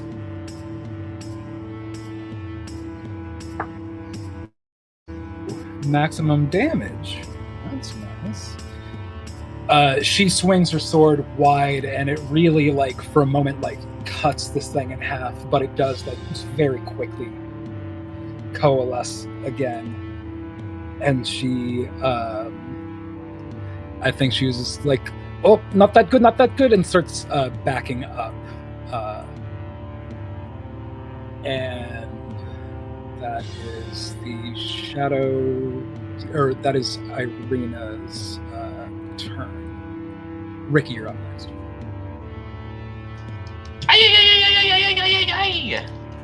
Ricky's gonna run up to the thing and smack it. Okay.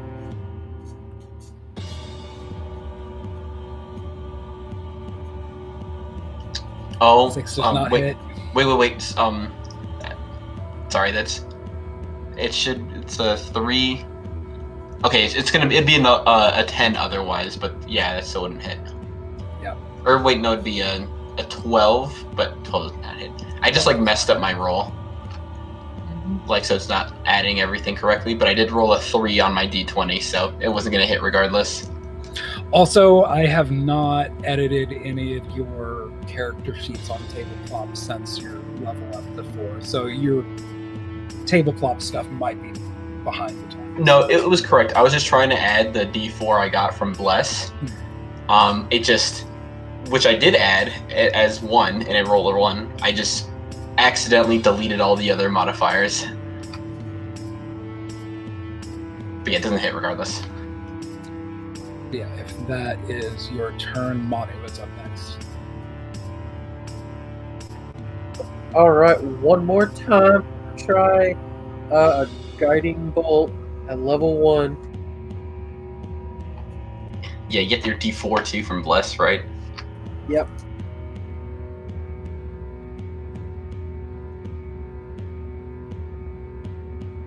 $19. 19 hits.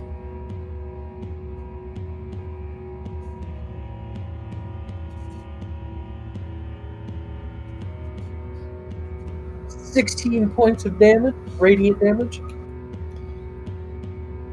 Big hit, almost like, just like dead in, I guess, where you would call the chest area of this thing. Makes contact, and almost like a bright flash, like an explosion of light, bursts out of this thing, and it seems to like really dissipate like a good chunk of the mass of this thing's form. That was a good hit. Anything else you're doing with your turn? Just screaming, just die already. Shadow Demon's turn. Now it is going to kind of like head turning 360 degrees as it like observes all of you, kind of just like snarling, and it's going to like wide, almost like softball pitching style, like windmill around the arm and swing like almost like an open-handed uppercut, claws extended towards Sunny. That is a 19 plus 4, so Yeah. 23. Well, so I don't know. I was. Yeah, I wanted to take a reaction, to use shield. Yeah, what is that? It's one reaction. You take. Oh, okay. It's when I'm hit. You were hit. That's correct. Okay, never. No, I won't do it. It wouldn't have mattered. Never mind. I will just take this damage. But doesn't shield add like 5 AC? Wasn't it like a 24 though? Oh, okay, never mind. Yeah. Yeah, it rolled a natural 19. Oh, Yeah, okay. I thought a 19 I'm just was a little total. rogue. Yeah. Okay, never mind. Yeah, you're right. It wouldn't matter. Yeah, it's normally pretty damn good though, but. That I is, always wonder too. 15 points of necrotic damage. Oh God. And as it one hits health you, left, baby. as its kind of claws rake through you, just like out of those wounds, you're just like not really bleeding, but again, that like inky black smoke is like exiting your body and entering, kind of like rebulking up this thing's smoky, shadowy form. And it is going to momentarily pass right through you and then right through this closed door. Opportunity attack, baby. Yeah, both. Actually, no. Ricky, I believe, would not get an opportunity attack because it was up in the corner of the wall. But I was able to. But if it was within my threat range, because I was able to attack it, then it left my threat range. I did forget about that. I'll let you give it an opportunity attack. You technically shouldn't have been able to hit it. Okay. Round because it was up in the corner. I just forgot about that. Okay. I see. Well, I mean, like it would provoke. It would definitely provoke from Sunny because it's basically floating through it. I got you. It's provoking me pretty severely. Well, also, like, if it was, would I have been able to reach it if I was like shared the same space? Because I could just because I had enough movement left over. We could have just said I was like right underneath it, trying to smack it from below, like I was doing last time. I'd say you'd have enough room to hit it if you were there. Okay, then we can just say that I was like underneath it the entire time then. Okay. Yeah, you both can get opportunity attacks. Cool. Then if Ricky can get an opportunity attack, that means I can also get sneak attack. I want this thing to die. Oof. 11. 11 does not hit. So I can't get nothing.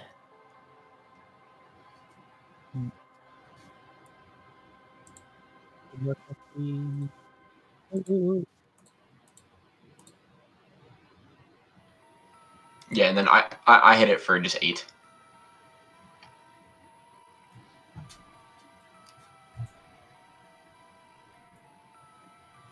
Okay, and it kind of just like floats through that door, and you lose track of it.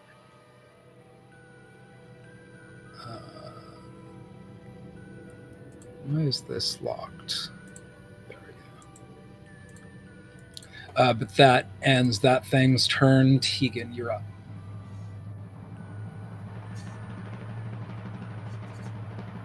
And you are hearing screams coming from inside that room. Oh.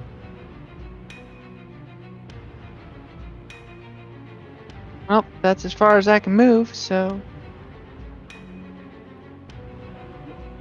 I move up to there and medikit on Sunny to look up what that roll is again, because it's been a month.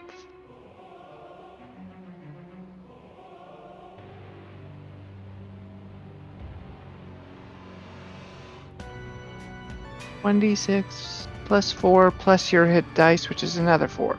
So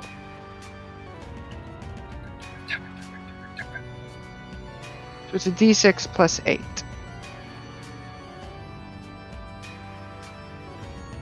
There's that. So you regain 9 health. Yay. Thank you. Also, nobody let me forget, if I die, I don't die, because I have relentless endurance. Oh, right, yeah. Come back up at 1 hit point. Yeah. And I've forgotten it every other time. And I'll end my turn. Okay. Top of the next round is Sunny. All right, I'm gonna run on in that door. See? Boom. Okay, you see over by this window, he is kind of dragging Felix by the ankle and has just smashed open a window. Gonna throw Felix out the window. I'm gonna keep running, and I don't get Felix away from it. I don't know what's the best way to do that, like logistically. Um, Hey, give me that kid, and I dot. I'd say make a. Like maybe contested athletics or something. I'm gonna say make a sleight of hand versus this creature's strength. Ooh, that makes sense. I like it.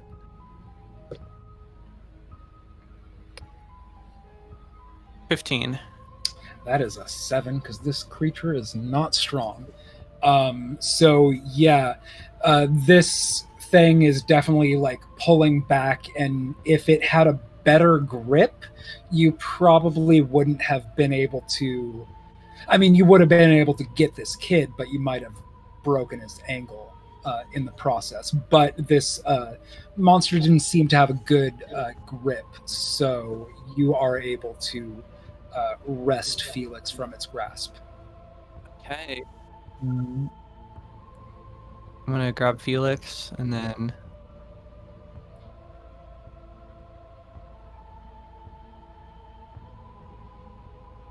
run downstairs. Is that Or more dash than your movement? downstairs. Because you would have had to use your action to grab Felix. You don't have 2 actions per turn. It's a bonus action dash because of rogue. Oh right, Rogue can bonus action dash. So yeah, you action. could totally get a good ways down there. Okay, I'll go down to the first floor, like where I'm standing. Okay. With Felix. Put Yeah, Felix yeah. there with you, and then hide, and Then then I'll end my turn there. Irina is up next, and I think she's just like, okay, I guess we're cutting and running, and vaults over the railing of the stairs and starts following suit down. And Manu, you're up. Or I'm sorry, Ricky, you're up. Okay. Can we tell how damaged this thing is? I feel like we did like a bunch of damage to it already.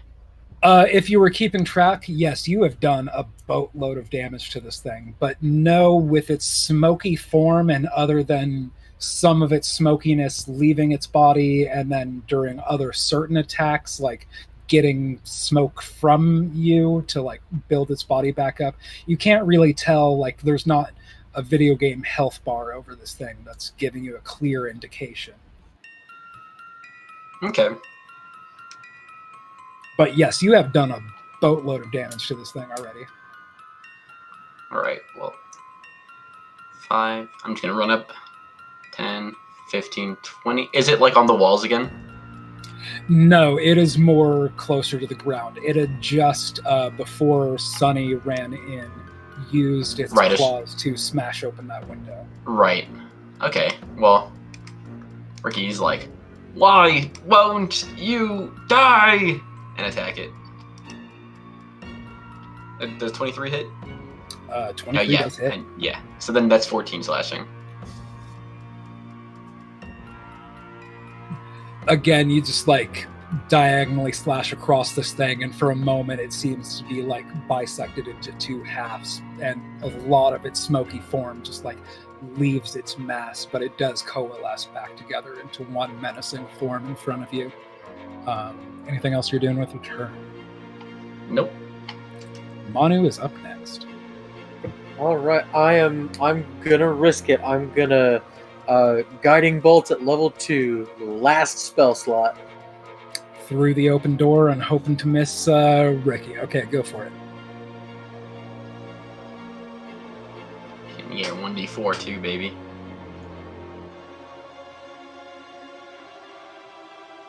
A 17? 17 does hit. Yeah, I mean, you basically told us its armor class is 14, so...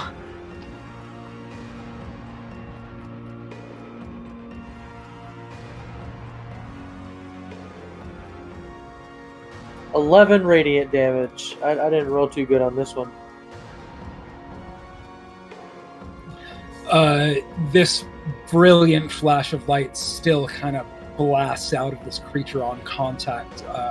It seems for a moment that with such a bright flash, you're momentarily under the impression that there is no creature left.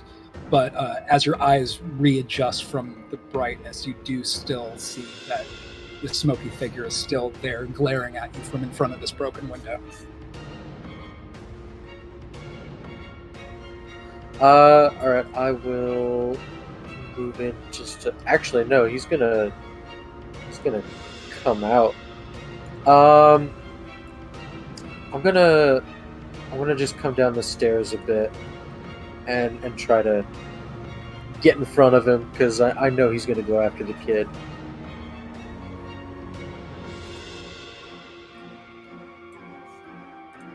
And that'll be my turn. Okay. It's this thing's turn up next. It's really mad at you, Manu, but the immediate threat in front of him would be Ricky. He's going to swing to attack you. That's a 16 plus 4, 20. 20 does hit. So with its claws, oof. 16, 17, 18, 19, 20 points of damage, of slashing damage. Slashing damage? Yeah. Ah, okay. Well, then that's enough to bring me... I'm unconscious now. Ricky just falls unconscious.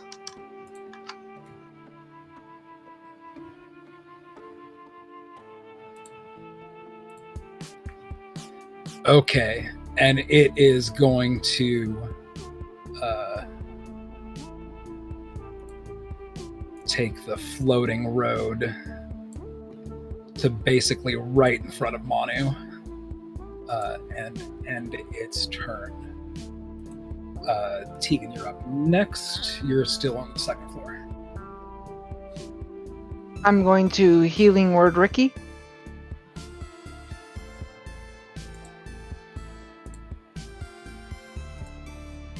Ah, yeah. You now have 5. And then, do I see the shadow? You do from there. It's like, since it started descending the stairs, you could kind of only see the top little bit of it, but you do still have line of sight. All right, well, I'm going to move a bit closer and give me back my Eldritch Blast. And I'm add D4.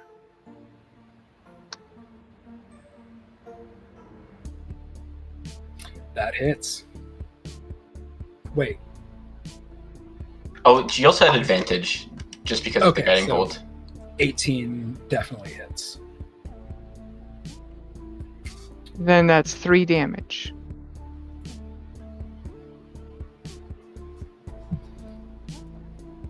Okay, your Eldritch Blast hit, making almost like a little puncture wound of a hole through it, but its form seems to coalesce back into refill the hole you made. Is that end your turn? That does end my turn. Sunny, you are up at the top of round 10.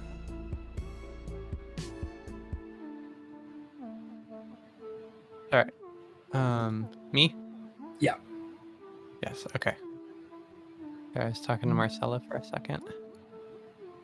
Are we? Sorry, you Yeah. are on the first floor.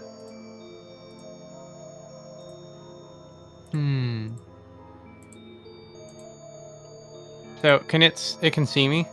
Yes. With how the stairs work.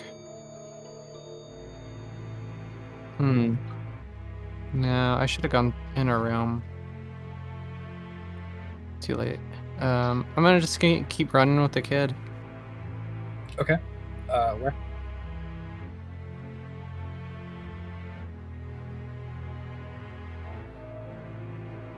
I'm gonna dash with the kid. Through the door, and then hide in the bathroom. Okay. With him, like as you're passing through, you do see Miss Velasco going, "What is the meaning?" Very blustered. It's like you burst in through her private office, into her private bedroom, and then into her private bathroom. It's a fucking demon. Just hide under your desk, and then I'm out of there. Oh shit! Earthquake drill. Hides under her desk. Anything else you're doing with your turn? Nope. Okay. Irina is up next, and I think she's going to be following suit into this bathroom. And Ricky, you're up next. You are on the 3rd floor. So the floor that's visible, you're not at. But basically, your movement to roughly where Tegan is would be at the top of the stairs going downstairs. Alright, so that's... wait. You could basically, with 30 feet, get right in front of the... Alright, so then that's what Ricky does. He gets right there. And he's like, I ain't dead yet. And he attacks the demon. Wait, does blessing go away if I go unconscious? It only goes away if I go unconscious. Oh wait, your blessing. Yeah, That- yeah. Right. Because doesn't blessing account? It applies to death saving throws, doesn't it? What's the feature? Blessing. Your channel divinity. Oh, but my channel divinity. Oh right, I think that goes away if I go unconscious. I forgot. I completely forgot about that actually. Alright.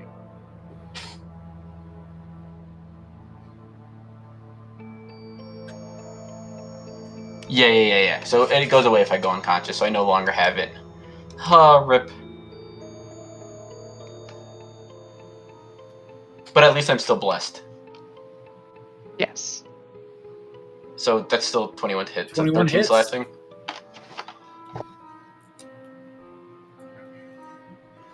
With your silver sword, again, seems to be doing a pretty effective job at slashing away at this thing, but it just seems to be pretty resilient, more resilient than you were expecting. But are you doing anything else with your turn? I think that's your movement and your actions, so Yeah. Bonnie, you're up next. I am just going to cast Sacred Flame at it, so it needs to make a dexterity save. 12 plus dexterity, 14. That makes it. Oh, well, If that- anybody that's has all. to pee, I'm kind of doing the pee-pee dance, so if I'll be back in like less than 1 minute, but if anybody has to pee, go for it.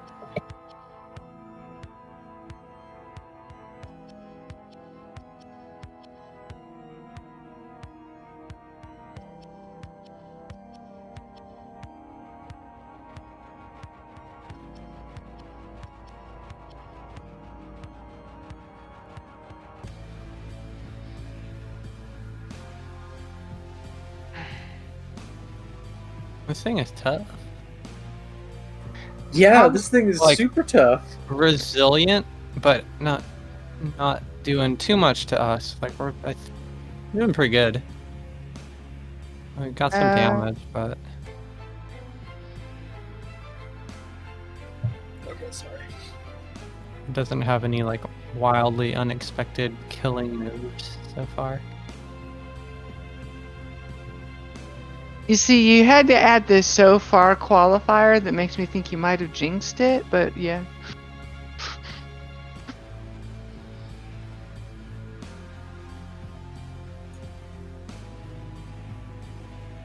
All right, but I believe it was Manu's turn who made this creature make a saving throw, which it passed. Is there anything else you're doing with your turn? Nope, that is it for me. I'm just standing my ground. All right. right, and then it is this thing's turn, which is again gonna lunge out at you, Manu. Ooh, I keep rolling 18s on this dice, which is 22. Yeah, that hits. That's not great. 10, 14, 15. Just 15. 15 points of necrotic damage. All right, I am down. Remember when I said we're not doing that bad? Maybe I wasn't paying too much attention to anyone other than myself. Actually, I Yeah. only have 10 HP too, but So as it strikes you and Manu kind of just like crumples to the floor there, kind of maybe like rolling a couple steps down the stairs, smoke once again is siphoned out of Manu's unconscious form and is added to the bulk of this monster as it kind of continues drifting down the stairs. 20, 25, 30. Wait, opportunity It does attack, give maybe. you an opportunity attack. If 15 doesn't hit. 15 does hit. Oh, okay. I was gonna roll a blessing. That's 7 slashing. All right. As it almost doesn't even just like pay you any mind as you slash at it in the back. It just like continues to kind of float down the stairs. But that is its turn. Tegan is up.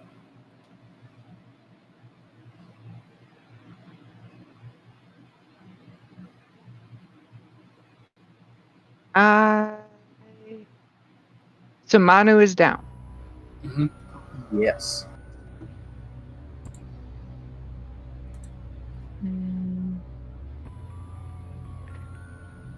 Decisions. I'm just going to close ranks to Manu. Use my action to use my healer's kit to pop Manu back to 1 HP.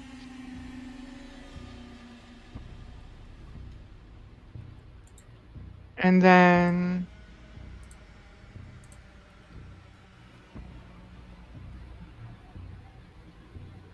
pass through the door and then just duck there in the corner. Okay, is that your turn? That is my turn. Top of round 11, Sunny is up.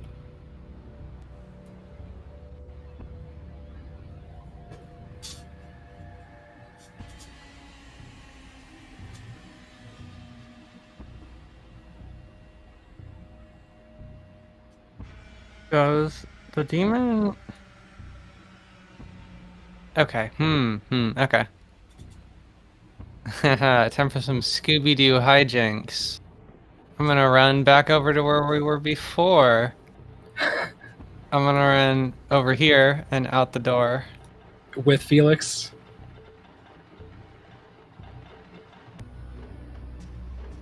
You know what? I'll kick Felix out the door.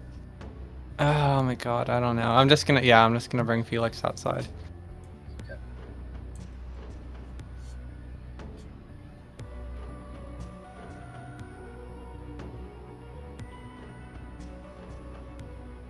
Is that your turn, or are you Yeah, that's gonna be it for me.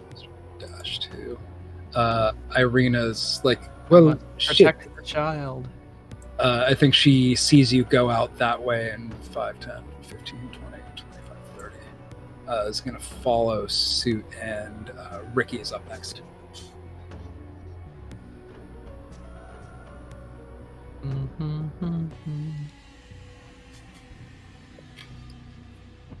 So it's 20, 25. Can I reach him from here? Yeah.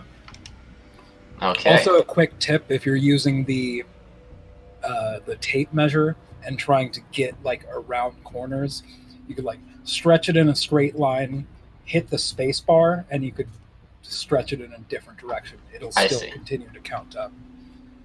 All right, cool. Wait, 1d4. So I think I have to roll a 4 in order to hit here. Mm-hmm. Ah, damn it. Okay. So I don't think that hits. Nope. Just misses. Yeah, it's the end of Ricky's turn then. Manu, you have not a lot of hit points, but you're up. Thanks to TK. Let's see. 5, 10. Can I see the thing from the door here? Yeah, I'd say you could. You're kind of like having to look around the shoulder, like over the shoulder of Ricky, but you have line of sight, I'd say. Alright, I am going to try and Sacred Flame it again. So it's got to make another dex save. 15 plus 2, 17. No, it passes. That's my turn.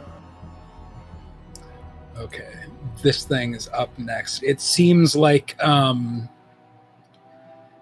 mean, this wouldn't necessarily be apparent to you, Sonny, because you're outside and can't see, but I hear nothing. it seems that it was not confused by your Scooby-Doo hijinks. It might have some sort of tracking ability for this child, and it's immediately able to hone in on the direction it is in.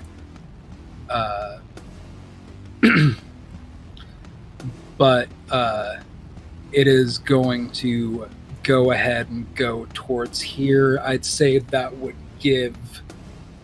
before he does, he's going to swing to attack Ricky, because when he moves, it's going to be attack of opportunity, but that's 15 plus 5, so 20.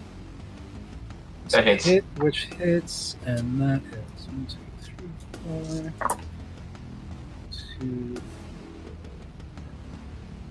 And has this guy rolled below a 15 yet? 12, 13, 14, 15 points of slashing damage. Alright, Ricky is down again. Okay, so without provoking an attack of opportunity, it is going to get out the window and here with its turn. And then tease up.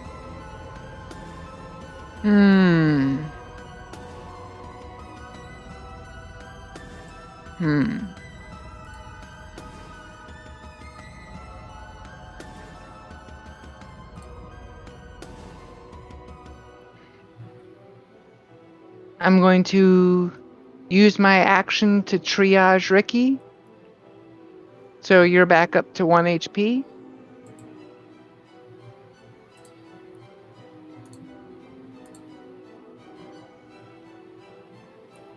And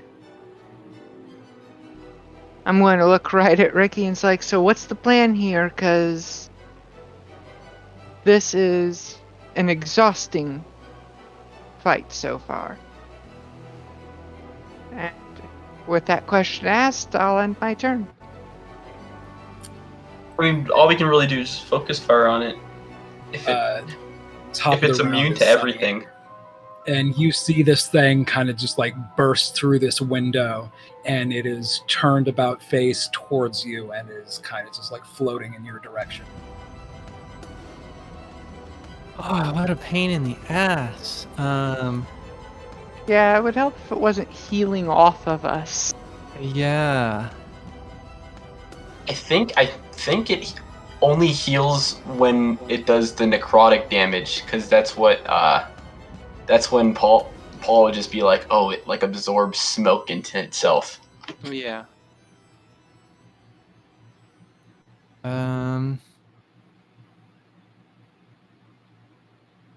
Let's cast Magic Missile. All right. That automatically hits. Roll your d4s. Right, that's not bad. 11 damage. Nice. Again, your 3 darts hit it, just kind of like little flashes of light. You can see kind of obscured from within its smoky form, and like more wisps of smoke are leaving its body with each of those darts. I bet that looks really pretty. Mhm. That sounds real nice. It's my new screensaver. Mhm. Anything else you're doing with your turn? No, I think that's about it for me. For old Sunny. Irina is up next, and she's going to get up to here.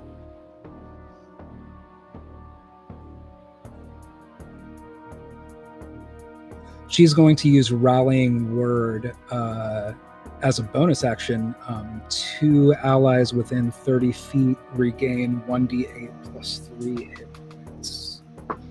So 5, 6, 7, 8 points that you and Manu and Ricky regain 8 points.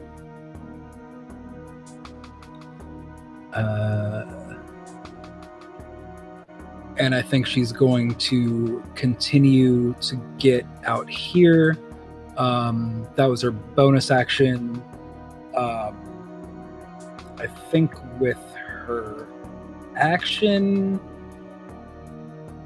what does she take? The dodge action, which makes it disadvantage against her if she gets attacked before her next turn. Yeah, she's going to take the dodge action, end her turn, and Ricky, you are up next.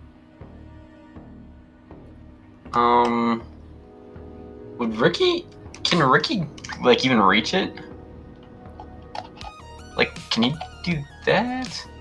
Would that be able to reach it? Yeah. Okay. Where he's like, ah.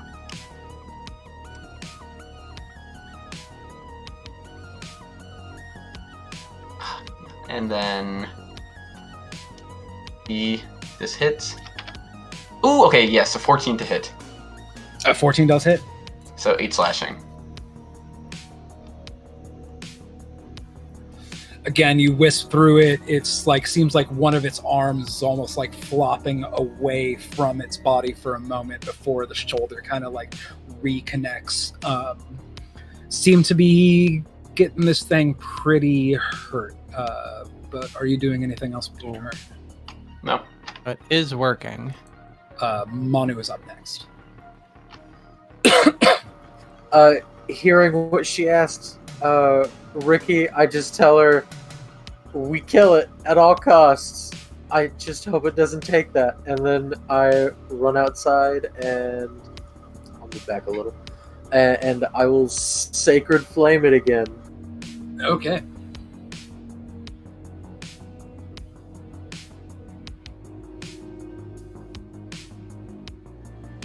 It has So to make a it's dex save. Yeah, dex save. This is 17 plus 2, 19. That's my turn. This thing is, I've been using the same d20. I'm almost should switch because maybe it's not balanced because I really haven't rolled lower than a 12 on this thing all night. But that's your turn? Yeah, that's it for me.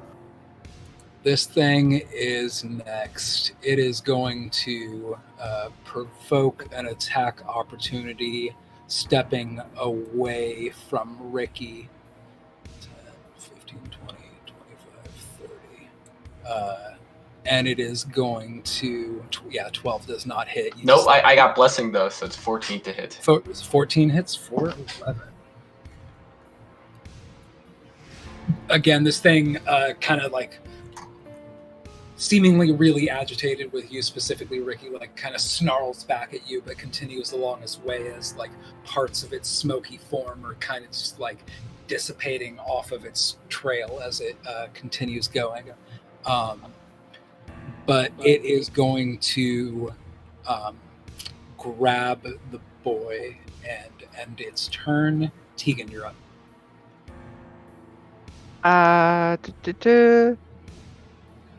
I am going to step out to join everyone else and use my third and final second level spell to try to magic missile it one more time. Okay. So that's second level, so that's 4 darts. Oof. 4 darts kind of like sinking into this thing, kind of like mini explosions, kind of just like bursting some of the smoke off of this thing. It seems to be just like on the verge of even being corporeal anymore. So that was a pretty good hit. Is that end your turn? That does end my turn. Right. Sunny, you are up. Okay,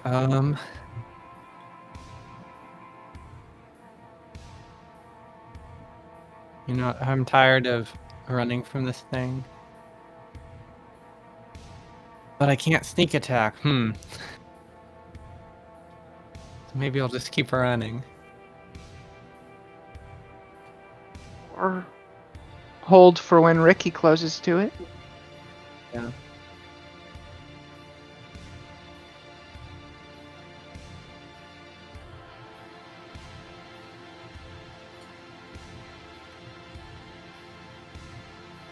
Yeah, I mean, I think it's just resistant to non-magical attacks.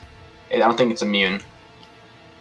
Yeah, it's right. It works just not very well. Well, I mean, every little bit helps. For sure. I'll acid splash again. Okay, is that a saving throw on my end, or is that... Dexterity save. Okay, that's a natural 2. I was using a different dice for that one. Right. Well, that's a total of 4. Okay. It's 2 acid damage.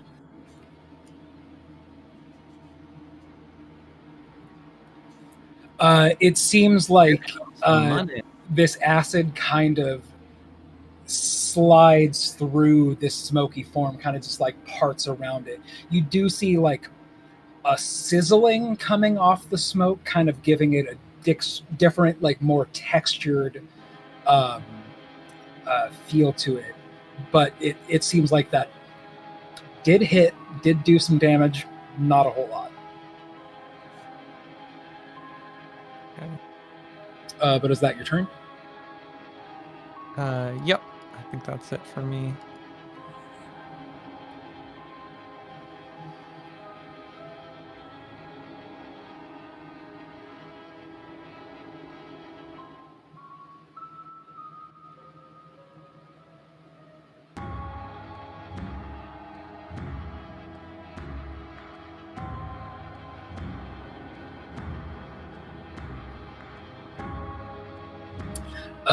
Yeah, Irina, not really knowing what to do, is going to kind of like jump over this bush and kind of try to flank around this way with the mind of getting behind the demon and snagging Felix, whose ankle is currently being grabbed by the demon. But she doesn't really have a good plan of action on how to accomplish that, and her movement only takes her about here. Which would end her turn, and Ricky would be up next. Thanks for clearing a path, Arena. Ricky gonna attack for 7 damage. Okay. With that strike of your silver sword, you seem to like go from like shoulder to armpit, if this thing had such things, but for just a moment, it seems like, you know, if this was a fully tangible creature, you've basically chopped its right arm off. But shortly after, it does seem to have kind of like a smoky tendril pop back out from that spot. Anything else you're doing with it, Sharon? No. All right, Manu is up next. All right, same thing as always. I'm just gonna Sacred Flame. Okay, that's a dexterity. Yep. That's a 15 plus 2. I think that saves, yeah. Yeah, that I think- saves. The 15 already saved. Just the worst luck. Any movement? Let's see. I am going to come around. Yeah, like that. Okay. Is that end your turn? Yes, it does. This thing is up next. It is going to make an attack against Sunny. That's a 5. Plus 5. So a 10, I imagine, does not hit you, Sunny? No. All right. And completely missing you, it already has a grab of Felix's ankle and is going to start heading off in this direction. Okay, well, I'm just gonna smack him then. Okay. That's like 3 different smacks, I feel like. I think I would get one, right? Yeah. Yeah, Your third range. Sunny, Ricky, and Manu would get attacks. Do we still have Bless? It's been a long time. Yes. Unless it's been... Yeah, because... Has it been like... You Okay. cast Bless around round... I said it was about... wait, which Bless are we keeping? Oh, You Sorry. you have in essence my next turn, and then the turn after that it wears off. Ooh, oh, you've been keeping track. Okay. Yeah. So don't get me wrong, we are getting really close, so I can see why you'd ask, but I miss. Does undefined variable hit? Alright, does 25 hit? Oh, weird. That just glitch. Oh, you just did it again. Yeah, Oh, just... weird. I don't know. I think I accidentally deleted a parentheses or something, and it was like, whoa, whoa, whoa, whoa, whoa! Yeah, 25 super hits for 11 damage.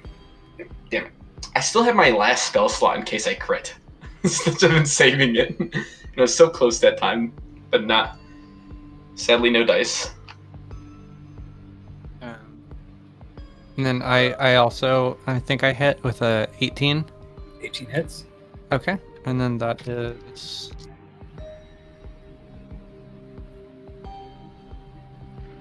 14 piercing damage. Again, the piercing doesn't seem to be as effective, but you What? do manage to stab through it, and it does seem to do more than nothing. And I think Manu also had an opportunity attack.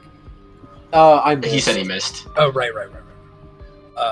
That ends this turn, and Tegan, you were up next. okay. And since people were asking, this is round 9 of Bless. I'm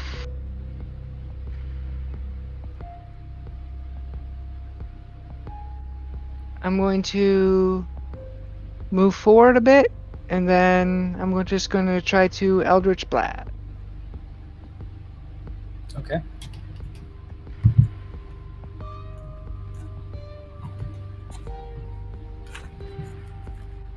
That would not have gone correct. So, 19 hits, 10 damage. Big blast on him. It seems like this thing is kind of doesn't have much of its lower half left. It's kind of just like a floating torso of smoke at this point. Still dragging along this child behind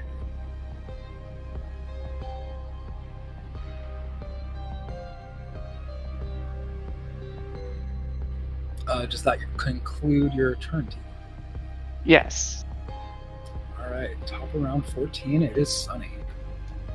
All right, boom, dash. I'm gonna do that sleight of hand thing again if I can. Okay. Against his strength, which is a natural 2, -1, so that's a full-on 1. I think I can beat that. I And I can see do. if you did. Yeah, you manage to. You're trying to be careful not to like yank him away and like Yeah. yank any of this kid's ligaments or joints or anything out of socket.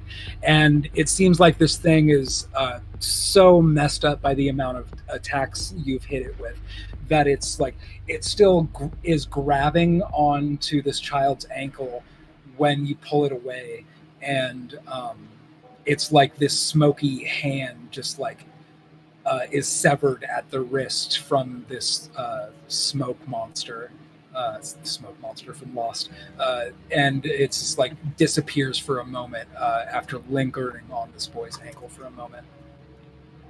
But you successfully have wrested this boy away from this monster. Yep. This is the smoke monster. Call me Jacob. Right. I'm gonna. So I dashed before, so I'll use my regular movement now. 1, 2, 3, 4, 5. I'll go there.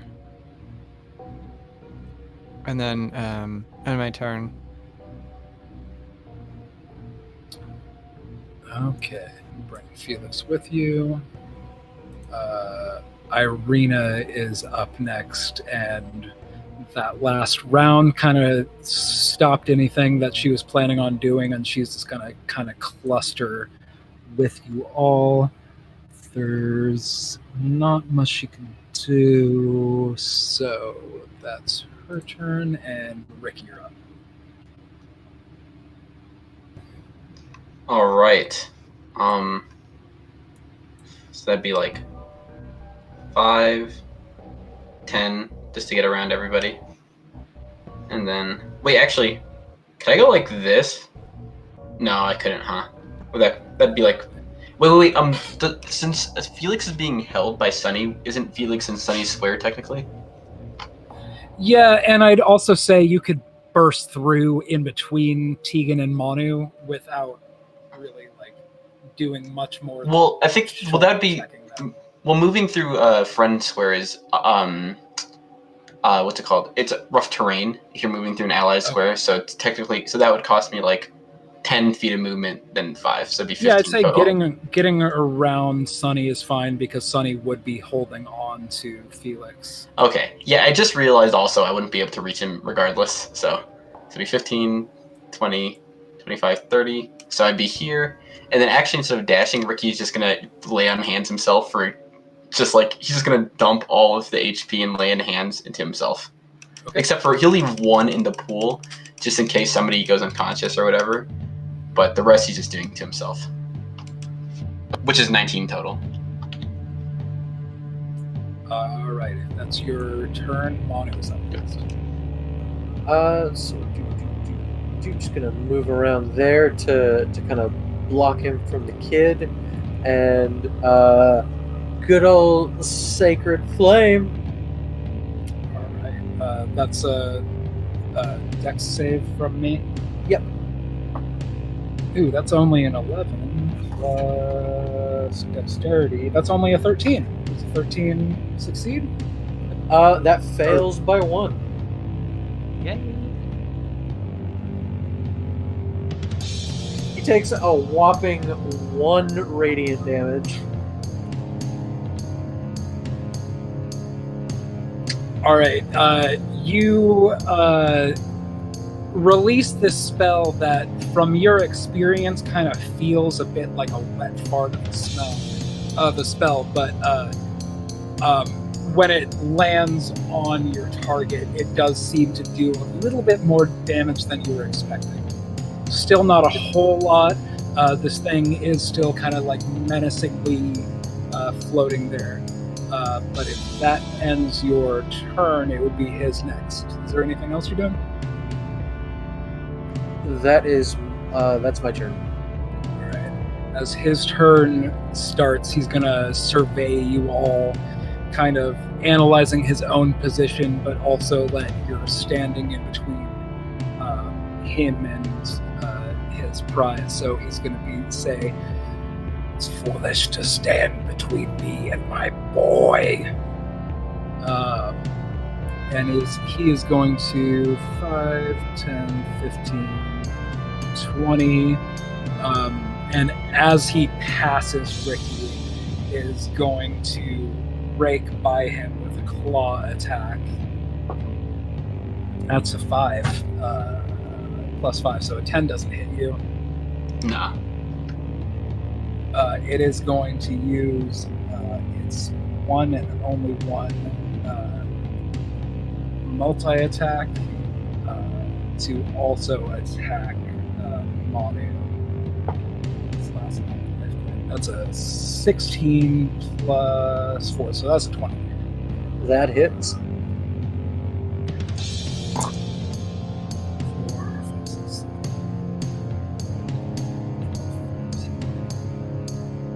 13 points of necrotic damage. I am down again. All right, and once again,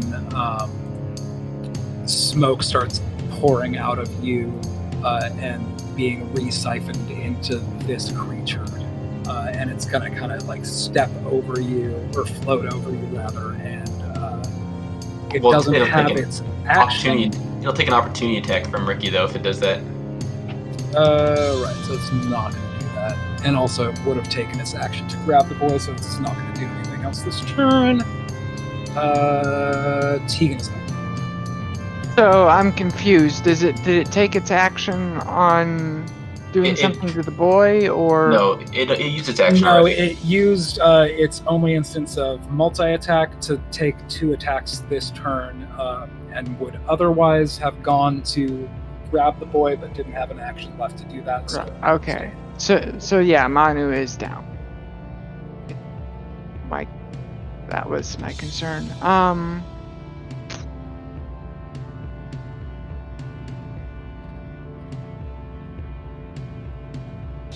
going to use my very last spell slot period to healing word Manu. And that's 1d4 plus 2. So bonus action 6 HP to Manu. And then actual action Eldritch Blast. 21 super hits for 8 points of damage. And now is when Bless wears off. All right, you hit this with your Eldritch Blast, and it seems like this thing is basically just like a smoky bust, like the shoulders up. This creature doesn't really seem to have a corporeal torso or tail anymore. It just seems to be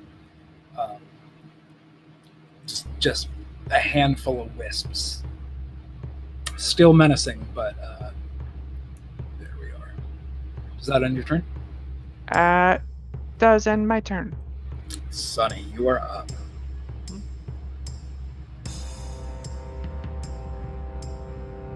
Okay, let's see if I can finish it with a sneak attack. That's a 9 plus 5. 14 Yes. hits. Ooh. Just hits.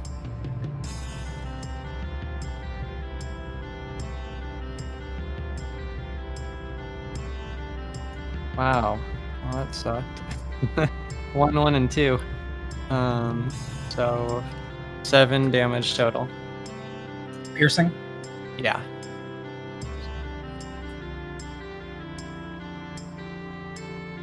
That's 3 damage. All right, again, it seems to mostly pass through this thing, but it's doesn't really have eyes so much as gleaming pinpoints in the center of his face. Kind of seem to widen almost in fear as the smoke that makes up this thing's form is just dissipating by the moment. Does that end your turn? Yep, that'll be it for me. Irina's up. She's really not able to do much worthwhile other than be like, so, you got this? And then Ricky is up.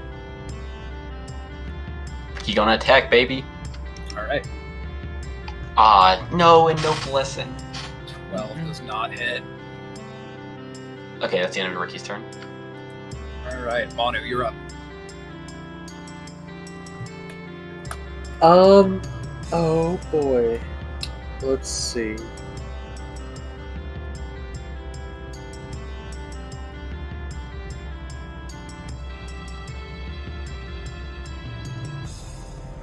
I'll just Sacred Flame again, so another dex save from it. Okay. That's a natural 1.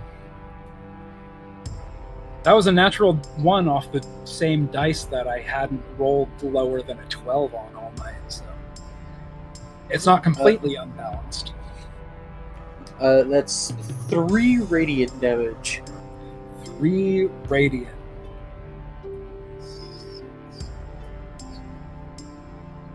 How would you like this to look? Yay! Actually, I gotta see. Hold on, let me check something. I'm gonna smoke to celebrate the smoke monster. So yeah, we really didn't need 7 season to show after the flames kind of they create the symbol of the Wild Mother on the ground, and then it just kind of makes a column of fire. Okay, I think as like your almost like a rune of warning spells, like being triggered, just like a blast of energy coming off the ground beneath where this basically like floating head and shoulders made out of smoke are located, and it's just like I don't know what visual I'm picking up off of. I feel like it's maybe something out of a video game, like Marvel vs. Capcom, or maybe one of the Dragon Ball Z games. I haven't really played those much, but I've seen them enough to know there's like a beam of light that kind of bursts out of the ground on one of the moves you could do. It's not important, but that's basically kind of what it looks like. And when you kind of like shield your eyes for a moment, kind of like just like God rays going across like your hands where you just can't see, and you blink as you look back, and the creature you were fighting is not there anymore. As things start to settle down, you see the unconscious figure of Felix beginning to stir on the ground in front of you.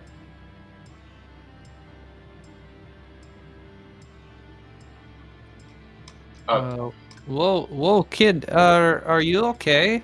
I think something freaky was happening. Wait, Ricky does Divine Sense. Divine Sense? Yeah, it's just to detect if the fiends are still around.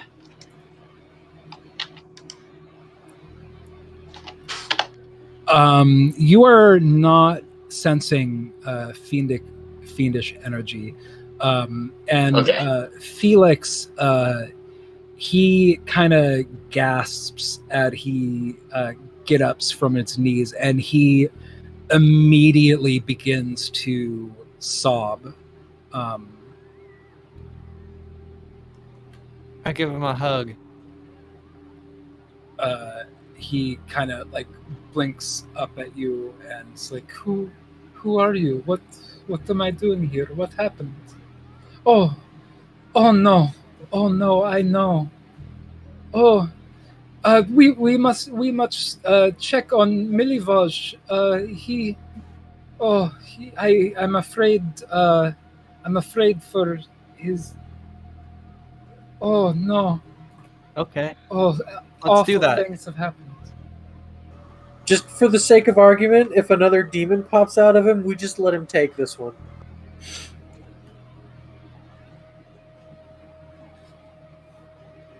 So do you all Yeah. rush to see Milivaj? Yes, a rush to the room. All right. He dash. He is blinking a little bit. He doesn't seem completely conscious, but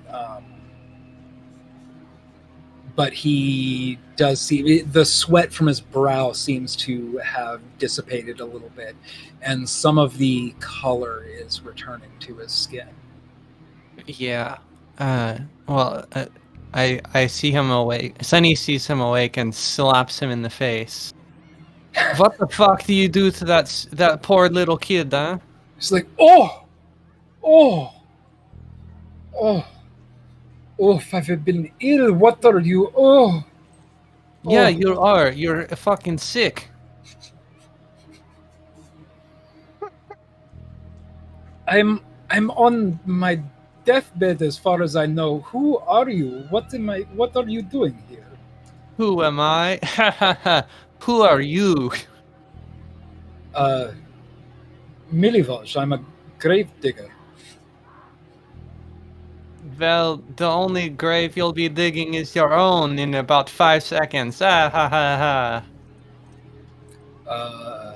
Is Felix around Okay. to break? I think Because I'm just gonna keep doing this until Felix is kind of like pulling on your cloak tails. And What is like, it, child? No, Do you want no, me to kill him?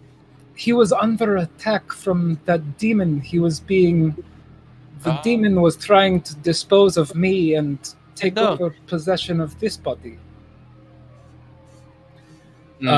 I think also Miss Velasco starts heading in to here, and she is carrying kind of this dirty locket with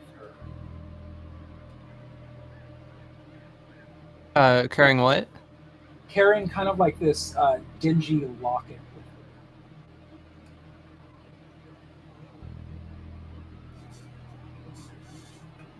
Hey, what's that? I neglected to mention earlier, this was found on the body of Cedric, and what's confusing to me is I had confiscated this from our young Felix when he arrived here and locked it away in my desk. I do not know how Cedric would have come upon it himself. What was that commotion? It seems like you slew some smoke monster. Is the coast clear? Are my children safe here? Has the danger abated? Well, they're safer than they were at the very least. Well, before we answer that, can I I snatch the amulet away from her? Okay. Do I need to roll for that, or can I just do it? I'll just say she's not expecting it, so you were just like able to snatch that real quick. I snatch it, I throw it on the ground, and acid splash it. Okay. I don't know what this is, but I bet it fucking sucks. So let's just do this.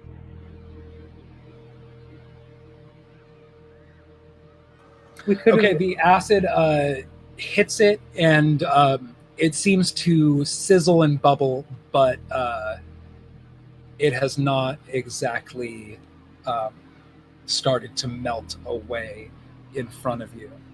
Okay. It looks like Lieben has left us, and it is almost 12 or 11:30. So that's probably a good place to end it for the night. I'm not sure if Lieben's coming back or it is late. Sure. So. The only thing I was gonna do after that was slap that kid again and say, "What is this locket?" The little boy Felix, or the young man in bed? The sick guy. Oh! Think you knocked the tooth loose? Oh, I don't know. I've never seen that before. Oh, for the sake of ending it, I will accept. I accept your offer. I accept your offer of never having seen. He wins in a war of attrition, and that I am tired and want to finish this. All right. Well, y'all just slayed a pretty powerful creature there. Yeah. I'm bad at math, and there's a lot of numbers here, so I can't count up exactly how much damage you put out, but not include, or rather, including uh,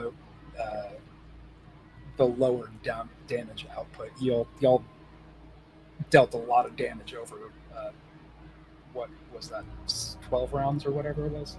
That was More long. than that, because I didn't cast. 15 rounds. Yeah, that sounds right.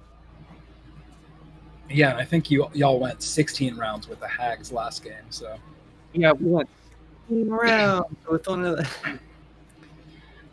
y'all are getting into some pretty dicey fights, but you're managing to come out on top.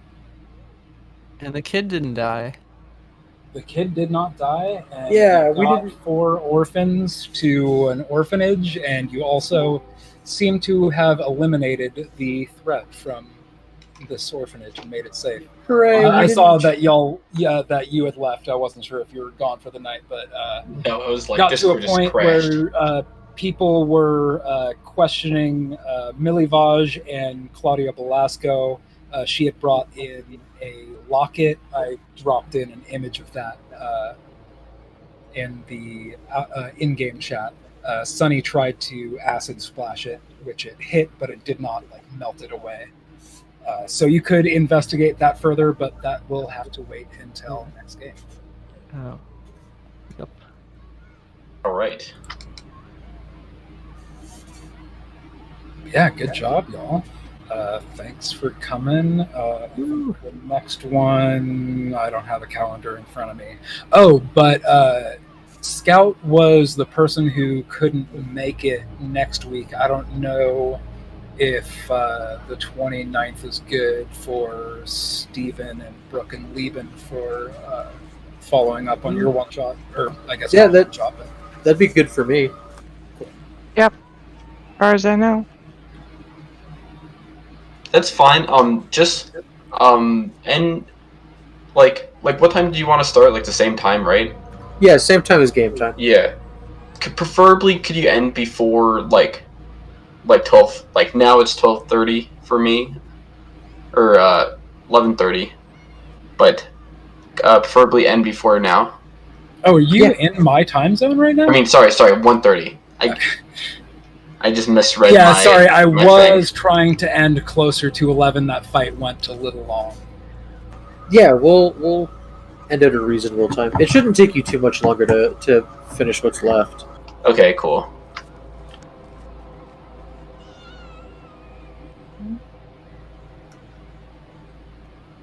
All right. Well, Thanks for joining us, y'all, and see you next game. And I'll see 3 of y'all next week. And I'll see everybody else next month. all right. Good. See you. Bye bye. Good fight. Good night. Night. Yeah.